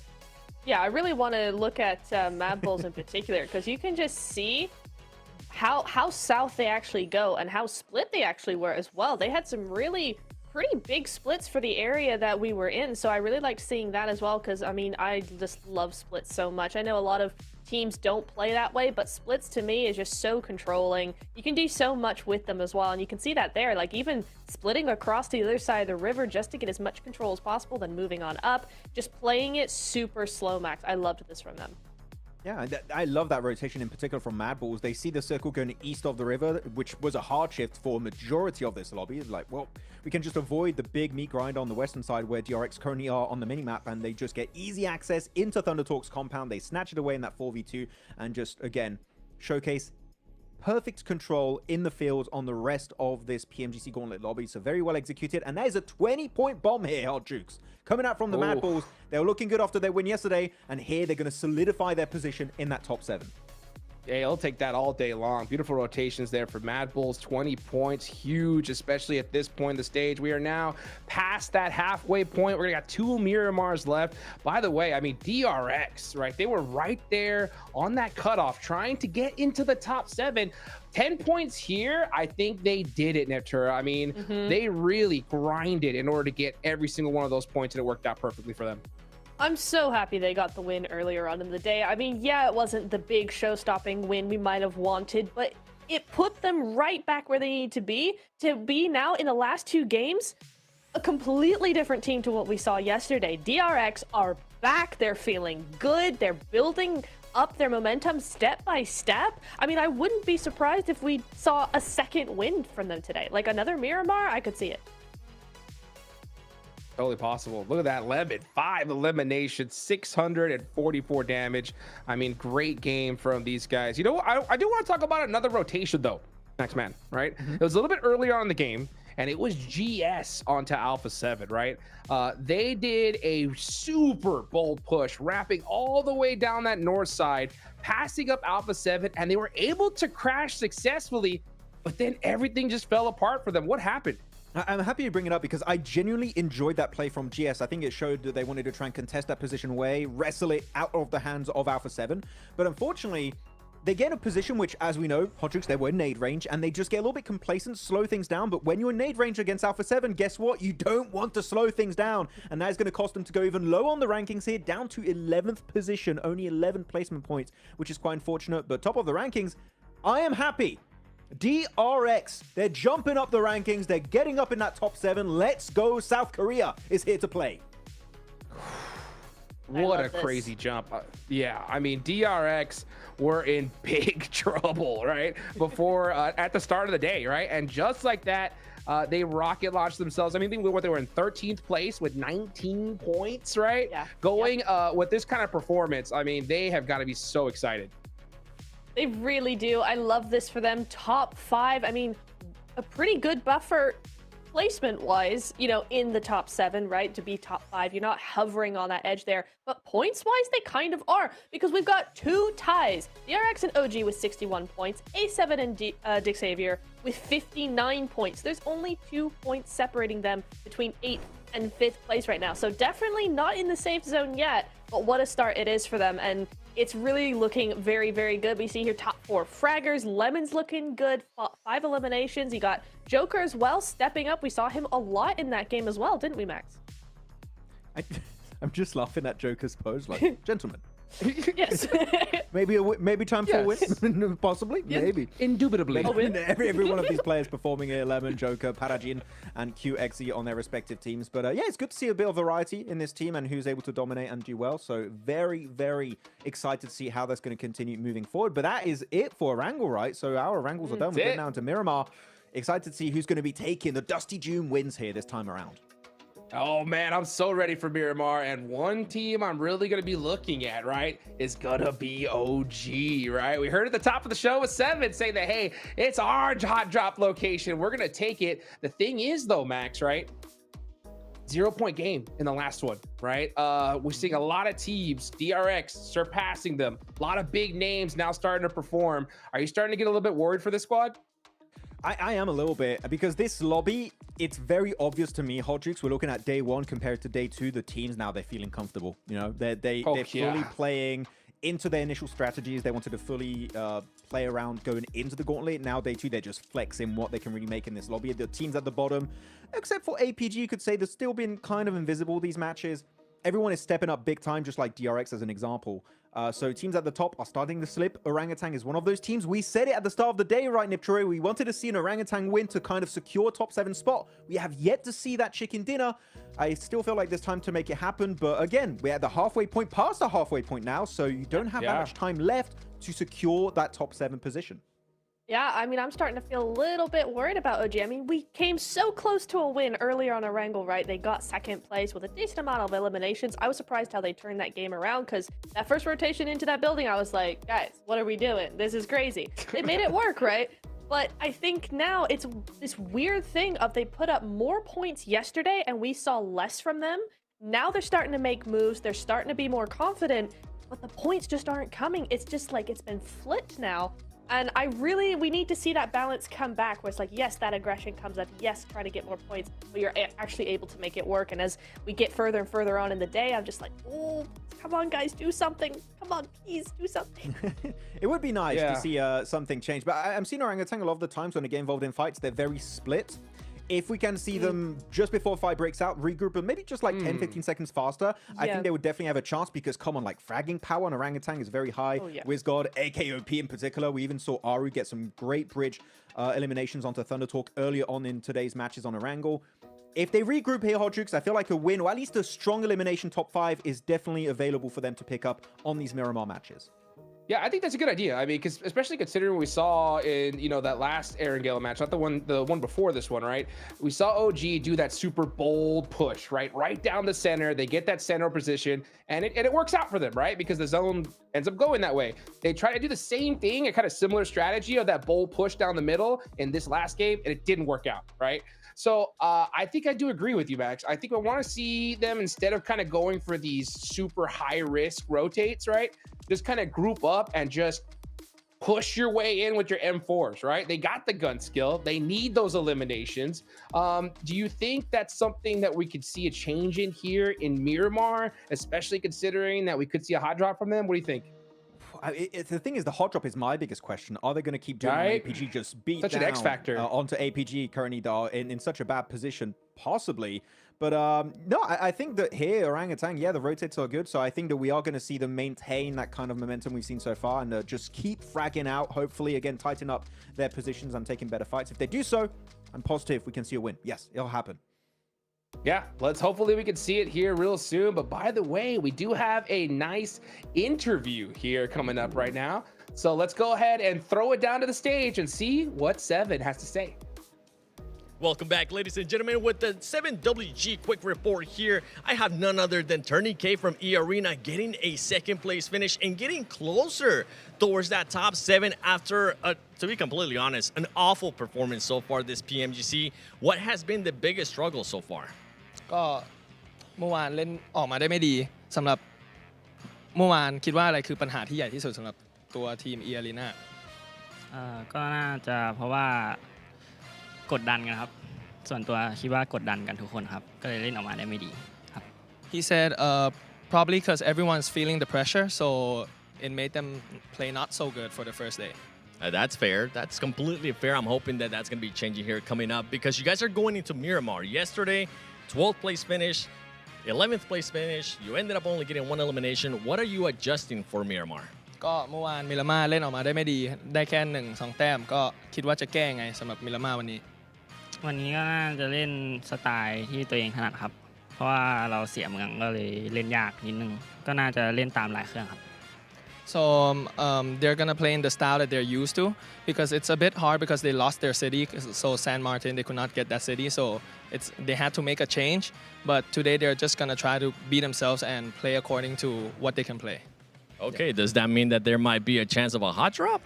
คิดว่ามีโอกาสที่จะลงทับไหม ก็ถ้าคะแนนเราเข้ารอบเราไม่มีปัญหาก็น่าจะเอาเมืองคืนครับ He said if the points are looking good, he will probably go back to get his city. Okay, well, I mean, you're currently 17 points away from being into that top 7, so points are starting to look good, but play it safe. Back to you guys.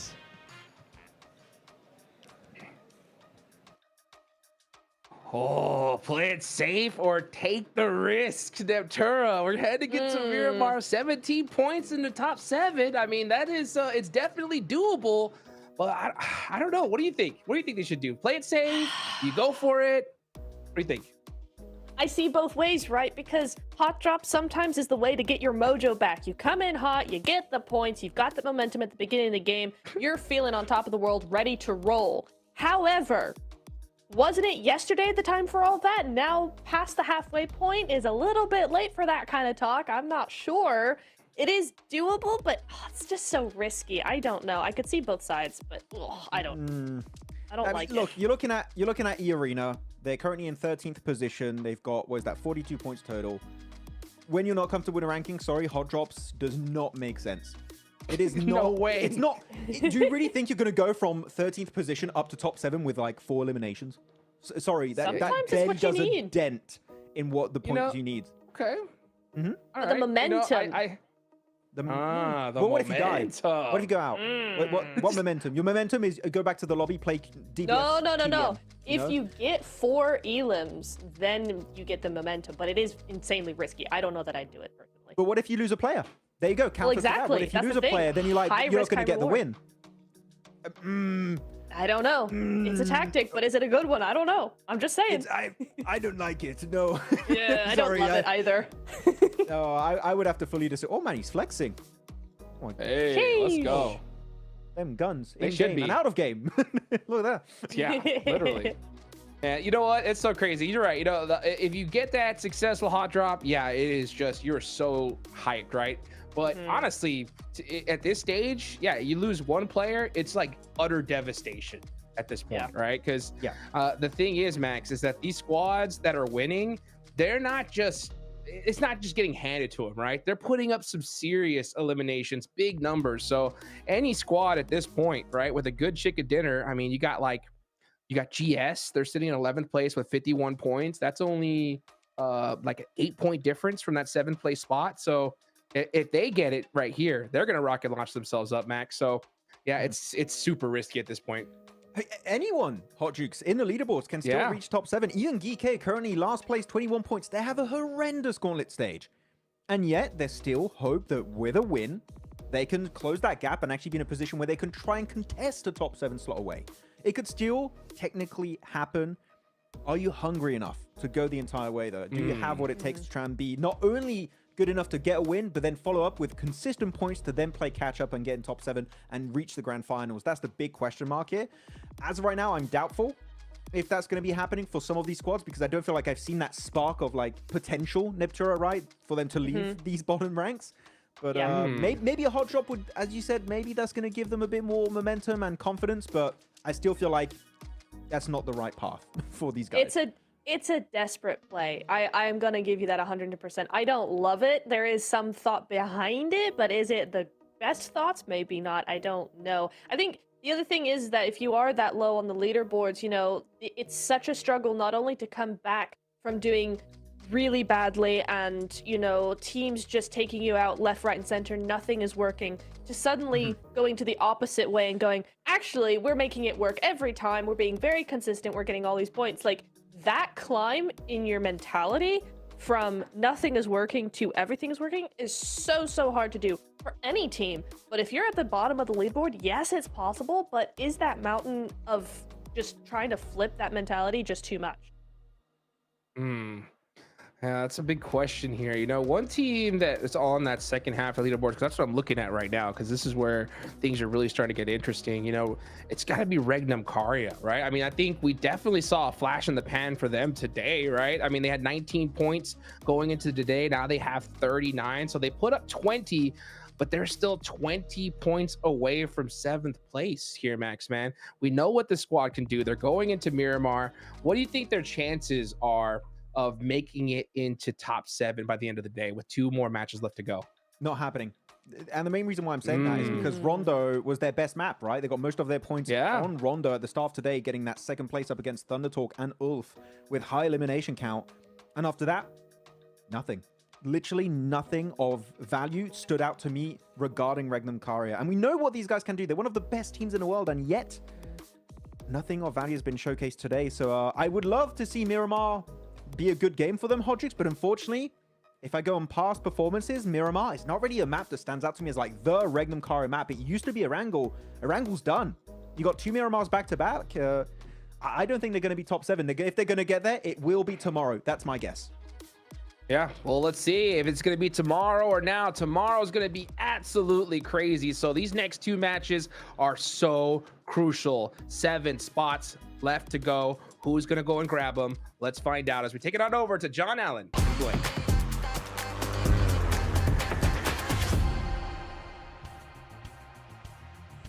And Erangel is here. We are ready for the desert. We'll be taking it by storm, I'm sure. Plenty of action left to unfold now. On the southeast side, the plane path will start. We're heading all the way up to La Cobreria on that plane to see ourselves in there. Erangel is over for today. Let's see what more our teams can do. Indeed. So a bit of a larger map to be playing around with. We've seen some teams have a big resurgence from yesterday. Kara in particular, Thunder Talk. Basically, I think after they reached 100 points, they pretty much just slowed things down in a big way. Matt Bull's able to bring a little bit more thunder to the table. So another one of our consistent teams over 2 of our days so far. Virtus Pro desperately trying to get some more points on the board though, and have been struggling to do so far. And I think that's a team that I will be looking at during this match. It will be necessary to keep up the pace around that 7th place bubble. It's starting to get a little bit less hodgepodge than it was before. Obviously, Thunder Talk having a bad, well, I say bad game. They're sort of due one, right, at some point. But not having the greatest games did allow a couple of teams to add some significant points to their tallies. So the number of teams that are going to be more flexible towards that boundary gets fewer and fewer as time passes. Circle heads out to that northwest side. El Pozo, Montenuevo, the areas to the south of Crater Fields as well, are going to be a heavy feature now in this phase. I think probably my favorite circles on Miramar over towards this side of the map. I enjoy a lot of the high ground gameplay as well as some of the Monte Nuevo finishes, El Pozo finishes, and those are always really fun to watch. And there's some decent terrain to play around, and it's quite tactical in terms of the approach that you need to make of where you're rotating, because there is slightly less areas to cut yourself off from other squads other than this northern side of the map. But in the meantime, most teams did have to make a big west shift over towards on this circle. So it seems like DRX, Alpha Gaming, they can make these quick swings out towards the western side and probably get some good rotates off the back of that. Similarly for Mamples on the north in La Cobreria to start with, and Alpha 7 should have a decent start from El Pozo, but again, only just barely making it into top 7 right now with 59 points. That is very much by the skin of their teeth. And tied with both DX Xavier and Alpha 7 on that 59. Makes it all the more uncomfortable. The drop-offs, not far to be comfy either. Alpha Gaming, 33 points. Still need a lot more from them. They have been playing mucky. They've not been playing great at all over certainly today and yesterday as well. Just a little bit wayward. Nothing really standing out about them. They've had one or two moments from individuals, but they need to find that put-together attitude that Thunder Talk's certainly been exemplifying. Wolves quickly into Monte Nuevo here, John. I think Wolves is certainly a team that needs to pick up the pace a little bit, because although they are finding points here and there's been no real dominant games so far from Wolves. A lot of it's been very scrappy. DX Xavier, another team that I would like to see more out of. And again, it's frustrating because I think for DX Xavier, despite them going down to 2 a lot of times, they're still a force to be reckoned with. So why can't there be a force to be reckoned with 4 players instead? I think that if DX Xavier starts to get things rolling, we could really see a quick result in towards that top 7. But for now, I think if they consistently are losing players towards that mid game, that's going to be something that always holds them back. I mean, even saying that, currently in 8th place with 59 points, it's actually incredible that they are here in the leaderboard right now, John. I mean, yeah, especially when you consider the teams that sit behind them, not least of which Regnum Karya, right? They are currently now 14th place, 39 points, a very disappointing start. You said that, you know, they were looking to that first day maybe to try and speed things up, but they haven't really been able to keep pace at all today. The first half not going their way. Erangel now done. They've only got 2 matches to start to pick up that pace, and I don't think that you're going to be able to take 2 research days very often at all. And Regnum Karya certainly falling by the wayside. A disappointing showing. But on the flip side of that, you've got Kara still representing the region and having a great time in 3rd place. Yeah, much better stuff from them. I mean, Ulf's also trying to get in towards that top 7 at 45 points. It's a little bit more of a journey for them. Again, I think the desk has talked about this at length about how Wolf, you know, really aren't displaying that same caliber of gameplay that we saw from their region in particular. And we'll have to wait and see how things pan out for them, because I do think Ulf is certainly a strong team, but it feels to me like they're very much an off and on team. Right, you know, it could be one set of 3 days are fantastic, the other set of 3 days pretty rough, and I hope that's not going to be the case. You need some consistency as a team. And again, it's so funny, like looking through the list of teams, because the conclusion you come to every time is that we know these guys can perform at a high level, but then again, you know, we can only have a top 7 team. I mean, yes, it's the sort of leeway that you're afforded by having that sort of legacy on the global stage, right? There's a little bit of room for breathing on some slightly unsavory days, we'll put it that way. Virtus Pro, though.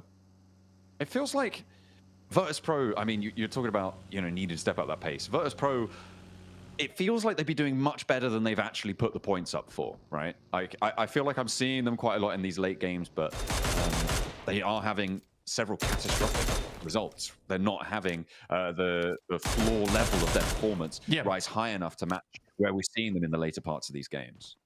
I mean, early mid-game rotations, pretty damn good from Virtus Pro usually. It's those mid to late game that are actually like what is causing them such grief at the moment, where they'll go out around about 19, 18 minutes into the game, but because they haven't really got too many eliminations and placement points haven't kicked in yet, they just don't get a whole lot out of it. I think most of the points that we see Virtus.pro get were from yesterday and then some scrappy games here and there. So I do think they need to tighten up some of that gameplay towards the end game, because, you know, early to mid game doesn't look too bad for Virtus.pro at the moment. I think a lot of teams don't really play the same way they do, which is quite quick and loose a lot of times in those early moments. And because they're able to quickly adapt on the fly, they're able to do that. And there's not many other teams that quite fill that same category. It's been a difficult road for Virtus.pro. They've got a chicken dinner, though, on the first match of the tournament. Indeed, on Rondo. Able to get 11 eliminations there. Nice stuff to find. On the eastern side, looks like OG have found themselves a scrap with current lobby laggers. Geeke. They are very much behind everyone else by quite a margin now, as teams start to accelerate away from them. And in fact, OG are going to accelerate away from that position as well. They want to get a little bit closer, more stuck in, maybe over towards Thundertalk. Getting stuck in, though, is GS, as Alpha Gaming have 2 players on the hold. GS are going to take the opposite house. They're not going to go full crash on this. And actually, that's going to allow APG to regroup. Top maybe actually finding a shutdown. Yeah, it's not a bad shot. You also have DXavier chiming in at a distance over towards a DS. 3, and I think that you have DXavier maybe able to carve out a little bit of land there. Yeah, that's an awkward one. You really got to get 2 players up, and I think that the coordination has gone to pot here for GS just because of that outside sight line coming through from DXavier on this engagement. Circle's going to pop as well very soon. Regnum Kai have oversight on this as well as DXavier. This full compound is on surround. A hard west shift. It's speed now that is of the essence for teams looking to try and hold this western side. Alpha 7 primed and ready to rotate into the west. Regnum Kai as well could give the slip to Montenuevo, try and get out there nice and quickly. But they may want to stick around and pick up a point or 2 here. I would say that that might be a mistake, though, as other teams are definitely not going to waste any time. Yeah, Wolves getting a very good start to the game here, starting in Montenuevo, and they'll be able to set a little bit over towards the west. We've got a lot of unplayable terrain in this one over towards the western side. That cuts out quite a bit of the circle itself. And you also have like that nasty terrain on the western side. And APG finally is able to put an end to GS there, taking down Jafar. Reaper straight back into the fire, though, which is not great. DXavier, in the meantime, just taking shots over towards the vehicles, but they know better than everyone else that they need to get a move on. They're currently behind APG in the queue towards the circle. So whilst APG is getting reset and ready to go, they're going to take a quick rotate, probably down towards the south past Ladriera, I'd imagine. It's a very difficult set of rotates for the teams on the east, getting through El Pozo on the north side. Montenuevo, a bit of a roadblock on that east. It's actually a very treacherous approach to the centers areas of this circle. I wouldn't be too surprised to cut a lot of teams out, even here in stage 2, and not really be able to make it. Either that, or we'll see 3 or 4 teams in Montenuevo and El Pozo. Kara currently lining up towards the concretes on the north side. Not a bad spot either. I actually quite like this position on the map for Kara. It is a bit awkward where you can't really play it on the rooftops too much because there is sightline from the eastern edge. But in terms of position to just play out the rest of the game, it certainly works that way. And a lot of this circle is based on basically survival towards those final moments of the match, because it is quite awkward at times. It depends if it moves down towards the south side, in which case that area becomes a little bit more of a hot spot. But right now for Kara, I think this is a safe position to play. They've got a decent chunk of it. Arena as well, with a high ground out to their west, a little bit less maneuverable, but potentially more profitable if they're able to find those shots, to find those angles onto the teams, trying to find any remnant of cover that is remaining on this one. Geeke, they have the point to the north of Montenuevo right now, under control against Ulf, but Ragnarok going to be backed off and will fold back in with the rest of his team. Meanwhile, on the southeast side, you got Alpha Gaming, with OG approaching. A big split again for Alpha Gaming. They are not close to one another. Oh, a little bit of a trouble on the road there. But they do manage to extricate themselves from one another, keeping themselves nice and tidy on it. A big, whoa, hang on a minute. He's all the way up the top there. I was wondering, let's drop off there, but no, he's climbed all the way up. And now Aragon sat on his mighty perch. Gonna take shots down. Yeah, I mean, wow, you got up there and now you're immediately leaving. Okay, interesting. Wasn't worth it to him, apparently. Doesn't take too much fall damage, at least with this next circle moving away. Again, that spot would have been really good if this shifted hard over towards the western side. And I think Virtus Pro, you try and take the gambles where you can. In this case, they're already on the western side of the circle, so you may as well try and take high ground off the back of it. In the meantime, circle moves a little bit more comfortably towards the center here. There is really awkward ground over towards the western side of Regnum Kaya, which is dead center, by the way, which is very, very open. But I think the Regnum Kaya could get some decent results off the back of this game. I also like where the Xavier is currently playing on the high ground just on La Driera, watching as teams rotate in from that southeast edge. Yeah, it's going to be a real roadblock on that south side. You're right. It's going to force teams like OG, like Alpha Gaming to go through a city, which is already starting to get pretty packed, or try and go over a ridgeline out in the open. Ulf have spotted a player from R8. Aaron able to find that shot, find that shutdown. R8, one by one almost, are leaving their buildings here. They flexed a player out now to try and combat on this high ground, but it's just not really too many easy positions to try and take against it. The arena, they descended from the mountaintops and then now up to the Mad Bulls to try and slow them down. Lemon under a lot of pressure here. The team sallies forth to go for the rescue. Kara chiming in too, and they're getting lit up for the arena. Yeah, Arena backed off that position, and Mad Bulls will take the advantage on that one. Nades have to keep pouring through from Arena to keep Mad Bulls at bay, but there are shots from up on high. That's from the Wolves already finding good value off of this position. Kara did send out one outpost towards a longhouse on their south side, and because this fight is taking place, they might be able to get the rest of the team towards there, which is a little bit more central, a little bit more playable for them as well, as opposed to those concretes on the northwest. And there's about 5 teams in these cracks and crenellations right now on the rocky outcrops here, trying to survive like insects in the desert sun, scuttling from one bit of shade to the next, seeing if they can weather the onslaught from Kara, from Regnum Kaya, if they get a look at as well. The Wolves up top a little bit less worried, but still in danger. Circle will appear in 20 seconds. We'll know just where we're going. Who's going to have that advantage? North, south? Is it going to go out to the really horrible western part of this circle? We'll have to wait and see. You see here, there's this valley that cuts through the center of the circle. It's just really awkward to play.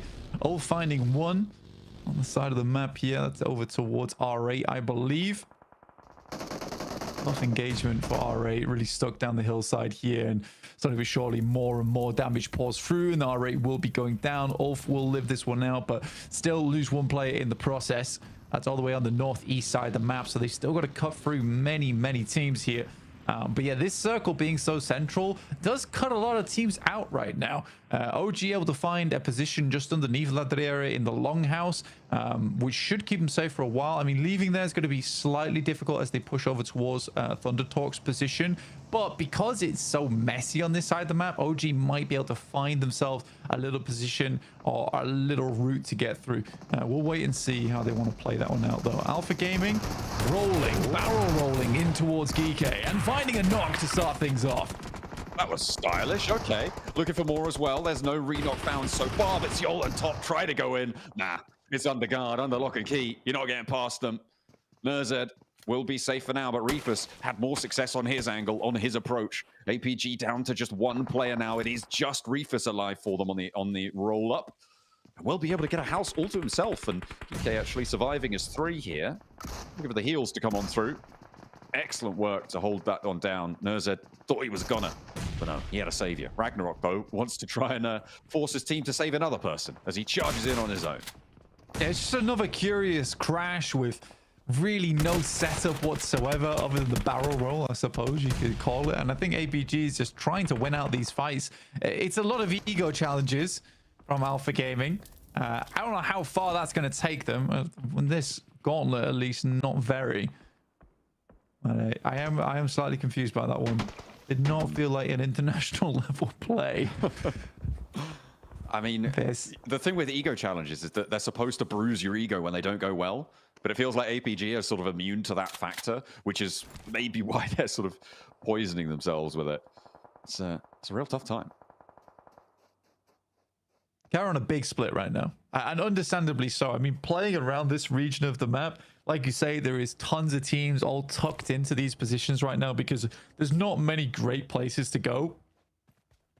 For Regnum Karya, this is a fantastic opportunity to get more points on the game. They have a very, very good location on the map to work with. The circle centers up towards them. So many good sight lines, just be taking shots, and they roughly know where all the teams are coming from as well, because it's absolutely down towards the southeast side and up towards the north. You know, no one's really going to be wanting to be playing on that southwest edge of the map, and the only safety is on the western edge of this hillside. APG down again. That is unfortunate. Can't style it out this time. TT, the Thunder Talk at the top of the tables. Happy as Larry. The only team who's actually very, very chill right now. Not really too worried. And actually, they're in a pretty solid spot. This west side of Monte Nuevo is going to work out for them for the time being. I just question how long they're going to be able to survive into this game. Getting out of there, going to be a tough task. DXavier, they are holding this South Ridge really, really well. They will have oversight onto that Thunder Talk position. The approach is on every other angle, though, incredibly packed with players. And there it is. That's the circle we were looking for Regnum Karya at least. And now things are going to get very, very difficult. I'm curious to see how OG plays this one out. I think DXavier have a good idea that OG are underneath them. But the options aren't amazing for OG here. They could just brute force it through DXavier. Considering how split they are as well, there's a good chance for it. It's just a question of how well DXavier scouted out his position. And I remember saying that about R8 versus OG, and it's R8 who took the first knock there too. So again, I don't think OG's been slacking at all in terms of the information gathering down that side. Great nade from Revo over towards Doran, trying to take control of this high ground from the north side, but time is limited as the circle starts to squeeze them in. Only 3 players alive, 4 Wolves, and that's going to leave Batten without a sight line up the top. It's really on to Highorst to try and stop Alpha 7 going up, and it looks like that is going to work. They're worried. They may be too worried about it. Push-up could have been successful, but in the meantime, Ulfa crashing in. There's about 8 teams up here blanking in the mountains. Regnum Karya are going to be overlooking at them all. They're going to have shots at maybe a few of them. Scarface has to hit the deck behind his vehicle there. Have a real tough time of things. Alpha 7 continued the nade up top, but the res already came through. Kara want a chance at it, and they'll not be quite as timid as Alpha 7 in this situation. Doran trying to reposition, get away from things, maybe regroup. Nah, not so lucky. CEO's got your number. Yes, super opportunistic right now coming through from Kara. This is a great moment to make this push over towards the top side. They waited for a team to start taking shots and split the attention of Wolves. Then when Wolves were looking both ways, that's when Kara looks to cross. Very, very good stuff from them. Now sending nades down the hill. Marso's also got an outpost towards the front side of things. This has been very, very calculated so far from Kara. Super clean from them. In the meantime, OG attempting to brute force it basically through DXavier, but struggling slightly on that side of things. And time is only running out for them down the southeast side of the map. I mean, DXavier are going to have to move as well. And the teams on the north, not as necessary for them to try and shunt on in, but it is so prickly on this northern edge. So many teams, as I said before, like desert insects scuttling around this hilltop. Having a really rough time of it. Survival, the name of the game. With 13 teams remaining, I mean, we're getting in towards the sort of zones that you expect a lot fewer teams to be in existence here. OG are making their ascent, though, against DXavier, trying to find an opening. Shot. That's what they were looking for from Lambor. He will fall down. AKOP able to land that shot, tag it on. A Tanky moving up as well, but the blue zone's putting pressure on. They're playing around these smokes quite well. Farajin has to be backed off the angle, and AKOP doing a lot of work. Heavy lifting coming on in, but his teammates have fallen around him, and it is going to be so much harder now to make this ascent. Fortunately, the reses need to come through for DXavier, and they're allowing him to move on the back line. AT steps in, and that will be the end of OG. Into the Valley of Death they ride, and they will be shut down because of it, but not before extracting their pound of flesh from DXavier. Yeah, it's a tough rotate. It's a tough rotate to make, and I think for OG, they were banking on this being a southeast shift. And I mean, that's a very strong position if that's the case, but pushing up on that hillside, so hard. For Regnum Karya, though, it's an easy game for them. Honestly, it depends how Kara plays out this end game, but I think for Regnum Karya, this is kind of an easy pickup overall, just taking more and more shots to the outside chances. They have to hope that it actually shifts away from them on the north side, but that's purely to pull players off from the north. A 2v3 over towards Thunder Talk. Okay, GK are dominating. They got 5 elims. Why not have a little bit of a late game resurgence? What more can you do with these 2 players remaining? They've managed to do quite a lot of work, and now it's just Shing left, and he's thinking, guys, that's 2 players, and they're from GK. Like, how has this happened to you? How far have we fallen? They've already got 114 points now on the tally. It wants a little bit more, but they're still feeling very, very safe. They just need to get maybe like a point a game. Let's see what they can find. Ah, there we go. There's a knock over towards NZ, even in the score. Meanwhile, over on the north edge, teams are starting to fall lower and lower on these player counts. You can see a lot of empty bars there. Not too many teams fully wiped out, but with 12 teams remaining, there's an average of just over 2 players per team, which is quite a significant metric. It's now exactly 2 players. No, hang on a minute. That was a team that went down. Ugh. The maths keeps getting harder, by the way. That's not a lot of players per team. DRX make their way into the top 7 with that. To 62 points now on the game, but are able to handle EK. They take a lot of casualties for it. VP similarly also on the chase here, down towards the south side of the map, as the final player from DX Xavier finally makes his way back into the moment. But Kara is just taking names left, right, and center. I mean, you say that, but now it's just down to Pusher. TurneyK on a sliver of HP, stays alive in the smoke. On the off angle, the Ulf player could be big here against Poser. Has to fall back, look for these reses. On the top side as well, you've got Mad Bulls to worry about. The player there, Tulika, could take a crack at it. CEO has to hold for the rest of his team. I think he knows that Tulika's there. That'll keep them safe, but TurneyK's on the hunt. He's moving in with a pumpy. Need an assist from the top rope, but CEO has to hit the deck. That's going to give the game away on the push, however, and Kara can hold firm. TurneyK falls and Kara stay alive. They're up to 12 elims with a possibility of a full reset.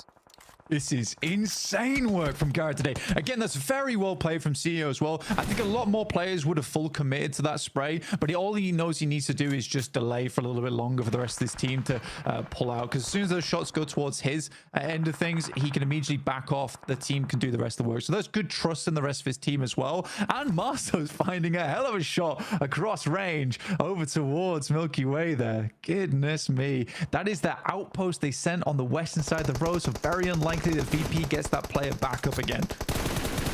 Might go on a mad dash, but oh, they are. Okay, hang on a minute. I thought it was unlikely, but they desperately want to keep their players in check. CEO still seemingly having sightlines there. Ketch now the last solo player on that north side, the remnants of that hilltop struggle. Higgles as well was able to get out of there earlier for the Wolves and surviving as a solo. A real tough time on this northern edge. And Regnum Kaya, I mean, they haven't got too many elims for it though, Blank. Which means that even though they've got this far, 6th place, that's not enough of a reward. They want more. Yeah, they basically need to get first place from this position, and it is a first place position too. Nade over the top, quick bubble, underarm, easy peasy. 13 elims added to the tally now for Kara. A hard push ahead of them over towards Regnum Kaya though, but Marso doesn't seem to think so, as he immediately sends shots down range over towards Regnum, keeping them at bay for the time being, carrying them off this spot. Virtus Pro did get that res. They were allowed to get Milky Way back up, but they're leaving him out there for the time being anyway. They must have an exit strategy somehow. Boston moves up to the hills as well, gets a little bit more of a foothold in that direction. I'm wondering what DRX are going to have to say about that, because they're going to have to run out, and they may be able to spot. Shots over towards VP. You have to make this rotate now, and I think it was a little bit dangerous for them to actually try and get Milky Way back up again, as the circle was going to enclose. But I think they just about get a player back into position, but Voston immediately taken down. Milky Way flushed by Silas, and Kara's just sending it, dude. All right, 2 players straight across the field. Lewis leaves his teammate out in the open, will go down himself. Kara, they're not going to do too well on that rotate. Player from Virtus Pro did go down in the process. Voston has been knocked, but yeah, I don't think Kara are going to get too much value from this one. They've already extracted a lot of points from this lobby. However, they are stepping pretty close to being in contest with Thunder Talk, which is really saying something. Yeah, it's some real lobby annihilation coming through from Kara at the moment, leaving Poser and CEO alive. And again, I really did respect the rollout there. It's a very hard one to pull off, but if they're able to take down the two players, I think they pretty sure are inside of that shack. And then they take a formidable location that can maybe challenge up against Regnum Kaya. So it's a risk that realistically they have to take here if they want to go for the chicken dinner, which is, I like that. The fact that they're thinking towards the chicken dinner is amazing. That nade is disgustingly on target from Zedwolf, and now there were 3. Kara 7 nades in pocket. 2 players up the top. Virtus Pro have 7. Regnum Kai have a lot of smokes, but maybe a little bit thinner on the nades. But they've only got a couple of players to handle. 4 players total. CEO spotted. Challenges on the spray down. Needs to be bold with it. And CEO sticks the landing on that. Unfortunately, there's the trade, and there's the nade from the off angles. Only 1 for the price of 2. And Zedwolf may be resable even still by Loxy and maintain this rooftop position against Virtus Pro, who've been holding on the outside here. Regnum Kaya up to 8 elims. It has been a good game for them, and they desperately needed it.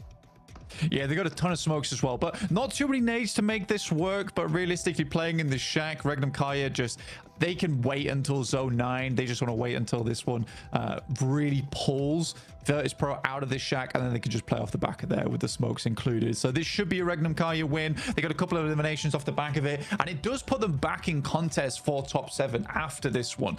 They will need to have another strong game before probably match 4 or 5 tomorrow, but it sets themselves up nicely, right? I don't think any team has really played very, I mean, other than Alpha Gaming, let's say, in Geek, but I think most teams still have a good chance of getting into top 7 tomorrow with some pretty astonishing plays. Yeah, it is still an open door for quite a few teams. Regnum Kaya maybe just about squeaking in by the skin of their teeth here, but Virtus Pro, they're close to the bubble too. They have been chasing for a while. We were talking about how they didn't really find their way through into these later stages. Those mid games were a real struggle for them, but they managed to get all 4 players in. This hold has been difficult. Malloy going down is going to make this close down nigh on impossible for Virtus Pro. It is a 1v4 now for Aragon, unless he spends the time to get Malloy back up. But those nades now starting to run dry. Zedwolf breaking out wide. They got all the angles they could possibly wish for, and it is going to be a swift little peek out there from Wild in the ghillie suit. The desert camo working wonders, and Regnum Kaya closed down a 10 elimination chicken dinner, 20 points on the match. A great way to move towards the end of day 2 here of the Gauntlet. A tidy sweep at the end there for Regnum Kaya. Set themselves up nicely. It was the winning position for a long while, and they definitely played it well. Again, it's very similar to DRX, where, you know, it's not the crazy win. They took a strong position, but the rotates to get there were fairly good, and they didn't flex out too much, understanding there was probably like 1,800 teams over on the north side of them playing on the cliff face. But I do think, again, big props to Kara. The way they played that hillside again, very, very good opportunistic gameplay. Absolutely. Brilliant stuff. It's good to see them getting a chicken dinner on board as well. Silas going to be happy with that performance. He'll be happy with the position that they were able to hold. And they made it work for themselves. Obviously, that north side, as you said before, really, really treacherous for so many teams. And they just held their nerve. They didn't need to push out. They knew the mess that was unfolding. A lot of it because of the lay of the land, right? The cities that sat around it forced teams to go around El Pozo. Yeah, it's so tough, and especially when it moves over towards that unplayable terrain anyway, teams don't really want to go on that bottom side. But Regnum Kaya with a nice, clean win.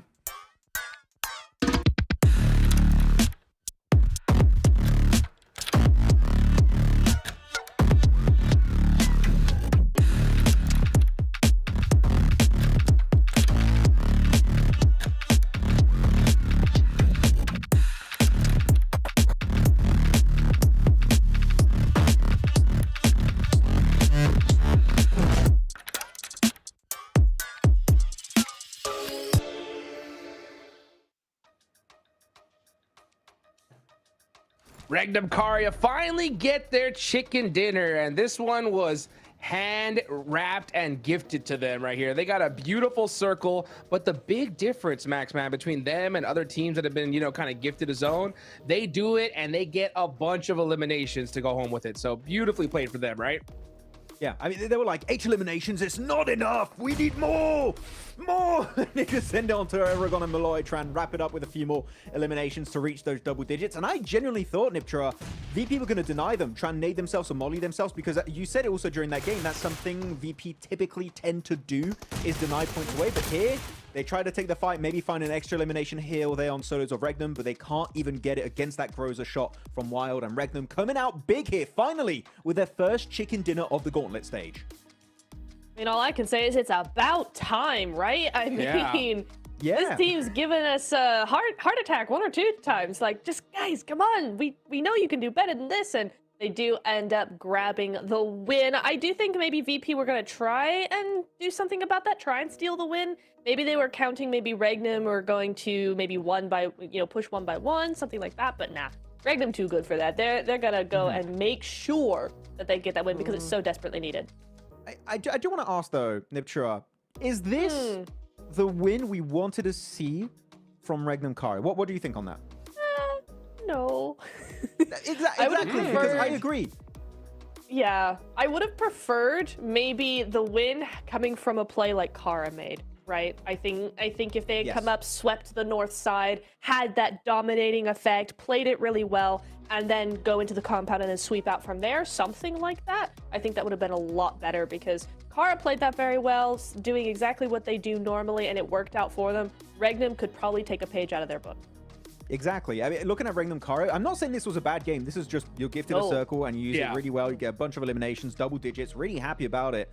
But it doesn't sell me yet on that potential comeback opportunity, Hodgix, right? I'm not like, oh, they'll make it top 7 this next game. For me, I still need to see a bit more for me to be sold on that potential comeback opportunity.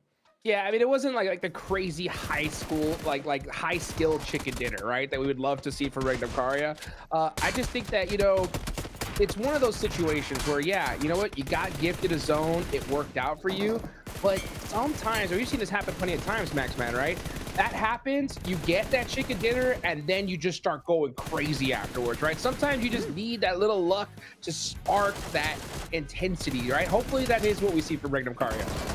Need a spark to make the bomb explode here for Regnum Kari. Right. The Turkish will be going strong, hopefully. But yeah, hopefully that's going to give them a little bit more confidence and momentum moving forward, going into the next Miramar. And I said it, Miramar normally not a map that stands out for me as like the Regnum Kari map. You know what? Here they're able to get himself a double-digit chicken dinner. Very happy to see it. APG, you could see they're depressed. Man.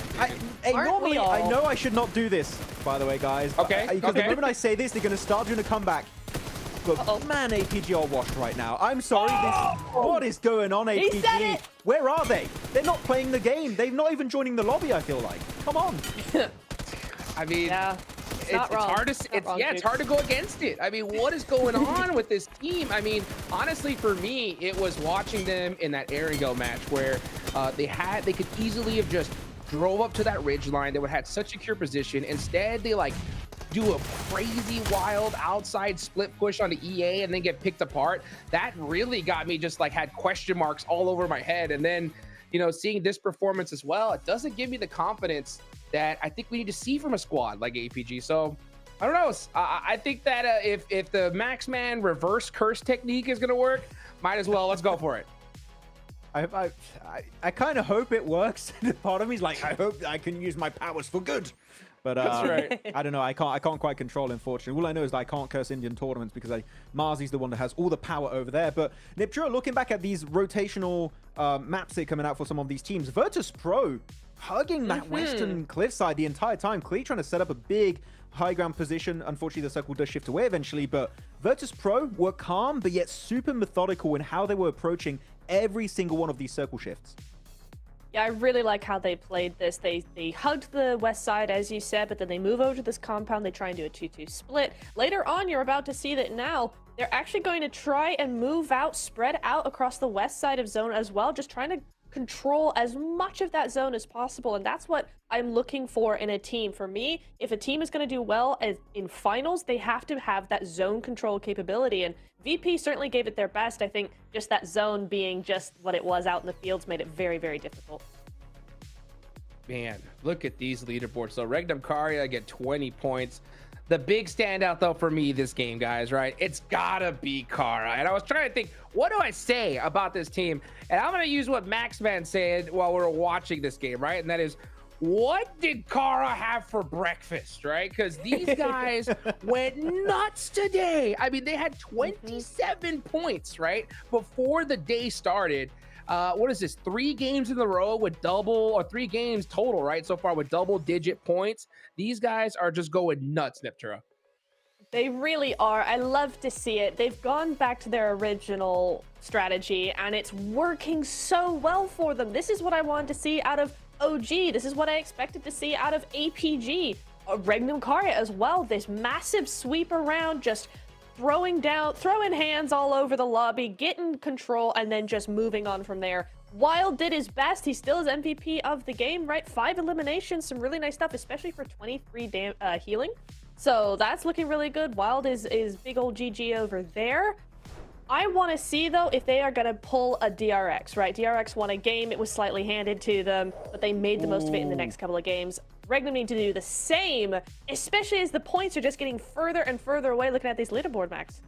Yeah, Kara, you talked about it here, Hot Jukes. Maybe Kara looking to play catch-up with Thunder Talk, and they are doing just that. 17 points away. And keep in mind, they are 17 points away from Thunder Talk, despite having only 1 chicken dinner compared to the 3 wins for Thunder Talk. This is a crazy comeback for the ages in the Gauntlet stage of this year's PMGC. Kara, even though we're seeing some slight misplays here and there, the elimination amount they have of 70, almost tying the top fragging team in this lobby, is madness. Kara, if they keep this kind of momentum going, top 7, like, they're done. Literally, possibly next game, depending on how things go down, Hot Jukes.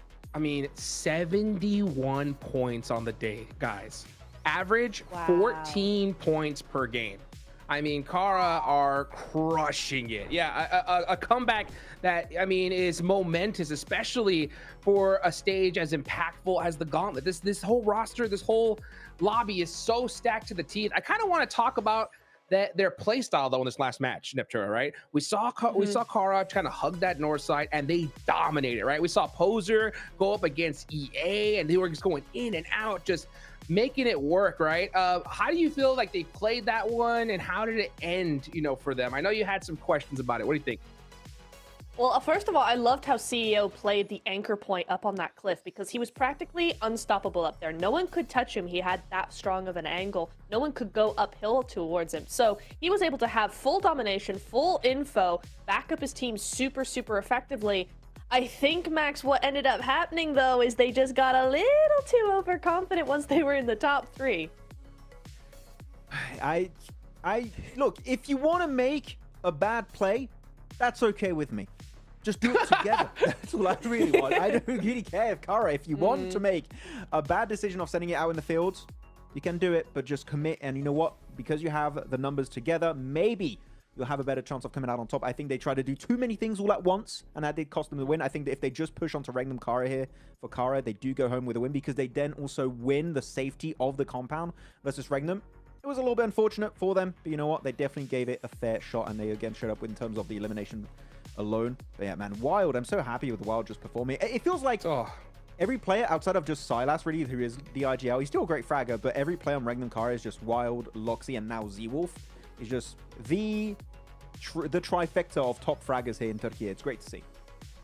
Beautiful, beautiful, man. I mean, I'll tell you one thing that isn't so great to see, though, and I want to talk about it. I've been kind of avoiding talking about them all day because I didn't want to curse them, right? It's gotta be the Wolves, all right? Wolves have not been able to get it done today, Niptura, right? We saw earlier in this last match a crazy hard shift on the Monte Nuevo, right? That southwestern shift right on to the Wolves, and they weren't able to really make something of it, right? What do you think is going on? Like, what is going wrong with this squad, at least in your eyes?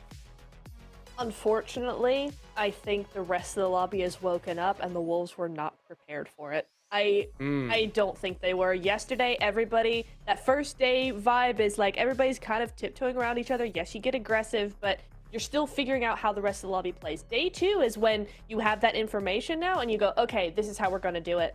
And the Wolves, I think, have just lagged behind in that aspect. They've just not been able to follow the pace of the rest of the lobby, and they're just getting left behind in the dust. Max Ben, you agree with that? Yeah. You think I would they're agree. playing a I'm little bit actually- too split? I was maybe? re-watching the map feed actually while Niptro was talking about Wolves just to see exactly what was going on this game, and I'm just seeing they were on a northern position, very similar to Kara actually, and they just get completely corralled by teams, fully surrounded, and they just stay very complacent. I think that's a point in time where you get surrounded by teams, Hot Jukes. Just send it on one team to try and at least create an exit point, and I feel like Wolves were just so hesitant for so long, they just got surrounded and completely demolished in the process.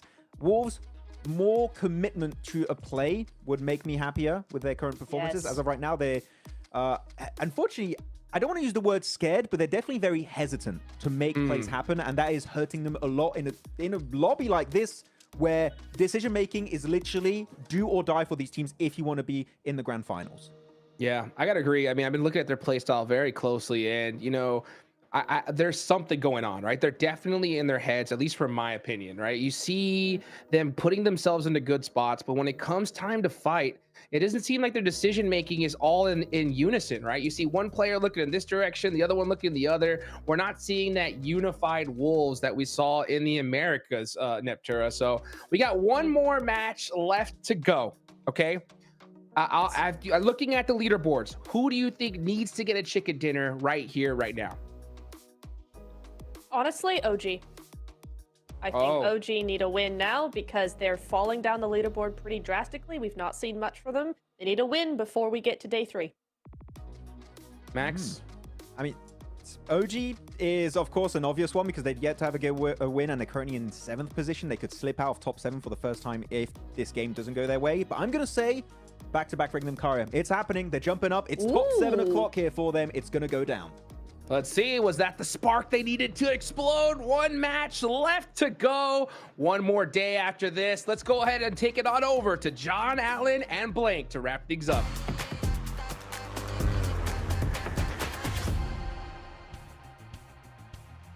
That is right. We got one more match to play today before we close out and head towards our third and final day. Will it be the back-to-back Regnum Karia chicken dinner? Only time will tell. The plane path from La Cobreria over down towards Partona for our final go around the desert this time. It's not a horrible plane path, honestly. It's sort of similar to our previous one in the fact that it does drop off most of our teams on a edge of the map, right? So it's going to be in a lot of the eastern side of the map. It's going to be a little more free. Some of those rotates you can go for. If it drops over towards Impala, you probably want to get over there pretty quickly, just because you know that probably teams aren't going to be dropping in that location or getting towards that position of the map too early on. I think that the Regnum Karia double win does sound nice, you know? I wouldn't mind that, but again, I think that last win is so it's not luck based. It's just they did select what is probably the best compound in terms of getting a chicken dinner, and they got there early enough. So it was good identification and a good initial rotate, but from there wasn't really a massive amount to be done. And then a fairly tidy finish from Regnum Karia 2 versus the remnants of Kara as well as Virtus Pro. Oh, hang on. It's not hot. I don't think it's. It's very close. Okay, yeah, no, it is. It is going to be a full hot drop here between APG and OG, looking to try and take the fight. Maybe could see a disengage at the moment. The numbers advantage for APG on spot, but the regroup definitely possible. 3 players on the inside of the compound for OG. A couple of weapons found. Body armor as well for Zyol, and he's moving out, trying to get an angle here. Needs to be careful though. Always go down to a long shot. Like there is a long barrel. Maybe sent his way, or is that Pumpy off in the distance coming on through? Maybe a little bit less of a danger. No, it is. Okay, it is the M24 for AKOP. But he gets backed off the angle with a swift shot. A lot of damage to the level 2 helmet there, but we'll get away with his life. Yesterday's went pretty drastically badly for APG, with OG quite handily taking on Alpha Gaming. So this feels like maybe a little bit of revenge potentially coming through from Alpha Gaming, but are they ready and up to the task? Because again, OG's been playing from this position quite well in the past. Looks like a significant lack of weaponry on side for OG. Oh no, hang on a minute, it's just popping in as they get a little bit closer to them. But still, very thin on the ground. I think this is a disengage for both of these two teams. They know the circle isn't here. OG don't need to stick around on exactly this spot, but Zyol, I mean, he wants to keep this one getting stuck in. You don't get the initial knock straight away over towards AKOP. So it's a little bit harder to push this one down, knowing that you're in a 4v3 and you can just trade off. Top taking a heck of a long distance on this one with the MG3 as well. Not the greatest of long-range weaponry. All right, just trying to scout it out. I think he just about saw AKOP drop down there. And now looks to push further up, waiting for the cross. And I think that if he does see the cross, he can confirm for the rest of the team that they can start to push up a little bit further. Make this into a 4v3 or a 3v3.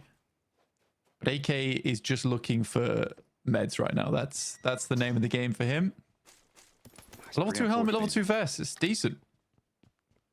Yeah, he's swapping that one out. I mean, it's unfortunate he's not come across any yet. There's 5 bandages, so imagine that those might be wrapped around fairly soon. You'd hope.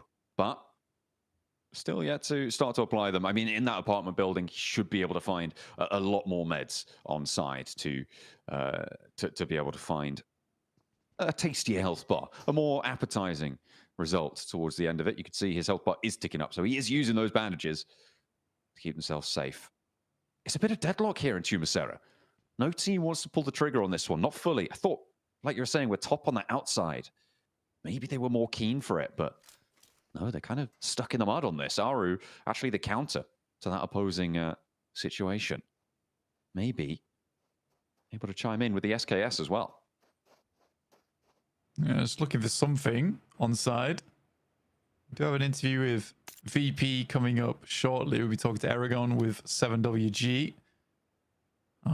We'll hope things don't pop off during that interview, though. But in the meantime, we're going to stick on board. Okay, again, if OG loses this fight, it's pretty bad for them, right? Where there's an opportunity for DX, A7, Regnum Kaya, even Wolves in this case to leapfrog them and push them out of the top 7. Yeah, they've been very careful about this. Aru sends away in the buggy. Top has eyes on this, though. I do know about it fully. He's shuffling around. He's not made any movements with vehicles here, so his position is not given away. Aru may very well not know about this completely. But where's he going? That's what I want to know. Maybe he's trying to move undetected, and you can't blame him. But this is a very wide wrap coming on through for Aru. Yeah, potentially just trying to create an anchor point. But this does mean that APG know this is now a 4v3 on their hands. He's wrapping all the way around. Confusion tactics. Alpha Gaming don't know what's going to hit him. Top's like, I can see what's happening. I just don't know what's happening, you know? It's coming back. It's pretty crazy stuff. Aru's now, yeah, on the backfield. Trying to actually I don't know what he's trying to do, but I can only imagine he's hunting for the off angle. In which case Top's doing a great job to stay outside. It's like, you know, like when a cat's like finding the perfect place to sit. Oh, hang on a minute. We'll tune back in with that in a second. With my opinions on cats. There's the shot down for Doc. That's going to be a big pickup onto a tanky. And he's not going to go much further. Same for WizGod. APG winning this fight. Ooh, this is nasty stuff coming on through. Kind of opening a broadside. Top now steps out of the tree. He's like, right, okay, you guys having fun. I want fun too. Unleash the M249. Doesn't connect, but still, he was able to pull the trigger. And that's what matters. All right, last player, AK, OP inside the building. He's still got Aru swinging around the outside, but this guy's deadly. Very, very deadly indeed. Not someone you want to underestimate. And they don't have players too close to him just yet. They're starting to swarm a little bit here. On the zip line, okay. Styling. Just getting some points in. Well, that was connected. Close. So close there on the shot for AKOP. He's the last player on the inside of this building to stand for them. That off angle. Yeah, Aru is leaving this one. AKOP now left a lone soldier here with the UMP, waiting for someone to step a little bit too close, get a little bit too bold. He's watching their corner. The nades are cooking as well in the off angles. He's dropping down. He's read into it. He thinks he wants a little bit more. Reposition away. Does bait the nade in. And that might be useful here. Top on the off angle. You still have to worry about it. You can see AKOP going for that little stutter peek. Can't afford a second, though. Nose is being watched. Still going for that shot. I mean, I respect it. He's in the window. He's in the window. Very low HP. Will take down one for his efforts. And a little bit of vindication coming through for AKOP there.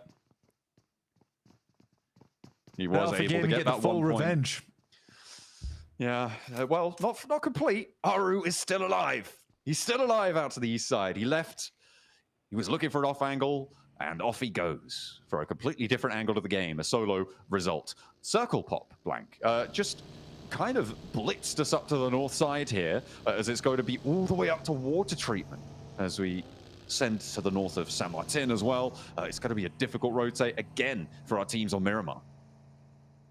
Yeah, not easy. Having around water treatment is really awkward as well because of the low ground that's available in this area. I mean, Mad Bulls take the right objective here. They go straight up towards the northern side of things, wrap back on themselves from La Cobreria. They already know this location is free and clear from where they dropped earlier, so they can just take high ground nice and early. You could play inside water treatment early on and keep things nice and simple. A lot of MG3s going on in this game. This is like Max's favorite game ever. Absolutely, you know. We'll start to love the LMG gameplay coming on through. More bullets means more elims, right? That's how it works, pretty sure. Thunder Talk, they've certainly got one in tow. Teams yet to really break out to the hills further northwest out of water treatment, but I'm sure it'll only be a matter of time because the positions to the north of Hacienda getting really chock-a-block. Spray down for Coops, not quite connecting here as we tune in with Bulls down on the southeast side, the east of Hacienda.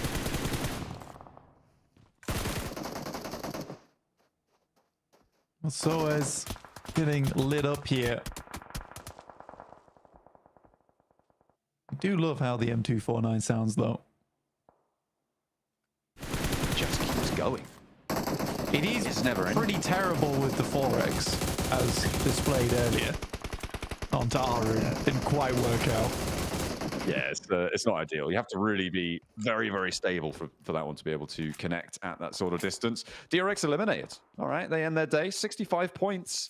I mean, it's maybe close enough. We'll have to wait and see. They are in 6th place. You can see there's so many teams just beneath them, lurking below the surface of that 7th place bubble, desperately wanting to clamber a little bit further. That's the name of the game here. Stay out of danger. Get towards those 90 pointers at the end of the day.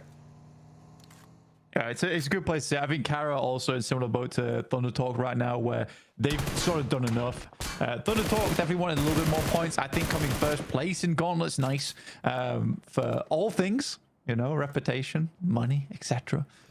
So I think for Thunder Talk, they'd like to hold on to that. I don't think they expected much competition, but competition has certainly arrived in the form of Kara.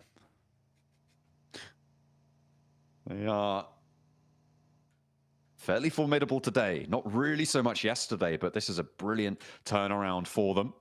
The next circle just about to come on through. Kara, you could see there, actually going to be, I mean, I would say favored by this, but that hill to the east of water treatment is really nasty to play around. They can hold their current position, though, and that might be a little bit stronger.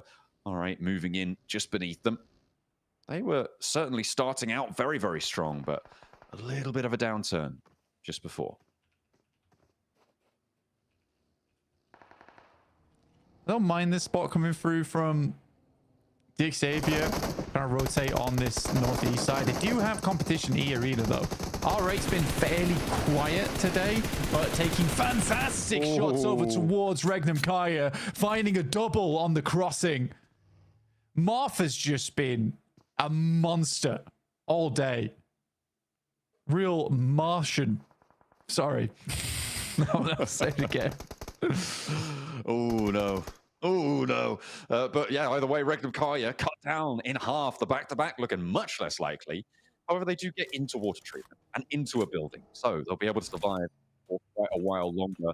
They want to be jumping up towards 70 points here, which means 11-point game blank, and that's just got a whole lot less likely, given their position, given their lack of real presence here. OG aren't done. They chime in over towards Thunder Talk, maybe looking for another point here for Aru on the southeast side. No, I mean, every little point counts, to be honest, but did draw the ire of Thunder Talk by doing that. You'd imagine they're going to be turning around soon and taking shots his way. DRX getting knocked out is pretty good for OG's chances as well for tomorrow, just because having another team at 65 points dropping out early in this game means it's still interchangeable. It's close again. Close again. So OG is down. 7th place. So DXavier chasing, Wolves chasing, Alpha 7's chasing. Regnum Kaya, I don't see the double win coming through now. So both predictions are kaput.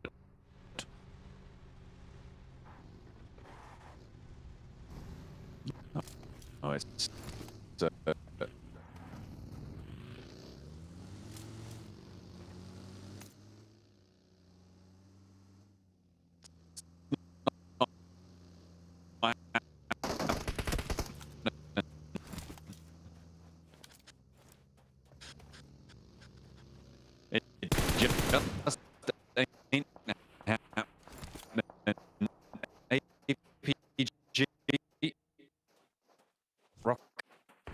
no.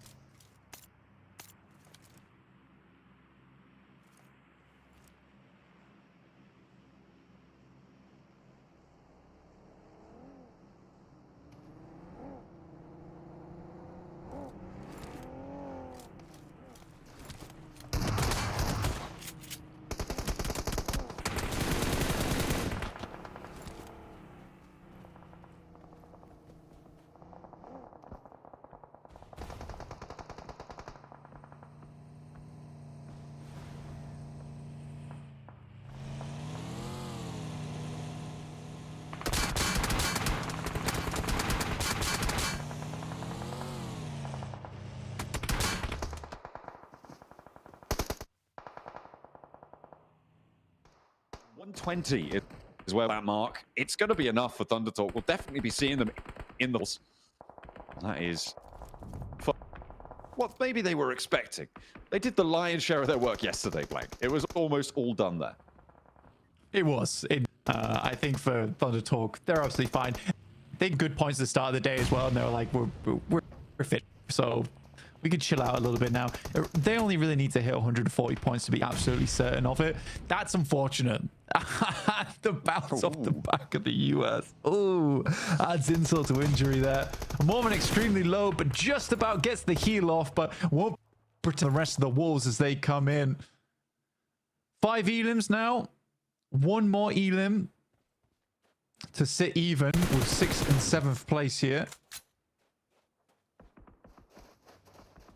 That's what they're looking for. DXavier on the north side, and they got Geekade bearing down upon them. It is neck and neck with these two right now. DXavier seem to be in the front. I think that might have just put them over the top there. See what more they can do. Holding out against Geekade. Adballs are chiming in as well over on that north side. It's nasty news. And they just continue to burn. Wolves. All the way down. Like in the picture of pictures, definitely popping off. You can see it's kind of... It's definitely gone the way there of DXavier. They're going to earn a lot of that. That should put them... Yep, they're up in 5th there, which puts Wolves down in 9th. Looking to try and jump up over Rex, who are on 65. 1 point ahead of them. Yeah, I mean, Wolves... You want to go slightly further than this. Sakura is that player to make it happen. And we'll just go for the rundown instead. But Sakura holds on strong. Slick edge like the Blossom. Ooh, not to that one, though. Here goes on that off angle. Keeping the Wolves alive. 2 players remain for them now. They are still on 65 points. Drawing even, so they are losing that tiebreaker with DRX and OG, which puts them still down in 9th place, so they need 1 more to jump up into that bubble. course, it's not the end of today that matters, it's the end of tomorrow, but it's a nice to end in 11, I'm sure. Circle closes fairly central. It's teams on the north, Mad Bulls, Virtus Pro, who are going to have to move the most. And Virtus Pro will be pushing in through that side. Right now, they do have angles on towards Mad Bulls just yet, but equally both teams are kind of formation game from one another. Virtus Pro could make the mad dash over towards What Treatment. That's a possibility. It's a bit of an uncomfortable finish on the circle around where Alpha 7 is probably one of the better spots right now, where they can transition to the high ground on the west, or even just play out to control the eastern side. But that's a very good pickup for the start there over towards Tulika, and I would 100% take that chance on the fight. They'll send up Voston immediately trying to control that ridgeline. Bob Tulika getting back for the rest of the Mad Bulls. Smells to reflect, catches him.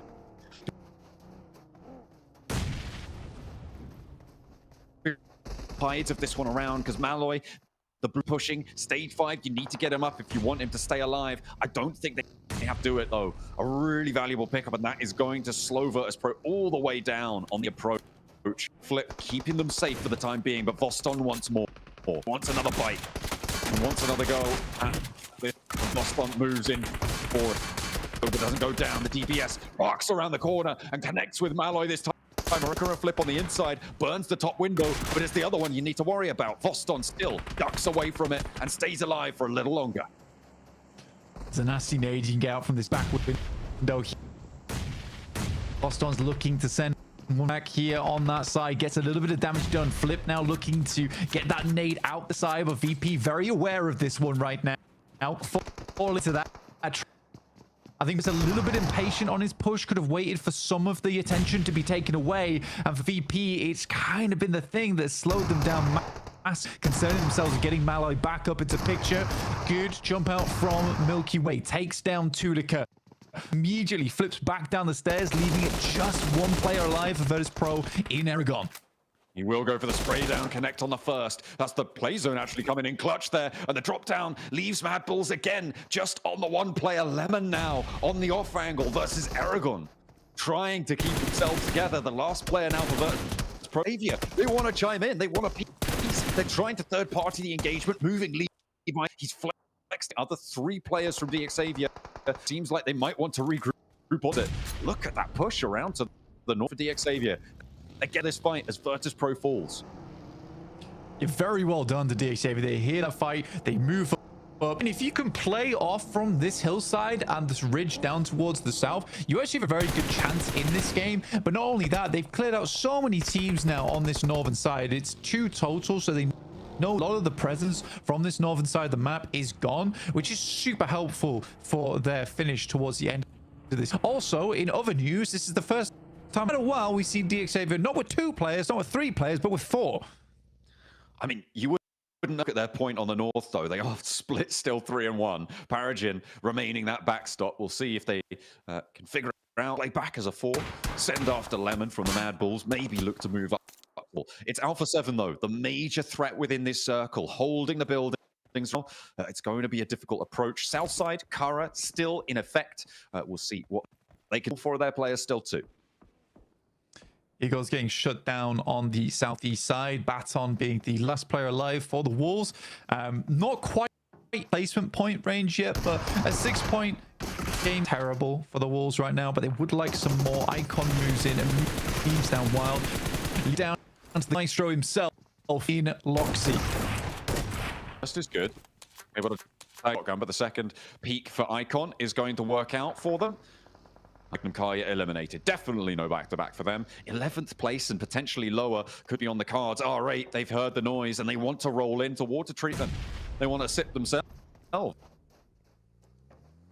This is a good chance for that. I thought I was down and out earlier when we saw them take down Regnum Kaya, but then have a tough time. That is a bad nade from ESO.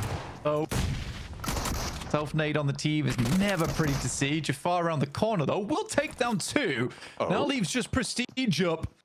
Jafar. Nade cooking. Looking to get those flushes on board. Jafar, pressure back. Able to confirm 1. Pops out the window. Slick with it. Now, what is the outside player got R8. He's still picking up those points, and Jafar's being naughty here. Yeah, needs to be put on the set. Ida catches him jumping in, but doesn't connect. Jafar with another. Oh my goodness me. Looking to go for a 1v4. He's put himself into the 1v1 now against Prestige. Jafar, the last player for GS, looking to survive. Has the door frame. Prestige nearly got connect onto by the DBS shot there. 2 rounds left in the chamber. A first aid now being popped. Prestige can't quite find the nerve to step in through the door frame, and I don't blame him. He's taken down everybody else. Looks for another. Has to reload now. Steps out just too wide, and Prestige puts an end to the naughty business there for Jafar, but he did damage.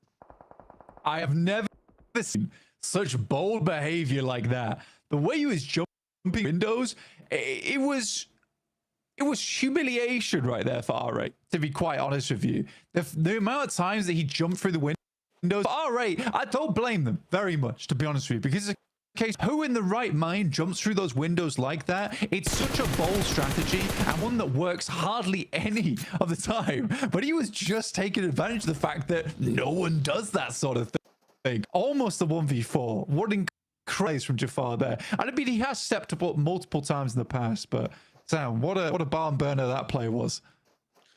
I mean, he had that performance against APG very early on in the tournament. It's really a clip to add to his show reel, I'm sure. Looks like look at the final players of R8 out. Certainly a disturbing situation for them to try and find their way out of. DXavier, them with the top here, and the good news for the Woolwell on the opposite side is that placement points have kicked in, which means that they will day up towards the top 7, unless Alpha 7 is able to get a big game on today and push them all the way down. But even then, I'm not so sure that they can. I kind of get what DXavier were trying to do here with PUBG on the eastern side, trying to provide an anchor point just in case the circle does head east. But usually when that happens, you don't try and take 3v4s. That's like not ideal. And that's exactly what DXavier for. Finally, PUBG does regroup with the rest of the team. So they're down to 3 now, but they're starting to get buffed up, right? Every time they lose a member on DXavier, they seem to get stronger somehow. Yeah, it's way of things, it seems. 3 players at the top of the mountain. Nate, the casualty for them. Prestige still alive. He kept it together in those final moments. Let's see if he can continue to do so. Ulf taking pressure. The heavy hits coming on through from DXavier. Got Barragin, gets the sideline they need. Shots down towards Ulf right now behind the Luke, trying to keep things pretty for the time being, but it's starting to look uglier and uglier. Time goes on. Takes a shot from Obscure at distance. It is not the player that I expected to be saying the name of so many times from Alpha 7. I'm glad it is. He is really showing his weight in gold here for Alpha 7 throughout these. They've not had the best one of it, but he is certainly keeping them in the running. He's pushing up, looks for Landlaw, not going to connect in response either, has to fade away. Prestige has a little bit more to give. Paragin is both pushing over now, and you've got to wonder what can he do. Answer is nothing. They will fall. That is going to be DXavier able to shut that one down. They're up to 7 elims here, Blank. R8 as well, getting a hefty tally, but they will draw short on the approach to DXavier. I mean, DXavier almost felt like R8 was channeling Jafar in that moment. Right. He may have been Jafar, but the spirit was near with R8 for Prestige. DXavier able to hold on though. 7 starting to branch out just slightly, and lo and behold, Kara once again in a top 4 scenario. They are determined to catch up to Thunder Talk today. I mean, they're 17 points behind, got 5 elims. So it would need, I mean, 5 and 7 that would be a 22-point game. So 12 elims and the chicken dinner total. I mean, for Kara, that's doable, right? That's easy. That's easy work. That's light loads. It is. It is light work for them. Just a warm up. Well, I don't know. The warm around has gone. They've added too much weight to the tables. DXavier is able to find at least one over their way, but should be short order before that's picked up again. But it does give a small chance for DXavier to. They're taking a 2v4. Of course they are. I don't know why I thought they would be trying to do anything different.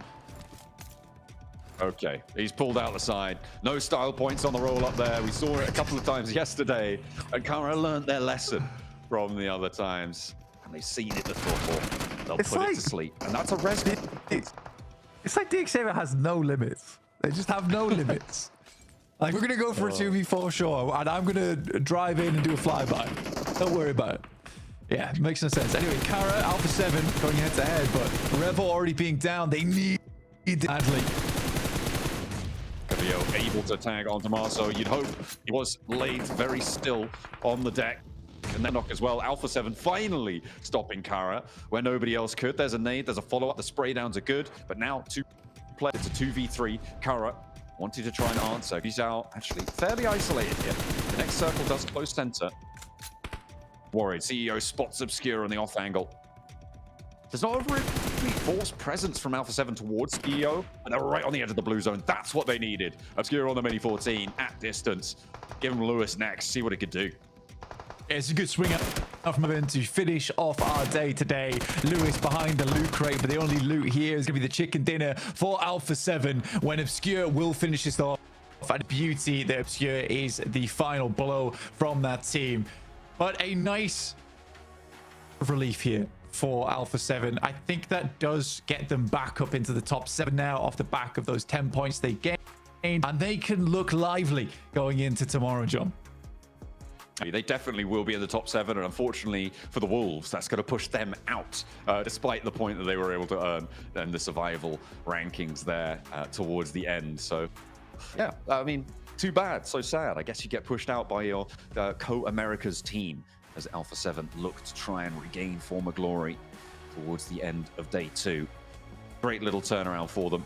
They're building very, very strong, and they moved out nicely to cover the ground around them. Quiet until the very end, but they did start to turn up the heat then.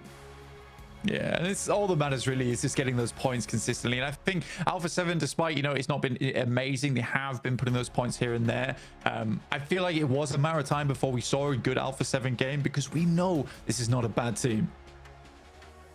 Yeah, it's definitely a team with a lot of power, a lot of legacy as well. They have had their low, so we'll hope it's going to be another performance like that. For now, they'll be happy. Let's head over to the desk.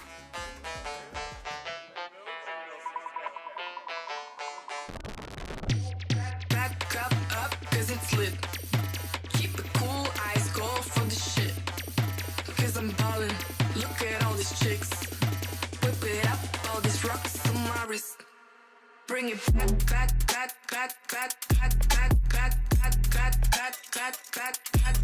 Bring it. Keep it back.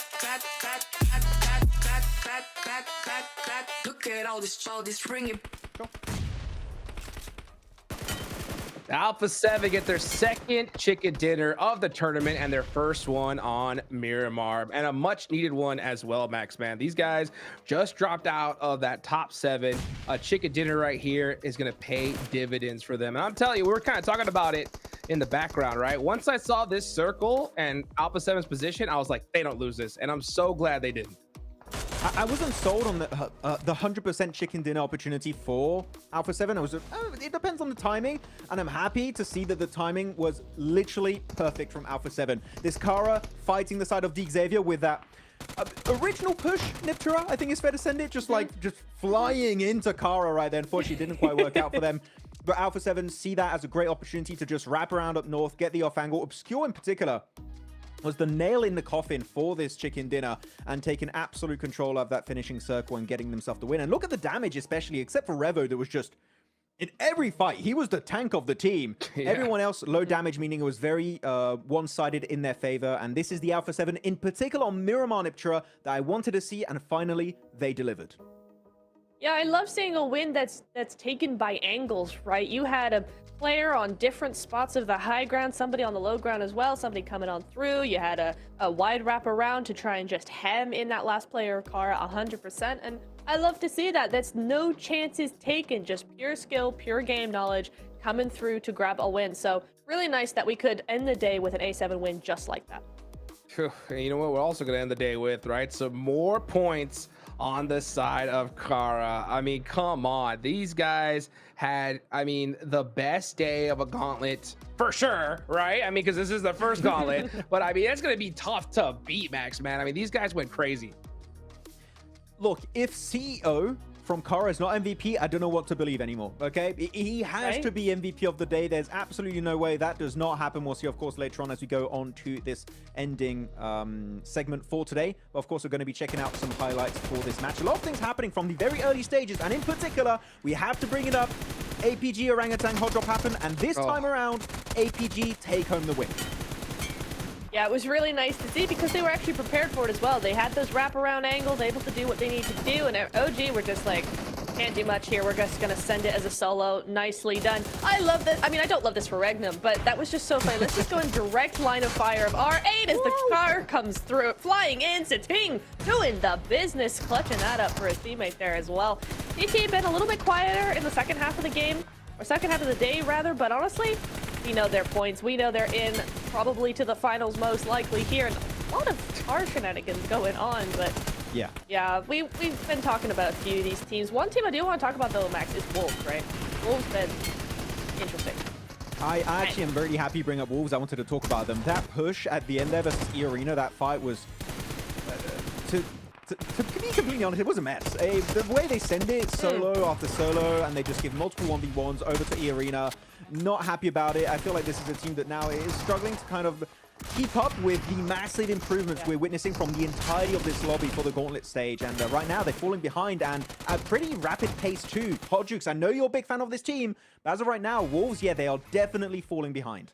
Oh, big time. I mean, something like I said, I was just looking at their fight style. They are constantly just getting split up and getting in these 1v1 situations, and that is just not where they're going to have any success at all. I mean, when you have so much experience in this lobby, everybody is playing as an absolute unit. So if you second guess yourself and you got players just kind of focusing on two different things at one time, you're not going to have a lot of success. And I'll tell you what, Neptura, one thing that I've definitely noticed, right, is Doran, the IGL, getting knocked early, right? Quite a bit. How do you think that has impacted this team so far?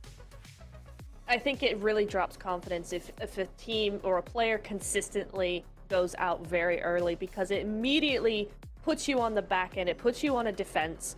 And it's something where it's like, listen, we gotta figure it out. Because if it's a singular player, right, that goes time and time again and gets knocked, I don't really care if he's the IGL or not, right?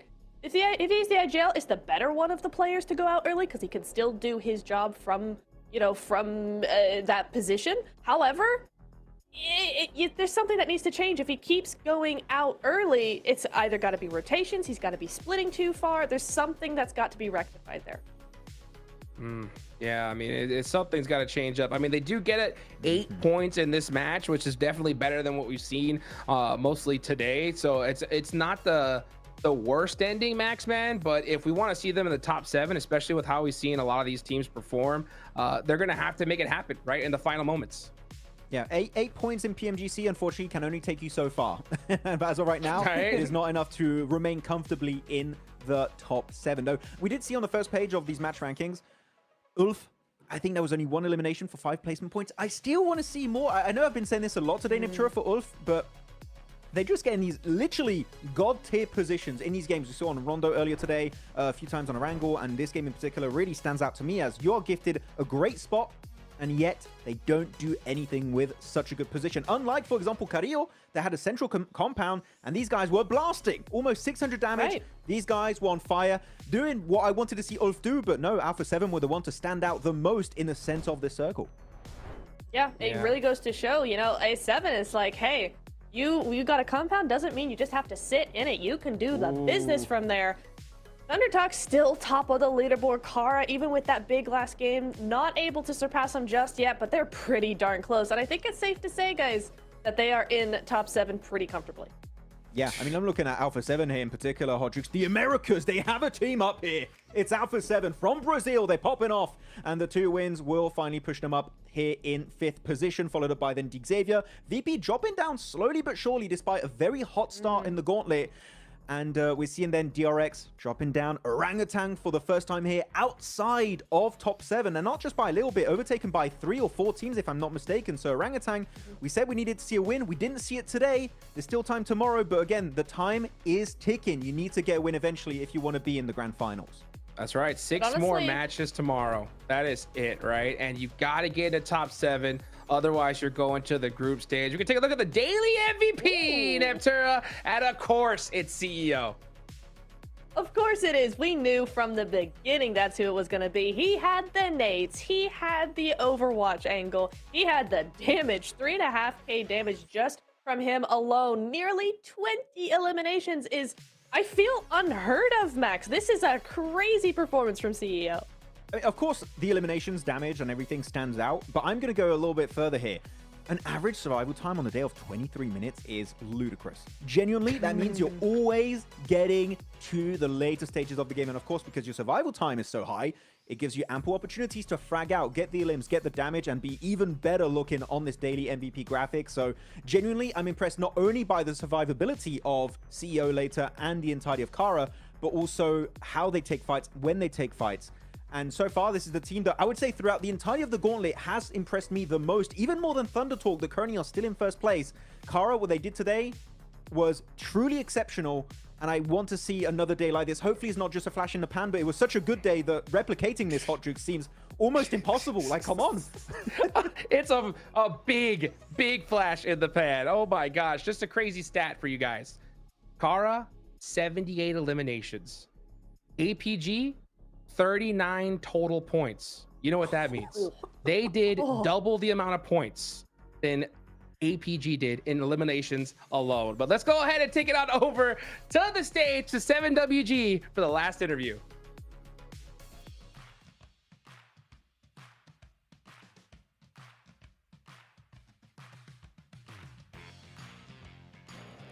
Welcome back, ladies and gentlemen. That is the end of day 2. We have played 6 matches, and I have none other than Thunder Talk CT next to me. A team that's currently been performing so well, finishing in first place once again. But I want to ask you, I want to go back a little bit more, because between PMWC and PMGC, what has been the biggest adjustments you guys have made to make sure you can win at the global stage? OK， 就是说呢，他就是从 PMWC 到 PMGC， 你们做了什么调整，然后什么改进，让你们有机会更大的机会去获得这个世界级的赛事呢？主要是因为做了一些随机应变的方式吧，然后就是在探底的时候，之前我们都是就一路被人追着杀，然后现在都是放慢节奏，然后一个人去看点，然后3个先播放。Okay, so his response is like he keep calming and he's changing his strategies, like from starting he keep chasing, and like right now he's going to be like one people staying in the main point and looking all over around the situations, and 3 people we going to like chase detecting the opponent locations. Yeah. All right, well, hey, great information, especially if all the teams are currently watching as well. Now, after 2 days of the Gauntlet, has there been any team around here that's causing you guys some issues? 就是他问的是你们目前有没有遇到什么最难缠的对手呢？我觉得最难缠的对手就我们自己，因为在这2天比赛看来，只要我们正常发挥的话，基本都没啥问题。Okay, his response is like the biggest enemies in between the lobbies is self, because they face like the own is the biggest enemies at if they like keep calming down and like relaxing in the playing the games, like maintaining their performance, everything is good. Okay, well, that's good to know, and you guys are maintaining that performance because you guys are currently in first place. Now, as back-to-back PEL champions, the fans have a lot of high expectations for you guys that you guys haven't been able to meet in previous global events. Do you feel that pressure having to perform here at PMGC?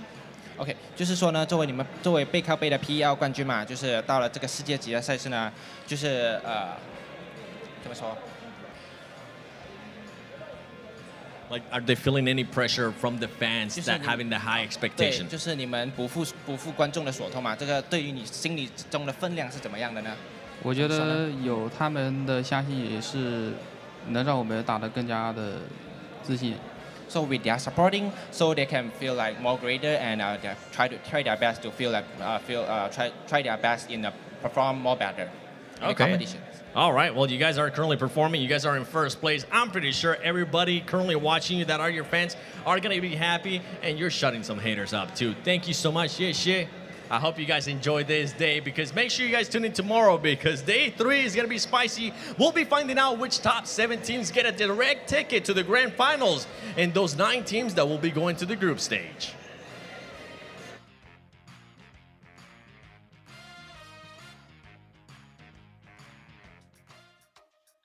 Well, I can tell you one of them, right? And that's Thunder Talk, right? They're going to the finals. They have crushed it so far today. I think Kara did as well, right, Max, man? Let's be real. Okay, we got 6 more matches left tomorrow. With the performances we've seen so far, like I just mentioned, I think there's some teams that are for sure going to make it. In reality, how many slots do you think are available? I would say currently 3 slots and a half. Wow. It's all depending on how R8 perform at the start of tomorrow. Thunder Talk, Kara, Mad Balls, for me, all those 3 teams, they're in 100% in top 7. They're locked in right now as we speak. R8, they currently have 90 points. One average game they should be in, but then the bottom 3 definitely are up for grabs here, Hot Juke. So anyone can still take those top 7 spots away. Yep, it's totally possible. I mean, with that few amount of slots left, it's going to be crazy tomorrow, because yeah, there's definitely a point bubble right there. So Neptura, right? Which teams tomorrow need to just come in swinging? We're talking chicken dinner off the rip. Off the rip, I think anybody 8th to 13th, honestly, need to do that. Wolves, DRX, OG, Regnum Kara, GS, or Ulf, because they are all the way, Ulf's all the way down in 13th, but the point difference between 7th and 13th is, quick math, 12 points. Yeah. That is it. One good game, right off in Rondo, you're in top 7, and you're well on your way to solidifying that position. So that is absolutely where we need to be. Well, that's it. One more day left in the gauntlets, right? 7 slots available. Mark your calendars. Make sure you're there. We're going to be there for sure. I hope you guys enjoyed it so far. We will see you guys tomorrow.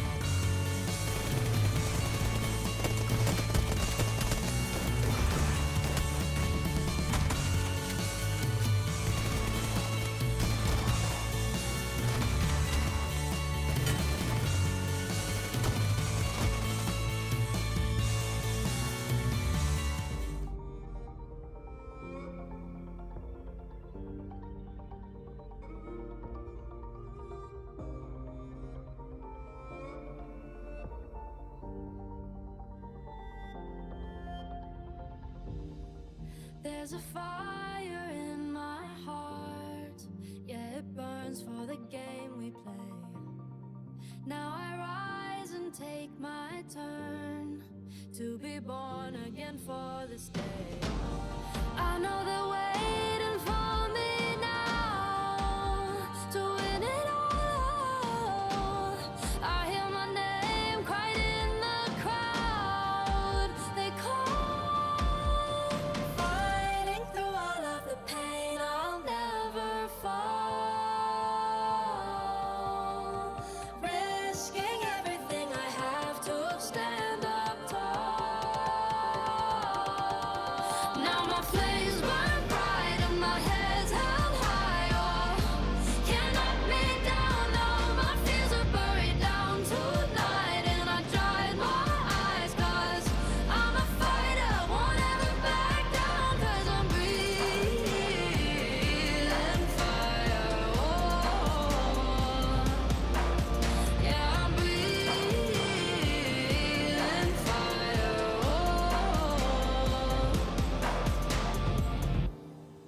Now it's all their eyes on me. It's my time to make history. For my brothers I will bleed and bring home